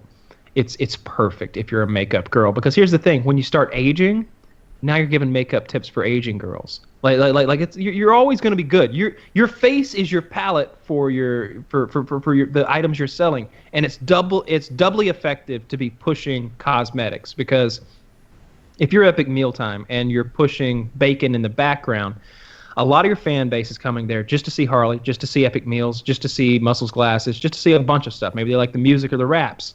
They're not all there to find the best kind of bacon. So it's kind of a weird way to market bacon toward that audience. You're not getting 100%. But with makeup, if you're coming to Michelle Pham, I don't know if she still is big, but she was last time I looked. If you're coming to her video to see how to apply eyeliner, it's not because you have some weird obsession with eyeliner suddenly, or maybe You're I doubt shopping. anybody's even coming because they think Michelle Pham's attractive. They're not like, yeah, I want to watch this pretty girl put on makeup. They're coming because they're shopping. They're in the market for some eyeliner, and that, or they're in the liner for a new eyeliner, which is even better. So the eyeliner company is paying Michelle, hey, use our product. The people buying ads, the pre-rolls, post-rolls, mid-rolls, all that shit, that's Revlon, L'Oreal, Clairol, all those companies too. They're like, put our stuff there too. We want our stuff in there. And the fan who's watching it, who's getting advertised to left, right, and center, whether it's the pre-roll, the mid-roll, Michelle is on there going, L'Oreal, Clairol, whatever. It's just product, sell, buy, and nobody's upset. They want more. They're like, tell us about new brands. Tell us about lipstick next week. Tell us about this new thing we've heard of. They want her to sell them things because it's what they're in the market for. It's perfect. People are willing to pay. Those companies are paying huge amounts because, like, for Harley being sponsored by whatever, like Black Label Bacon or whatever it is. It is? Yep. Okay. So when he does a video and he has a bunch of bacon in there, he's not selling Black Label bacon. He's just selling bacon. Most people, when they go to the store, they're not going to seek out Black Label brand bacon when they see that. Maybe they will. A lot of them won't, because bacon is bacon is bacon in a lot of people's minds. With makeup, and they say, hey, you want this MAC number 36 Peach Beach mascara, they're going to go exactly that, and they'll buy it. So they're getting marketed exactly to those products that they want, because they're not saying like, oh, get this or something similar. They're saying, no, get this there's one. millions of dollars And to be made in the tons pushing of of girls, cosmetics on the internet. Melissa loves makeup videos. She watches so many makeup videos, to the point that, like, she'll get home from work and I'll be home, or I'll at night when we're sitting down fucking around on our computer, like, she'll just be like, I'm gonna watch my videos, and just put her headphones on, and it's just like someone saying, I'm gonna watch my stories, and she just watches the same couple women, because they put out videos every day talking about makeup and nails and all that shit. And so it's not just shopping around, it's like tons of girls treat makeup as a hobby, which is something that a lot of guys don't know. It doesn't seem like they're high effort videos, and I don't mean that as a dig, it sounds like it, but like, okay, even my videos, right? I'll go to the shop and like sweat in the stable for 5 hours to get 8 minutes worth of footage, right? And to take an FPS Russia video, right? Days in advance, he's like buying supplies. Sometimes he's constructing fences or targets or whatever. He brings in a film crew to make sure he gets like proper slow-mo and lighting or whatever's involved. A demo ranch or something. At the very least, he has to go out there and film it and whatever. These girls are just like in a room. In their bathroom. Yeah, in their bathroom, or in maybe a room they have dedicated with like a backdrop and lighting or something. But they don't go anywhere. It doesn't take like a ton of forethought. They're not paying for the products. They're not paying for It's on the level of like a video card review in terms of like how hard it is. Maybe easier, because it's not like a ton. I think the talent. There's a lot of talent there that's easy to look over, though. Like, their video making skills aside, they have to be kind of a makeup artist to begin with, because I'm not going to watch, and they got to be pretty, or they got to be ugly and good at making themselves look pretty. I'm not saying they're not talented. They're definitely talented, right? Like, so Jenna Marbles is a pretty neat example, right? Her videos, she does something that probably no one else on earth can do, right? She talks about whatever gender issue or something like that, and she's entertaining and it's great. But a lot of them are just her sitting on her bed, and it's like, in comparison to what like a Casey Neistat has to do, right? He's like, I just watched a Casey video. He was flying to United Arab Emirates on some crazy plane. Every day, this guy's like flying somewhere. I saw him try to wakeboard in Alaska between glaciers, getting towed by a helicopter. Like, do you know what that takes to set up? Like, that shit was... You gotta have a helicopter guy. Yeah. While he's doing something else every day, he's setting that thing up for an upcoming thing. Like, he's just planning shit and making his schedule happen at a level that, like, say, a makeup girl would barely contend with. So it's not that their videos have no talent. I mean, it's a certain talent. Like you said, there's the artistry of it, and then just being able to speak clearly is a rare talent. It's much more difficult to apply makeup than I think men know, because I've seen, just in my periphery, hundreds of hours of makeup videos and makeup tutorials. And I'll say that some of them, they do like latex stuff, and they'll put like you can Google it, like they're like professional level makeup artists, where they're not like, I'm going to make myself look sexy. It's like, I'm going to spend like, by the end of this video, I'm going to look like the Alien, or I'm going to look like Predator. Or I'm going to look like Alien. I'm going to look like an orc or a goblin or whatever. And it actually looks like legit, real, incredible, like what you'd see in a movie. I like when they look like Archer animation. I love that. Yeah, that's neat. But yeah, makeup girl's the right answer. If, as a guy, it would be difficult to have a makeup girl channel unless you had like a dummy to put it on or something. But being a gay guy while doing it, I think a lot of women would be interested in that. Surprised that hasn't cropped up yet. I want to say, I has. think there are popular, is it cross-dresser, transsexual? I don't really know my terms, so forgive me, but It's cross-dresser. okay. I think there's some popular, like, guy makeup people that do that. Yeah, I there might can't be. name I them, might but I be thought wrong. I Maybe they're saw so good I don't notice.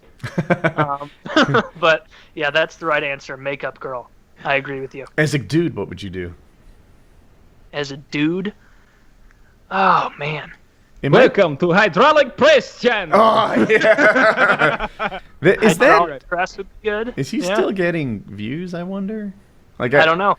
Not from me. Yeah, Reddit 'Cause seems to have fallen out of love with him. But even if he's making like 100,000 views a video, that's just super easy. I don't know why I'm using this computer, but I like the videos like not like a reaction channel or a bullying channel, but kind of like that middle ground of like where you'd watch a video almost like O&A, Opie and Anthony used to do, where you have a video going and you provide like funny commentary on it. Like it's not just you being like, oh shit, that's crazy, and then 3 minutes of silence as you watch the video and make people watch it. That would be a really kind of fun channel to have if you could just get away with using a bunch of other people's content and making fun of it, I guess. he's still But getting views. Like it. He is. Yeah. Has he crushed anything good? Today we are going to crush peeps with my hydraulic press. You know, My- I feel like they're crushing. getting better, but not amazing. Like Read the last three. Okay, a durian, which I can't tell that is. It looks a little bit like a fish that, like the puffer fish. A toilet, an Xbox 360. There's metal pipes, carbon fiber. It beats like flowers and clay and whatever they started with, but it's not quite as awesome as like bullets and stuff. Yeah, it's like not. that. It's because like part of the fun of that hydraulic press, like what kind of drew me in, was almost treating it like a fight. Like this week on hydraulic press versus ball bearings. I think that was one that they did where like you kind of wonder like, oh, what will happen? Like these are like two hard things meeting. I think the press is gonna win. I wonder what'll happen. Like it's fun to see it go up against something that you don't even know what it looks like when it smushes because you've never seen that thing smushed. Whereas you can look up 10,000 videos right now of people taking normal hammers and breaking Xboxes or stepping on flowers or whatever the hell else he was doing in there, like putty. Yeah, Yeah, I feel like it's a missed opportunity. Bullets would be a cool one. You're right. Just anything. I'd like now to that I'm see- thinking about it, it would be hard to come up with shit. But it's it right. has to be something that What happens you've with never diesel seen fuel? crushed. Right, because diesel fuel, like, so as you know, gas, you put a spark in there, it catches fire, pushes the piston down. Diesel fuel, you literally just compress it, and then it explodes, right? Can a hydraulic press ignite diesel fuel? I don't think that it would go fast enough, would it? Is that an issue? I Because would, how would you compress a liquid with a hydraulic press? I guess you'd need a really strong cylinder for it to Yeah. exist in. And how much fuel starts working? Like, do you need just a tiny amount, like almost atomized, or do you need like, or Well, in an engine, it's almost like a vapor, yeah, right? So, like, you couldn't just have a half cup or, you know, a quart of diesel fuel poured into a cylinder and then have it go through. And I I mean, don't think that. with enough compression, I think it would work. I just don't know if that's like a feasible amount of compression that like a hydraulic. So- We're talking about hydraulic don't- press and diesel fuel. So they don't compress liquid diesel; they're compressing diesel vapor. It's still spraying it in there, so it's a cloud of diesel. So yeah, if you compressed some diesel vapor correctly, it would explode. But I don't think the explosion would be enough to like blow the interesting. press apart. I don't think, but I'm no fluid You're no press hydrodynamic expert, right? like I don't fucking. I just know how diesel works. As a guy that we were talking about, we were still on the channels. Like, what would be good as a guy channel? Hydraulic press is obviously a great one. The gun thing is pretty good. One nice thing about the gun thing is that your videos are good 2 years later, right? Whereas like so I have 3,000 videos on my channel with video games, but you don't really have a lot of people being like, ooh, show me some Black Ops 1 tips, right? Like, the long tail on video game stuff isn't as good. Whereas people are still searching AK-47 and AR-15 and etc. Yeah, that's nice. I don't know. I don't know what the best thing to do would be. It's honestly, it's whatever's monetizable and repeatable, with the least amount of overhead. Kids' toys stuff is huge. Oh yeah, that's some huge. channels. You're absolutely right. Yeah, Because these kids people. watch those videos 50 times because they're children. It's insane. Like some parent just knew that, like, hey, I'll just buy little Jimmy like 8 fucking Fisher Price toys. Point the camera at him. He's cute. He'll open them up, and we'll make $1 million. And that has happened a couple times. Those kids opening toys, that becomes a big multi-million subscriber channel. I won't name names, but my wife severely dislikes some of them. She just like Just strong opinions on toy channels. She does. Why? Because Colin watches a lot of them, and she thinks the videos are bad. And it's this combination between the product being so bad and them being so successful that she finds objectionable. And some of the videos in her defense, like, again, I'm not going to name names, but some of these toy videos are just shit. Like, from a production standpoint, it's like a wobbly, shaky cell phone with no lighting, a kid that doesn't have much to say, and 1 million views. And it's just like, you know, in the same way that some people can, like, do shit to an iPhone 6 if it's iPhone 6 release week, and get a ton of views. That exists too with some Harry Potter Lego toy. And Yeah, if you're hot, it's a good time to have some. It doesn't have to be great quality. I mean, that's what Richard does, blowing up all those Apple products. You know, not that his quality isn't really good, Yeah. but he's taking advantage of something that's hot in the search results. Yeah.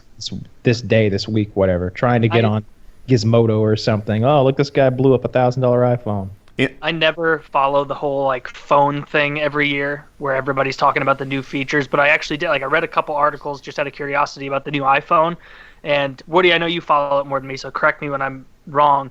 They're getting rid of the headphone jack, and it has it doesn't lay down flat correctly on tables. Apparently, like, the battery bulges out a little bit, so it kind of like Wobbles. sits on a tilt.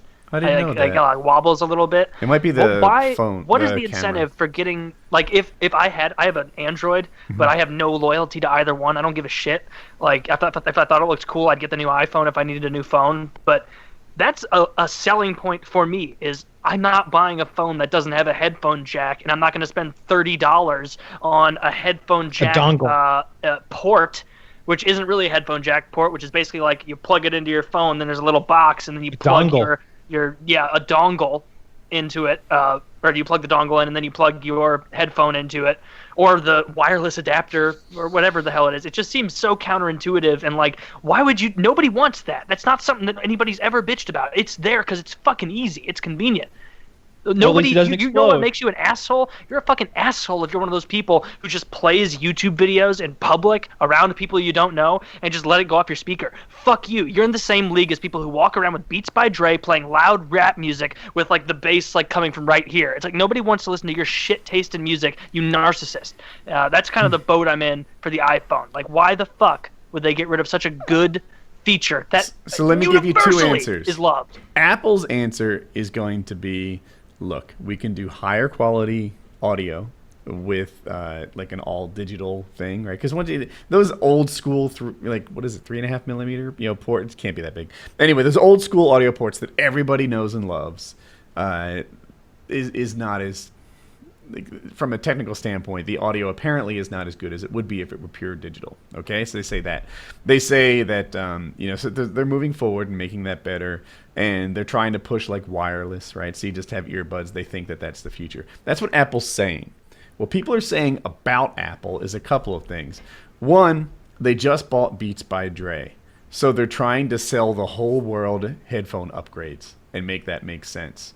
Two, by not going to analog, right? It's really hard to have DRM, like digital rights management, on music when it's so easy. Like, when it goes analog, there's no protection on it. By keeping it digital all the way to the headset, they could perhaps someday put more like protection to stop people from like copying songs and sharing songs and stuff like that. So really, I don't think their move is an effort to make customers happy. I think it's an effort to just get more fucking money out of them, by selling their Beats by Dre, by someday having music and movies and shit that's easier to have digital rights management on. I don't. It's not customer facing. I hate That it. is a little bit annoying, but at least it doesn't explode like the Galaxy Note 7. Like, who needs C4 when you got a Galaxy Note charged to 100%? That thing will take a car out, a kid, whatever you got it near. Can't bring it on planes, apparently. Yeah. 'Cause it Oh, just bursts who would want asunder. that? It's dude. I'd rather have you sitting over there with a dynamite. It's fun. So Apple released the fastest phone ever, right? It's faster than anything Android makes. I'm told. It's not my area of expertise, but apparently this A10 chip, all the Android guys are like envious of it. It has some Geekbench score that's incredible. And the camera is like better than we've ever seen before, and it has like real telescoping and better, real faster lenses or whatever. All anyone's talking about is the lack of headphone jack. That's the main story. I think what's going to be popular. I wish I knew how to get. I don't into care this about that business. at all, honestly. People are going to make cases that have a headphone jack in it, right? Just extend the bottom of the phone by whatever it is, a half an inch, and that case will give you a headphone jack. And then everyone with a car from like 2010 that has like an auxiliary input but not Bluetooth is going to buy that. People making those cases are going to make tens or hundreds of millions. Someone's going to be the case that everyone gets that gives the phone a headphone jack. Yeah, maybe so. I don't care about the headphone jack, not even a little. I don't use mine almost ever, never. I don't listen to music. I've got Sirius radio in my car. And I listen to that in there. And if I'm at home, I don't listen to music for any reason. I Netflix or YouTube or something on my laptop or a game. If I've got headphones on, I I plug these into my laptop and I don't know. I'll be playing Civ. I do like 3 things at once usually, so I'm just not listening to music. It wasn't until today that I realized, like, I call it a phone, but this is a music player to me. And they literally removed the headphone jack from a music player. This is idiocy. It's unforgivable. And it's, of course, it's more. It's like brain augmentation almost with fact checking and the internet and all that wonderful stuff. But it's a music player. That's a big part of what I expect. Well, you know what you to could do? My headset that I've got upstairs and I'm always like singing the praises of, the Parrot wireless headset will just Bluetooth connect to the iPhone, right? Yep. Yeah, that's where they see people going. That is so nice. I think it's like a $300, $400 headset or something like that. But I mean, it's wireless and the clarity's perfect. I don't hear any hiss, any static, anything like that. I might get an iPhone 7. It's time for a new phone. I've got I don't know what I've got upstairs. A nicer phone than this that I've been meaning to switch everything over to, but I just haven't. A reason I might like wireless. So I have 2 Bose headsets. There's one of them right here, and they do noise canceling, which is sometimes a really big deal to me. Like in the winter, we have a fireplace with a fan that like blows the heat all over, and just noise canceling and like chilling with my computer is a really nice environment. In the summer, I have earbuds, but they're the same thing, and I mow and weed whack, and the noise canceling is like hearing protection. The problem is, it seems like it yanks it off my head too often, especially if I'm doing physical stuff, like if I wanted to do woodworking. Wireless. Right? So I can imagine a world where I go wireless and then like never go back. It's like, oh. Man, I almost want to send you my Parrot headphones, but they're mine. They're so fucking nice because they're wireless. The battery lasts forever. Like everything. Over the There ear? aren't a bunch of. It's over the ear. Right. It's over the ear, but it's really low profile. And everything there's no buttons or anything. You just kind of move your finger along it, and you can hear the responses immediately to kind of learn it really quick. You would think that would be hard to learn. Like, all right, rub my finger on the back side of my ear for volume and across the ear hole to change channels. But you figure it out after like a minute. I like those things a lot. They gave them to me, or I'd never spend so much money on headphones. But I like them. They're noise canceling, of course, like you said. That's really nice. I was using them when I was listening to a lot of Game of Thrones.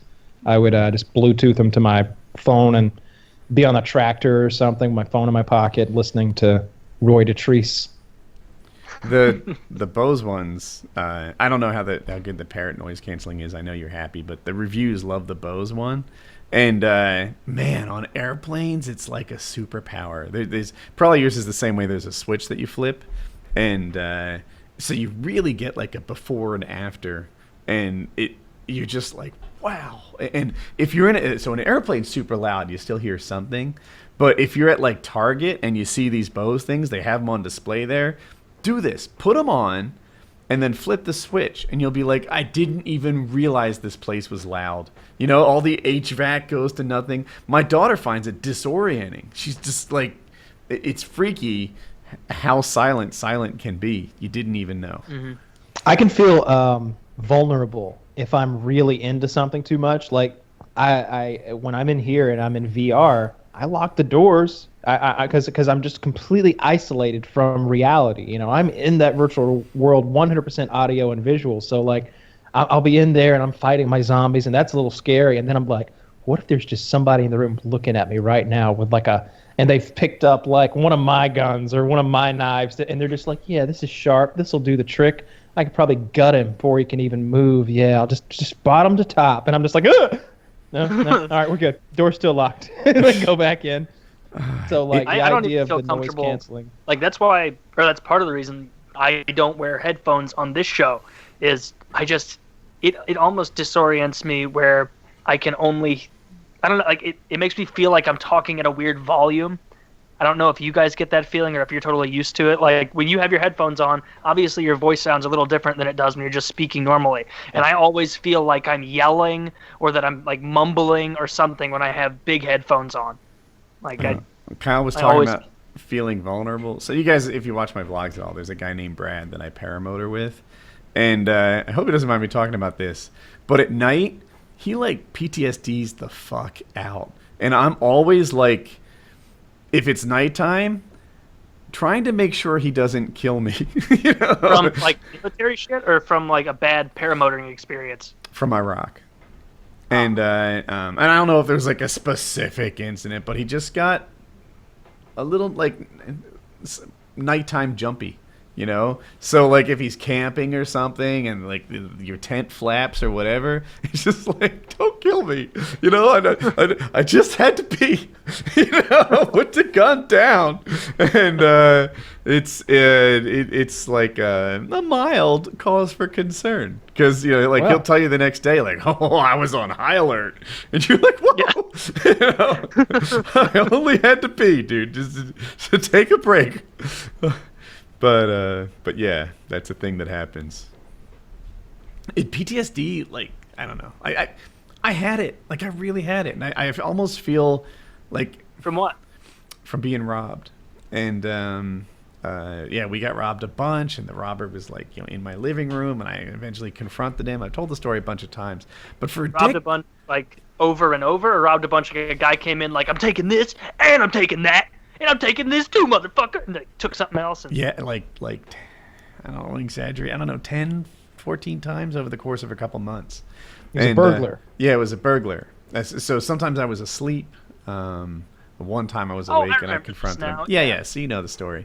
And I didn't immediately identify it as PTSD, and sometimes I don't even want to call it that because I feel like I'm lumping myself in with soldiers and like people who've done braver things than getting robbed. And I don't mean to do that, but the impact it had on me was definitely the same. And it's opened my eyes to like, I guess there was a hint of me that thought PTSD meant like cowardly or something. Like, but that's not the case at all. You know, you can be like Captain Bravery on game day and then have it affect you in a really strong way, you know, months and years later. Well, there's no such thing as bravery if you're not afraid to begin with.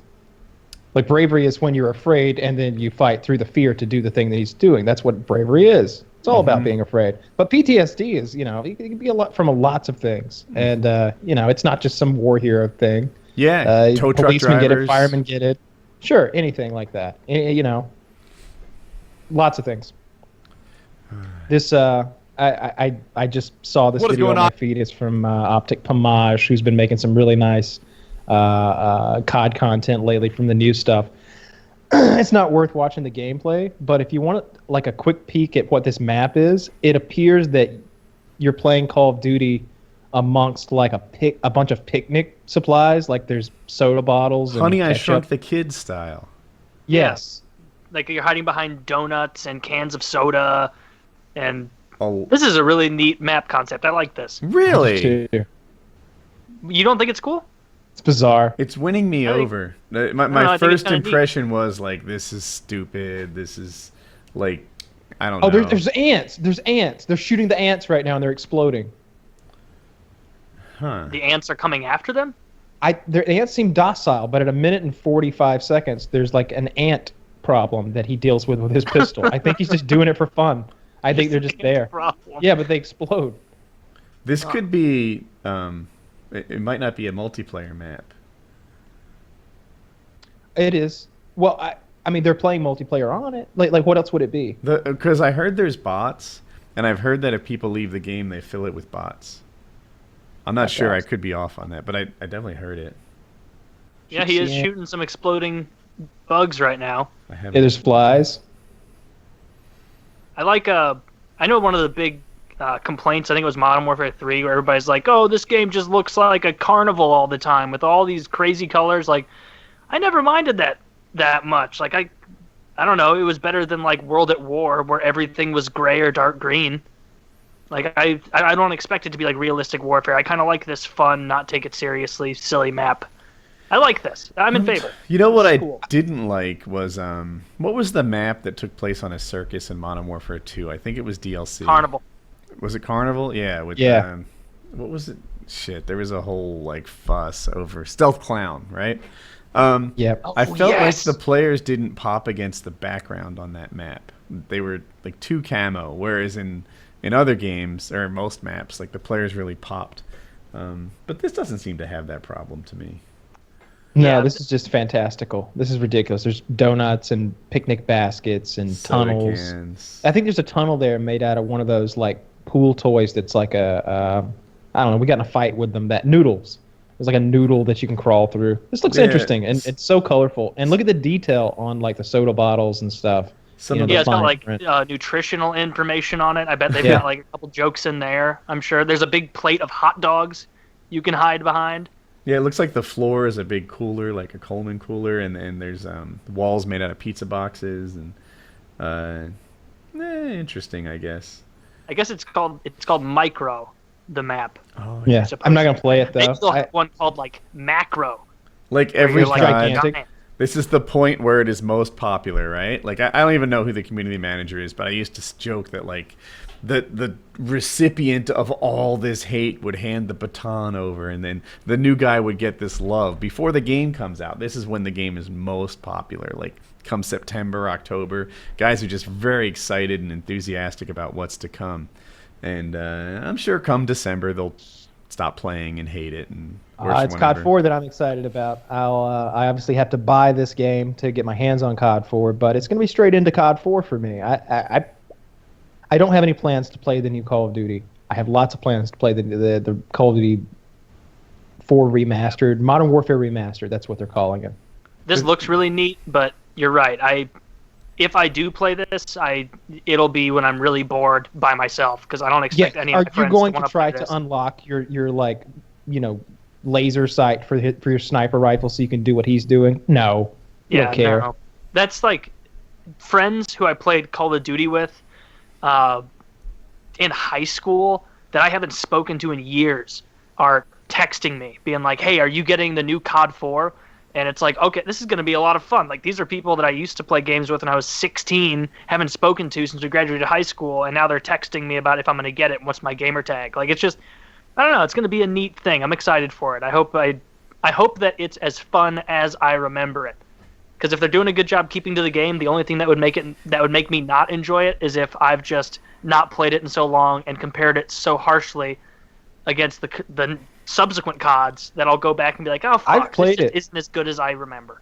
I've played it fairly recently. Like I get on and play COD 4 like every year, just about. I don't know. It's probably been about 2 years now. But about 2 years ago, I got on and started playing a lot and was getting like crazy good scores and like screenshotting them and stuff. I was because you're not getting the A team anymore, so I'm just trouncing people with a couple days worth of practice, just really running trains. Yeah, you're playing against all like the little kids who told their parents like, I want Call of Duty for Christmas, and they're like, well, this one's $8 and the other ones are $60, so you're getting this one from 2007. It's the fourth one. I mean, come on. It's not like How new do you need, Tim? At Woodycraft, we used to deal with this a lot. Like people would be nostalgic about the good time they had on like an old game mode. And sometimes we'd bring it back. Like Kit PvP is a game mode where people just basically just sword fight each other. But those classes that came with the different ranks and that map, etc., to them it was perfect. To me, it wasn't very good at all. It was an early effort. We'd made a bunch of improvements. Whenever we brought it back, people didn't like it. But what they liked didn't turn out to be the game mode. They liked the camaraderie they had with the friends, the way they team up, the early success, etc. And then you bring it back, and for some reason, it just didn't recapture the love that they used to, even though it was the same. And I got to get some people to play with. I got to get myself a real friends list built up over on the Camping Time gamer tag. Get some good players. See if You I got can to assemble a team. Got to Yeah. assemble a team. I- And I mean that. Yeah, absolutely will. I am presentable at every COD, but I will very rarely be the guy who's like, man, look at fucking Merca tearing it up. Like that's rare, but I usually don't go negative. So I'm a nice bottom. I'm a nice fourth liner on any team. I'm a grinder. Looking forward to getting you know what? in. I've got the intangibles. Looking forward to getting in on some of Wings' parties. Maybe playing some COD 4 with him. You think you want to play with Wings? No. I'm saying I was suggesting for you though. You know. No, I don't think that he would want to play with me. I think that he would remember not fondly me ruining that spawn and be like, no, Still hold we're it. not playing. Still hold that against you. I think so. Well, yeah, I'm looking forward to it. Can't wait. All the games this fall. Really excited for. I've been playing way too much Civ, getting super sharp at Civ. Maybe I'm a bad person. I hold it against him, right? Like, I remember one incident, and I wonder if he'll watch this, and I'm sure he will if people talk about it, but he was giving the rest of his team shit about not capping flags. And me in particular, you know, like, you guys aren't fucking capping flags, etc. But it was one of the Treyarch games where the flag caps were, like, you know, counted. And I outcapped him, I think it was 7-2. And he's like, yeah, I'm like, Wings, check the scoreboard. Look who's capping flags here. And then he said that my flag caps somehow, like, weren't as good. My 7 didn't compare to his 2. And it was just real, like I still don't want to play with him. You know, like, I haven't let it go. Like, you know what? Never mind. Like, I don't When's need the all last this. time you guys gamed with Wings? It had to be over a year, maybe over 2 years. Oh, I don't remember the last time. Yeah, I'm just, like, maybe I do want to play with him. I don't know. I just, like, From a winning perspective, he's a good guy to have on your team. Sometimes. I assume. I never played with him that much because I don't want. I'm sure he's way better now than there was a time when his game style was just to run up score streaks, but you can't judge him by like 2012 or something. I always, like, I know it was in vogue to be like, oh, so easy to kill horse, so easy to do this and that in objective game modes, but like when he was in those games and racking up those kill streaks, like, you can't say that, like, oh, that guy unlimited UAV who's going 39-2, he's not even helping. Like, no, he's really making it a thinner playing field for you guys to fight out there because he's That's his tearing it up. Pavlo. Yeah, You know? like, that's kind of what so I never really liked the critique of, like, he's not playing the objective. Like, well, if he's going 39-2, he doesn't have to play the objective. I will say that it's easier to go 39-2 if you don't play the objective. I won't say going 39-2 takes no talent if you don't play the objective, because it does. And I was in a game with his. It was pretty cool. So we're playing and we can't win, right? I'm busting my ass, not doing anything. Let's say that I was like 25-18 or something. Like, not negative, but I'm not having my game. And the whole team seems like that. And we're not going to win. We're in trouble. It's domination, and we're fucked. Wings is on a kill streak. Like, he's doing really well. And there's a guy who has a really advantageous spot, like behind a barrel on some snow map. And Wings politely asks him, like, hey, brother, can you move over? Can I have that spot of yours? And the guy said yes, mostly because Wings was like a big YouTuber. And Wings got a nuke and won the game for us. And I was like, yeah, you know? That's pretty fucking awesome, because we were going to lose. We were losing. And we didn't lose many games, so, like, it was kind of a big deal. And Wings pulled out the win, and you know, he was a good player.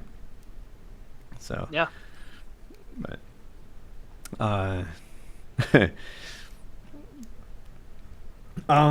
thinking, let's see. We got to do at least one more question. Here's one that Shit. I get so many Oh, what questions. are you making a face at something? Because you look like you're... Okay, that's what you were making a face at. Let's see what this is. Der Haufen Moosweg 2.0. Ah, I remember the original. No, I don't. I'm a big Der Haufen Moosweg. The explosion, the translation is explosion in garden. He even spelled that wrong. Explosion im Garten. Well, he's spelling phonetically. He's fucking German over there. Is he gonna blow his hand off? He'll be all right. I don't see this ending well. All right, so it's a gentleman wearing shorts trying to throw some fire at... Oh! Jesus. Whoa! Holy shit. Yeah, that, I mean, it said explosion, I just... I like that I'm like 3 seconds behind Taylor. Holy shit. So this guy just threw... I don't know what the fuck this big pile was. Maybe a bunch of wet, oily rags by the look of it. My guess is it's a big pile of like newspapers and like just paper trash, and it's full of gas, not gasoline, but an explosive gas of some kind, like not I don't know, acetylene, butane, Maybe propane, gasoline and like the that. vapors got everywhere. Perhaps.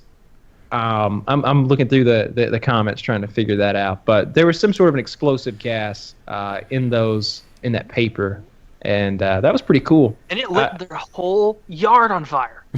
That's something that I've been thinking about for a while, is like, because we do so much Amazon stuff, we've got a huge pile of cardboard boxes, and for a while I've just been storing them in the garage instead of throwing them in the dumpster. So I've got this huge supply of cardboard boxes, and I was thinking about building something big out of cardboard boxes and then filling it up with explosive gas so that when it exploded, it's cardboard, but it would create a volume of semi-compressed gas that would be substantial. You could put the boxes That'd in be a cool. pile and then jump off of something into the boxes.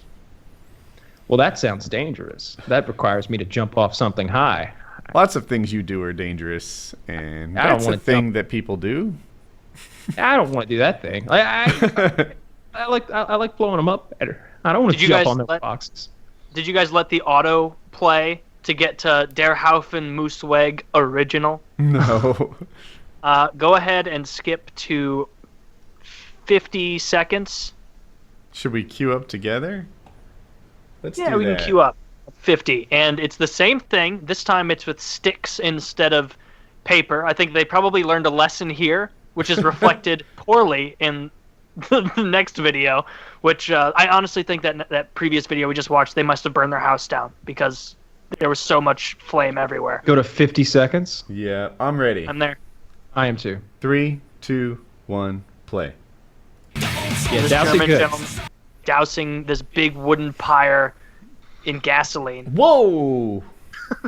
Lights it, and he's very clearly caught off guard by how quickly that explodes. He thought it was going to be a Holy slow shit! burn. That was a big fire! It pans out, and there is a whole field. It's got to be 100 yards at least spread of burning cinders of this giant wood pile. Oh, the guy's alive. He's like, He I touched his fucked up. eyebrows, so I Yeah. guess he's running out of facial hair. That's what I'm When he thinking. I bet he first- singed his facial hair and When he first lit it, I think they're going to do a replay. He's enveloped in flame. He's crouching in gasoline when he lights it. Look at this. Look at this. He's like, oh no! Holy smokes! Oh no! His face is Oh. on fire for a moment. That's great. All right. What a good. dunce. We'll Why do. would you make a sequel to this and not fix whatever problem occurred? He did it wrong, really. I'll tell you how I would have lit this fire. I would have made a trail of gasoline, say 6 feet long, and then lit the end of that trail. And Yeah, or just light a stick on fire and throw it.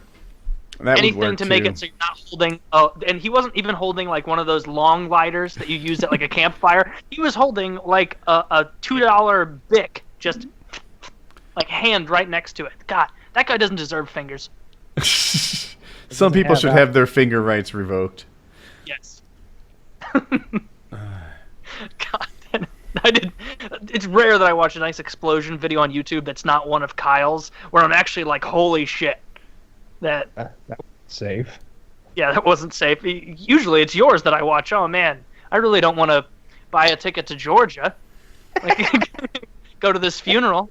Maybe I don't want to go down there. It's always invite me to watch. Yeah, I would like to watch. That would be fun. Yeah, we good time. Yep. Is that? Do we have anything else we want to cover? How long? How deep are we into this We're rabbit? 2 minutes from 4 hours. I feel like we should crack it. I feel like we'll crack the 2 minutes in closing arguments. Closing arguments. You want to do 2 minutes worth of politics? We've avoided it all show long. Oh man, so I brought my Trump shirt just for this this show, and then everybody's like, no. Get a picture of it. Yeah, Good view. It says build the wall, of Mhm. course, and then Trump 2016, and then it's got him kind of like Rosie the Riveter rolling up his sleeve, and it says "Make America Great Again," and yeah, gotta get his face there. That's an in the house shirt, unless you want to get beaten up. Yes, this is in the house shirt. What I about don't- in Georgia? Is it still an in-the-house shirt? Well, look, I don't want to. I'm not looking to be provocative with my shirt. I don't want to start an argument or a dispute for anything.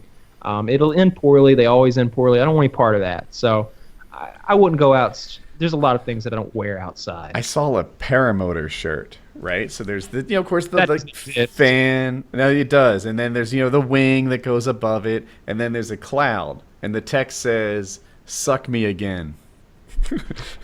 Very few people have hard stances against paramotorists, though. But Where it's a you don't cloud have- suck joke.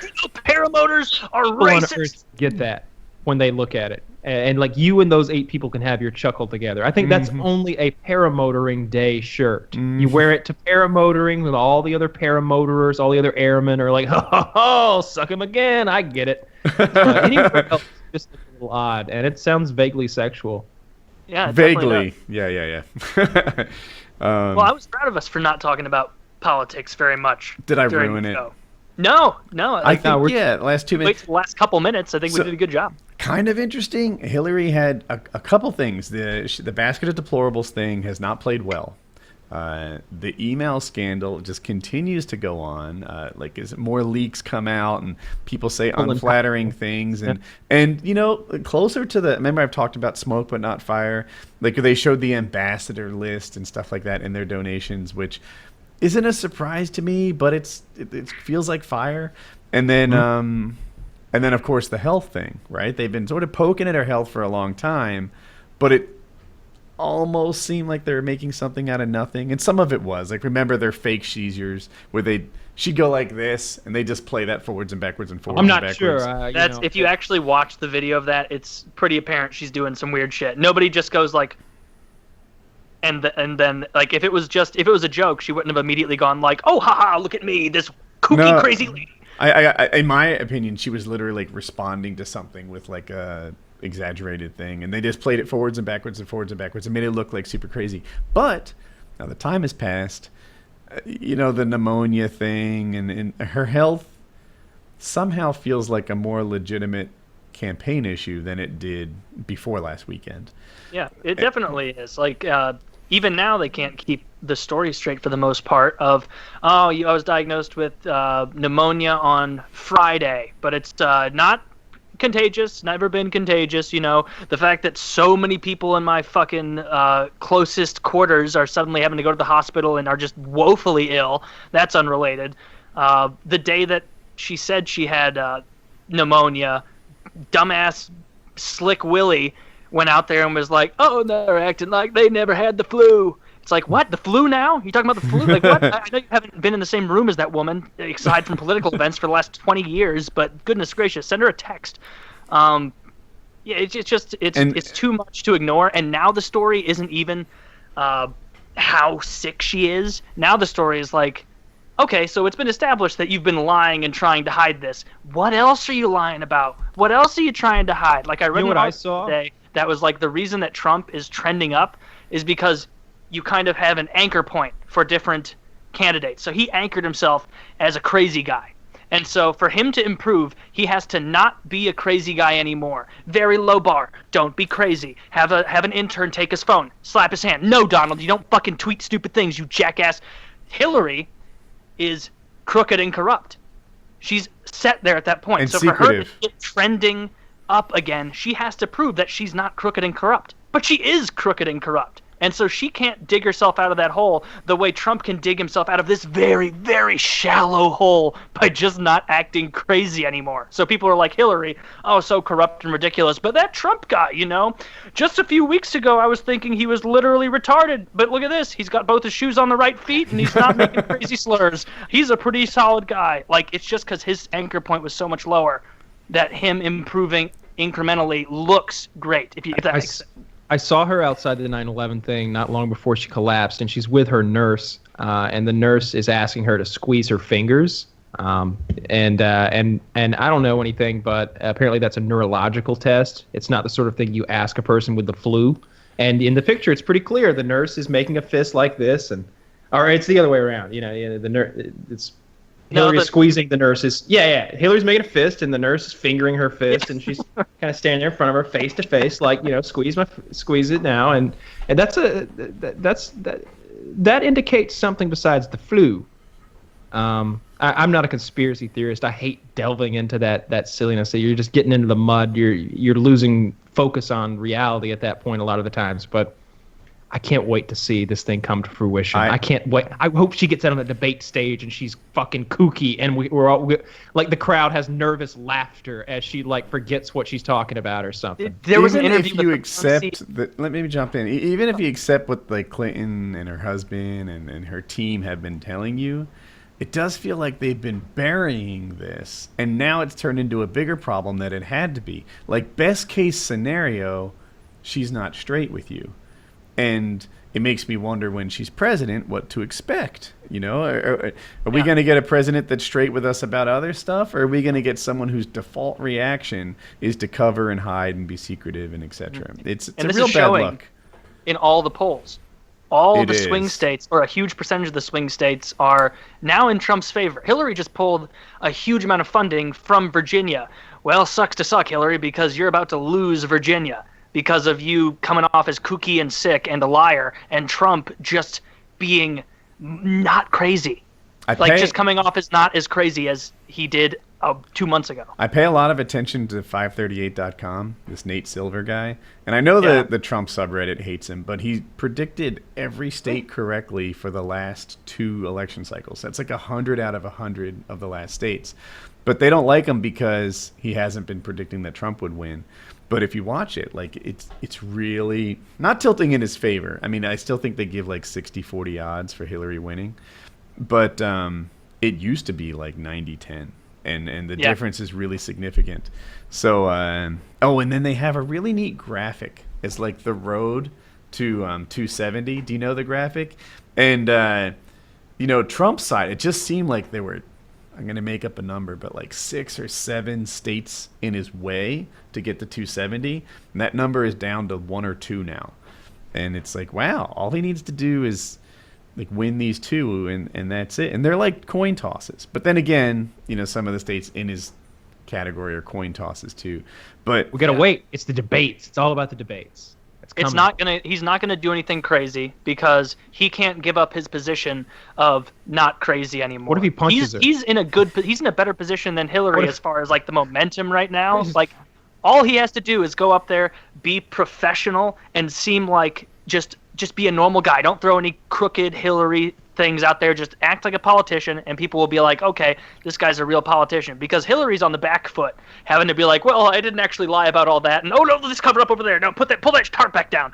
Like, she's on her back foot, it seems like. And Trump, if he goes out there and does the whole like, oh, you're crooked Hillary and blah blah blah, and just does that whole spiel of making just over the top comments, he's gonna lose support. That small contingent of alt-right people who just love Trump, they'll love it, but the average voter is gonna be like, oh, okay, he's back to the Apprentice Trump, just treating it like a performance. Where I don't know. It's going to be anything like people think the debates are going to be. Some of the things that Kyle said, like when she's coughing, she can't even choke down her own lies. And don't you need a president who's able to stand up for you? She can't even stand up for the debates.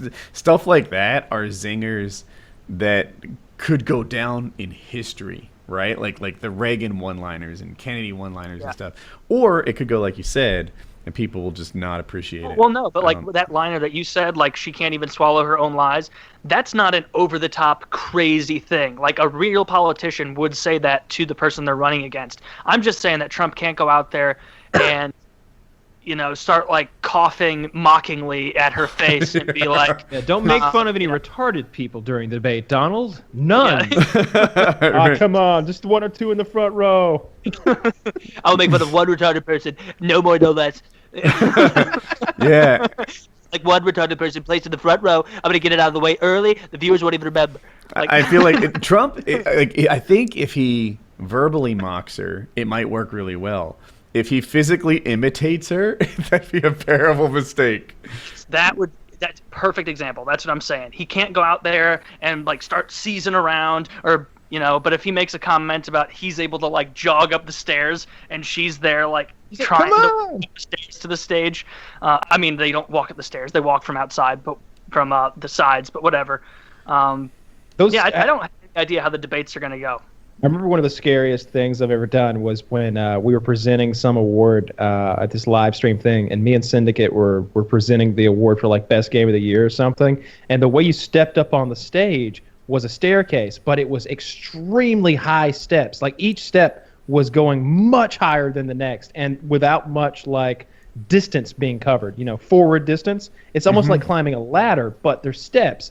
And I think I'm wearing like I don't remember what I'm wearing, but it's not like athletic gear. Right. So it's just like, all right, up these stairs we go. 3 steps, and then the stage. 3 steps and then the stage. 3 steps and then the stage. Because if you fall. There were so many. There's a room full of people, and I mean like 400 people in the room. And they said that there would be 1 million total in audience on this thing because there's like a big ass live stream that like dozens of YouTubers have promoted. It's like streaming from Machinima's main page or something like that. I was so afraid I was gonna fall on that stage, and I almost did. Like I was a little bit going out, like lost my balance a little bit because it was just impossible.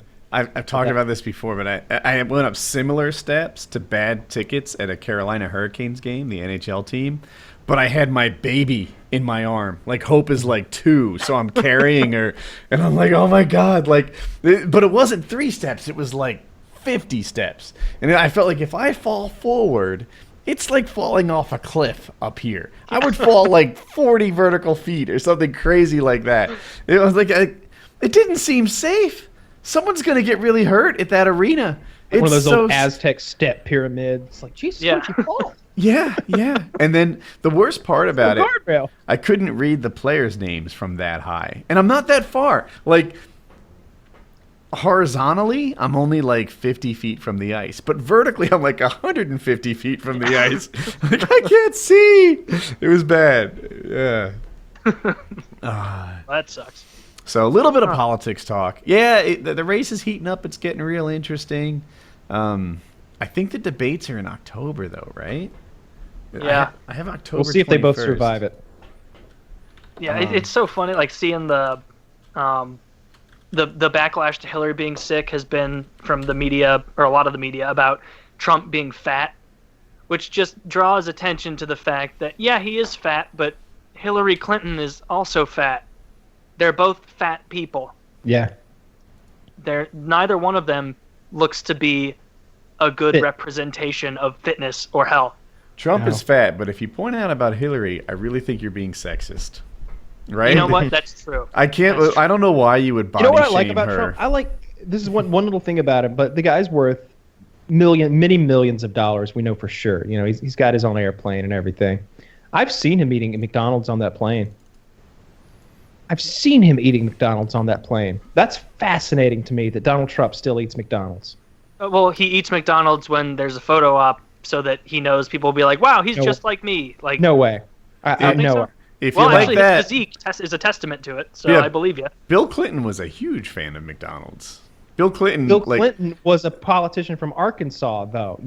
Like Donald Trump is a billionaire from New York City. Bill Clinton would be driving in like the presidential limo or whatever, and there were no plans. We passed a McDonald's. I want to go there. And fillet of fish. And he would get big, and the Secret Service is like, oh my god. He'd be on a jog. He'd be out for a jog wearing those like 1990s like colorful men's running shorts. Yeah. that The don't short cover up shorts. wide enough. Yeah. And he'd be like, you know what? I got a hankering for a double cheeseburger. Let's jog on in here to Mickey D's. Hamburger here. Let me take a few of these. All right. He was He'd get himself a few burgers and jog on out of there. And the reason he was jogging was because America was like, Bill's a little chubby.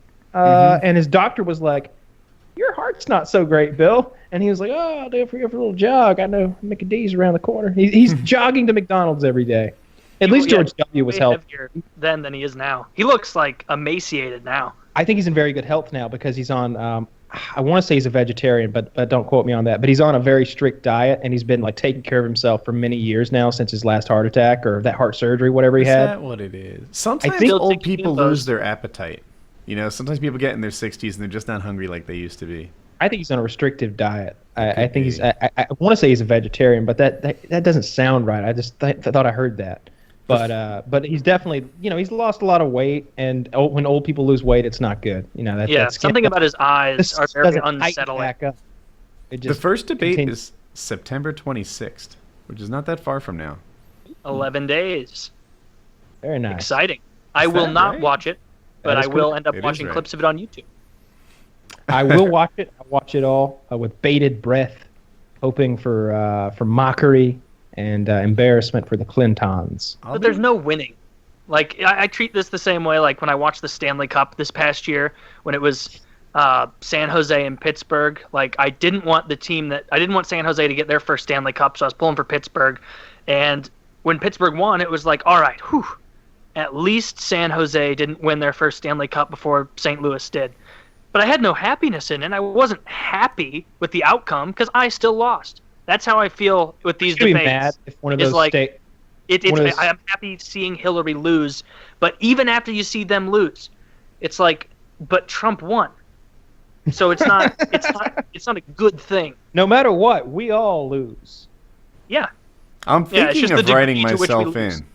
Like I used to be for Gary Johnson, but one of the issues that's important to me is H-1B visas. I feel like just being in that industry for so long, they import all this tech talent in, and Americans aren't getting jobs, and they're bringing in non-Americans to take American jobs, and it just seems like they're like more, and it's like, no, fuck this. Like, this is, I don't like it. I don't like just shipping in talent to take American jobs and like artificially suppressing a career that I think takes a lot of talent. Like, you need to be an intelligent person to be an engineer. It's an Understandable. IQ test that happens every day, and they fuck with you. So anyway, I don't agree with it, and it almost disqualifies Gary Johnson in my head. But I'm like, if I vote for myself, this is brilliant. I agree with all my issues, right? I like appropriate level of morality. Everything about me, I agree with. So I wouldn't vote for myself. Too conservative. Yeah, I'm just like, vote for me.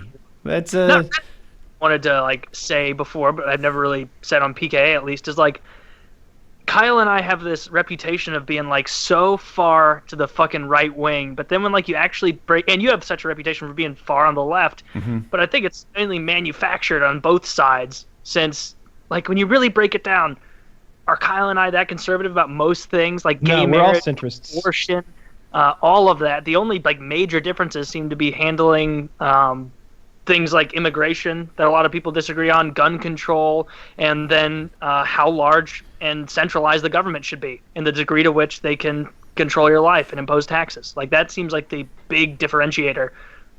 not on this show. I know we disagree about Obamacare, and I can't think of much more. Like, Yeah. Mm-hmm. We're actually pretty close.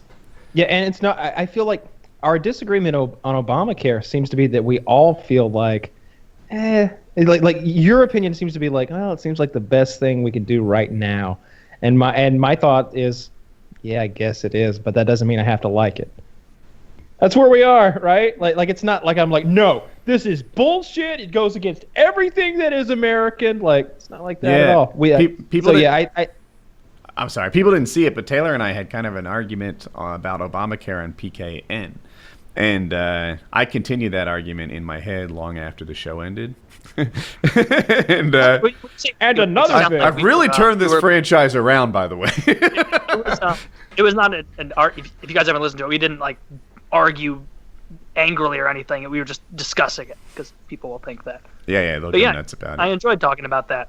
Yeah, and it was like, I feel like Taylor didn't really use a lot of health insurance prior to Obamacare. I could be off target with that, but the whole thing, like, there was this existing condition, boogeyman, that would attack people all the time.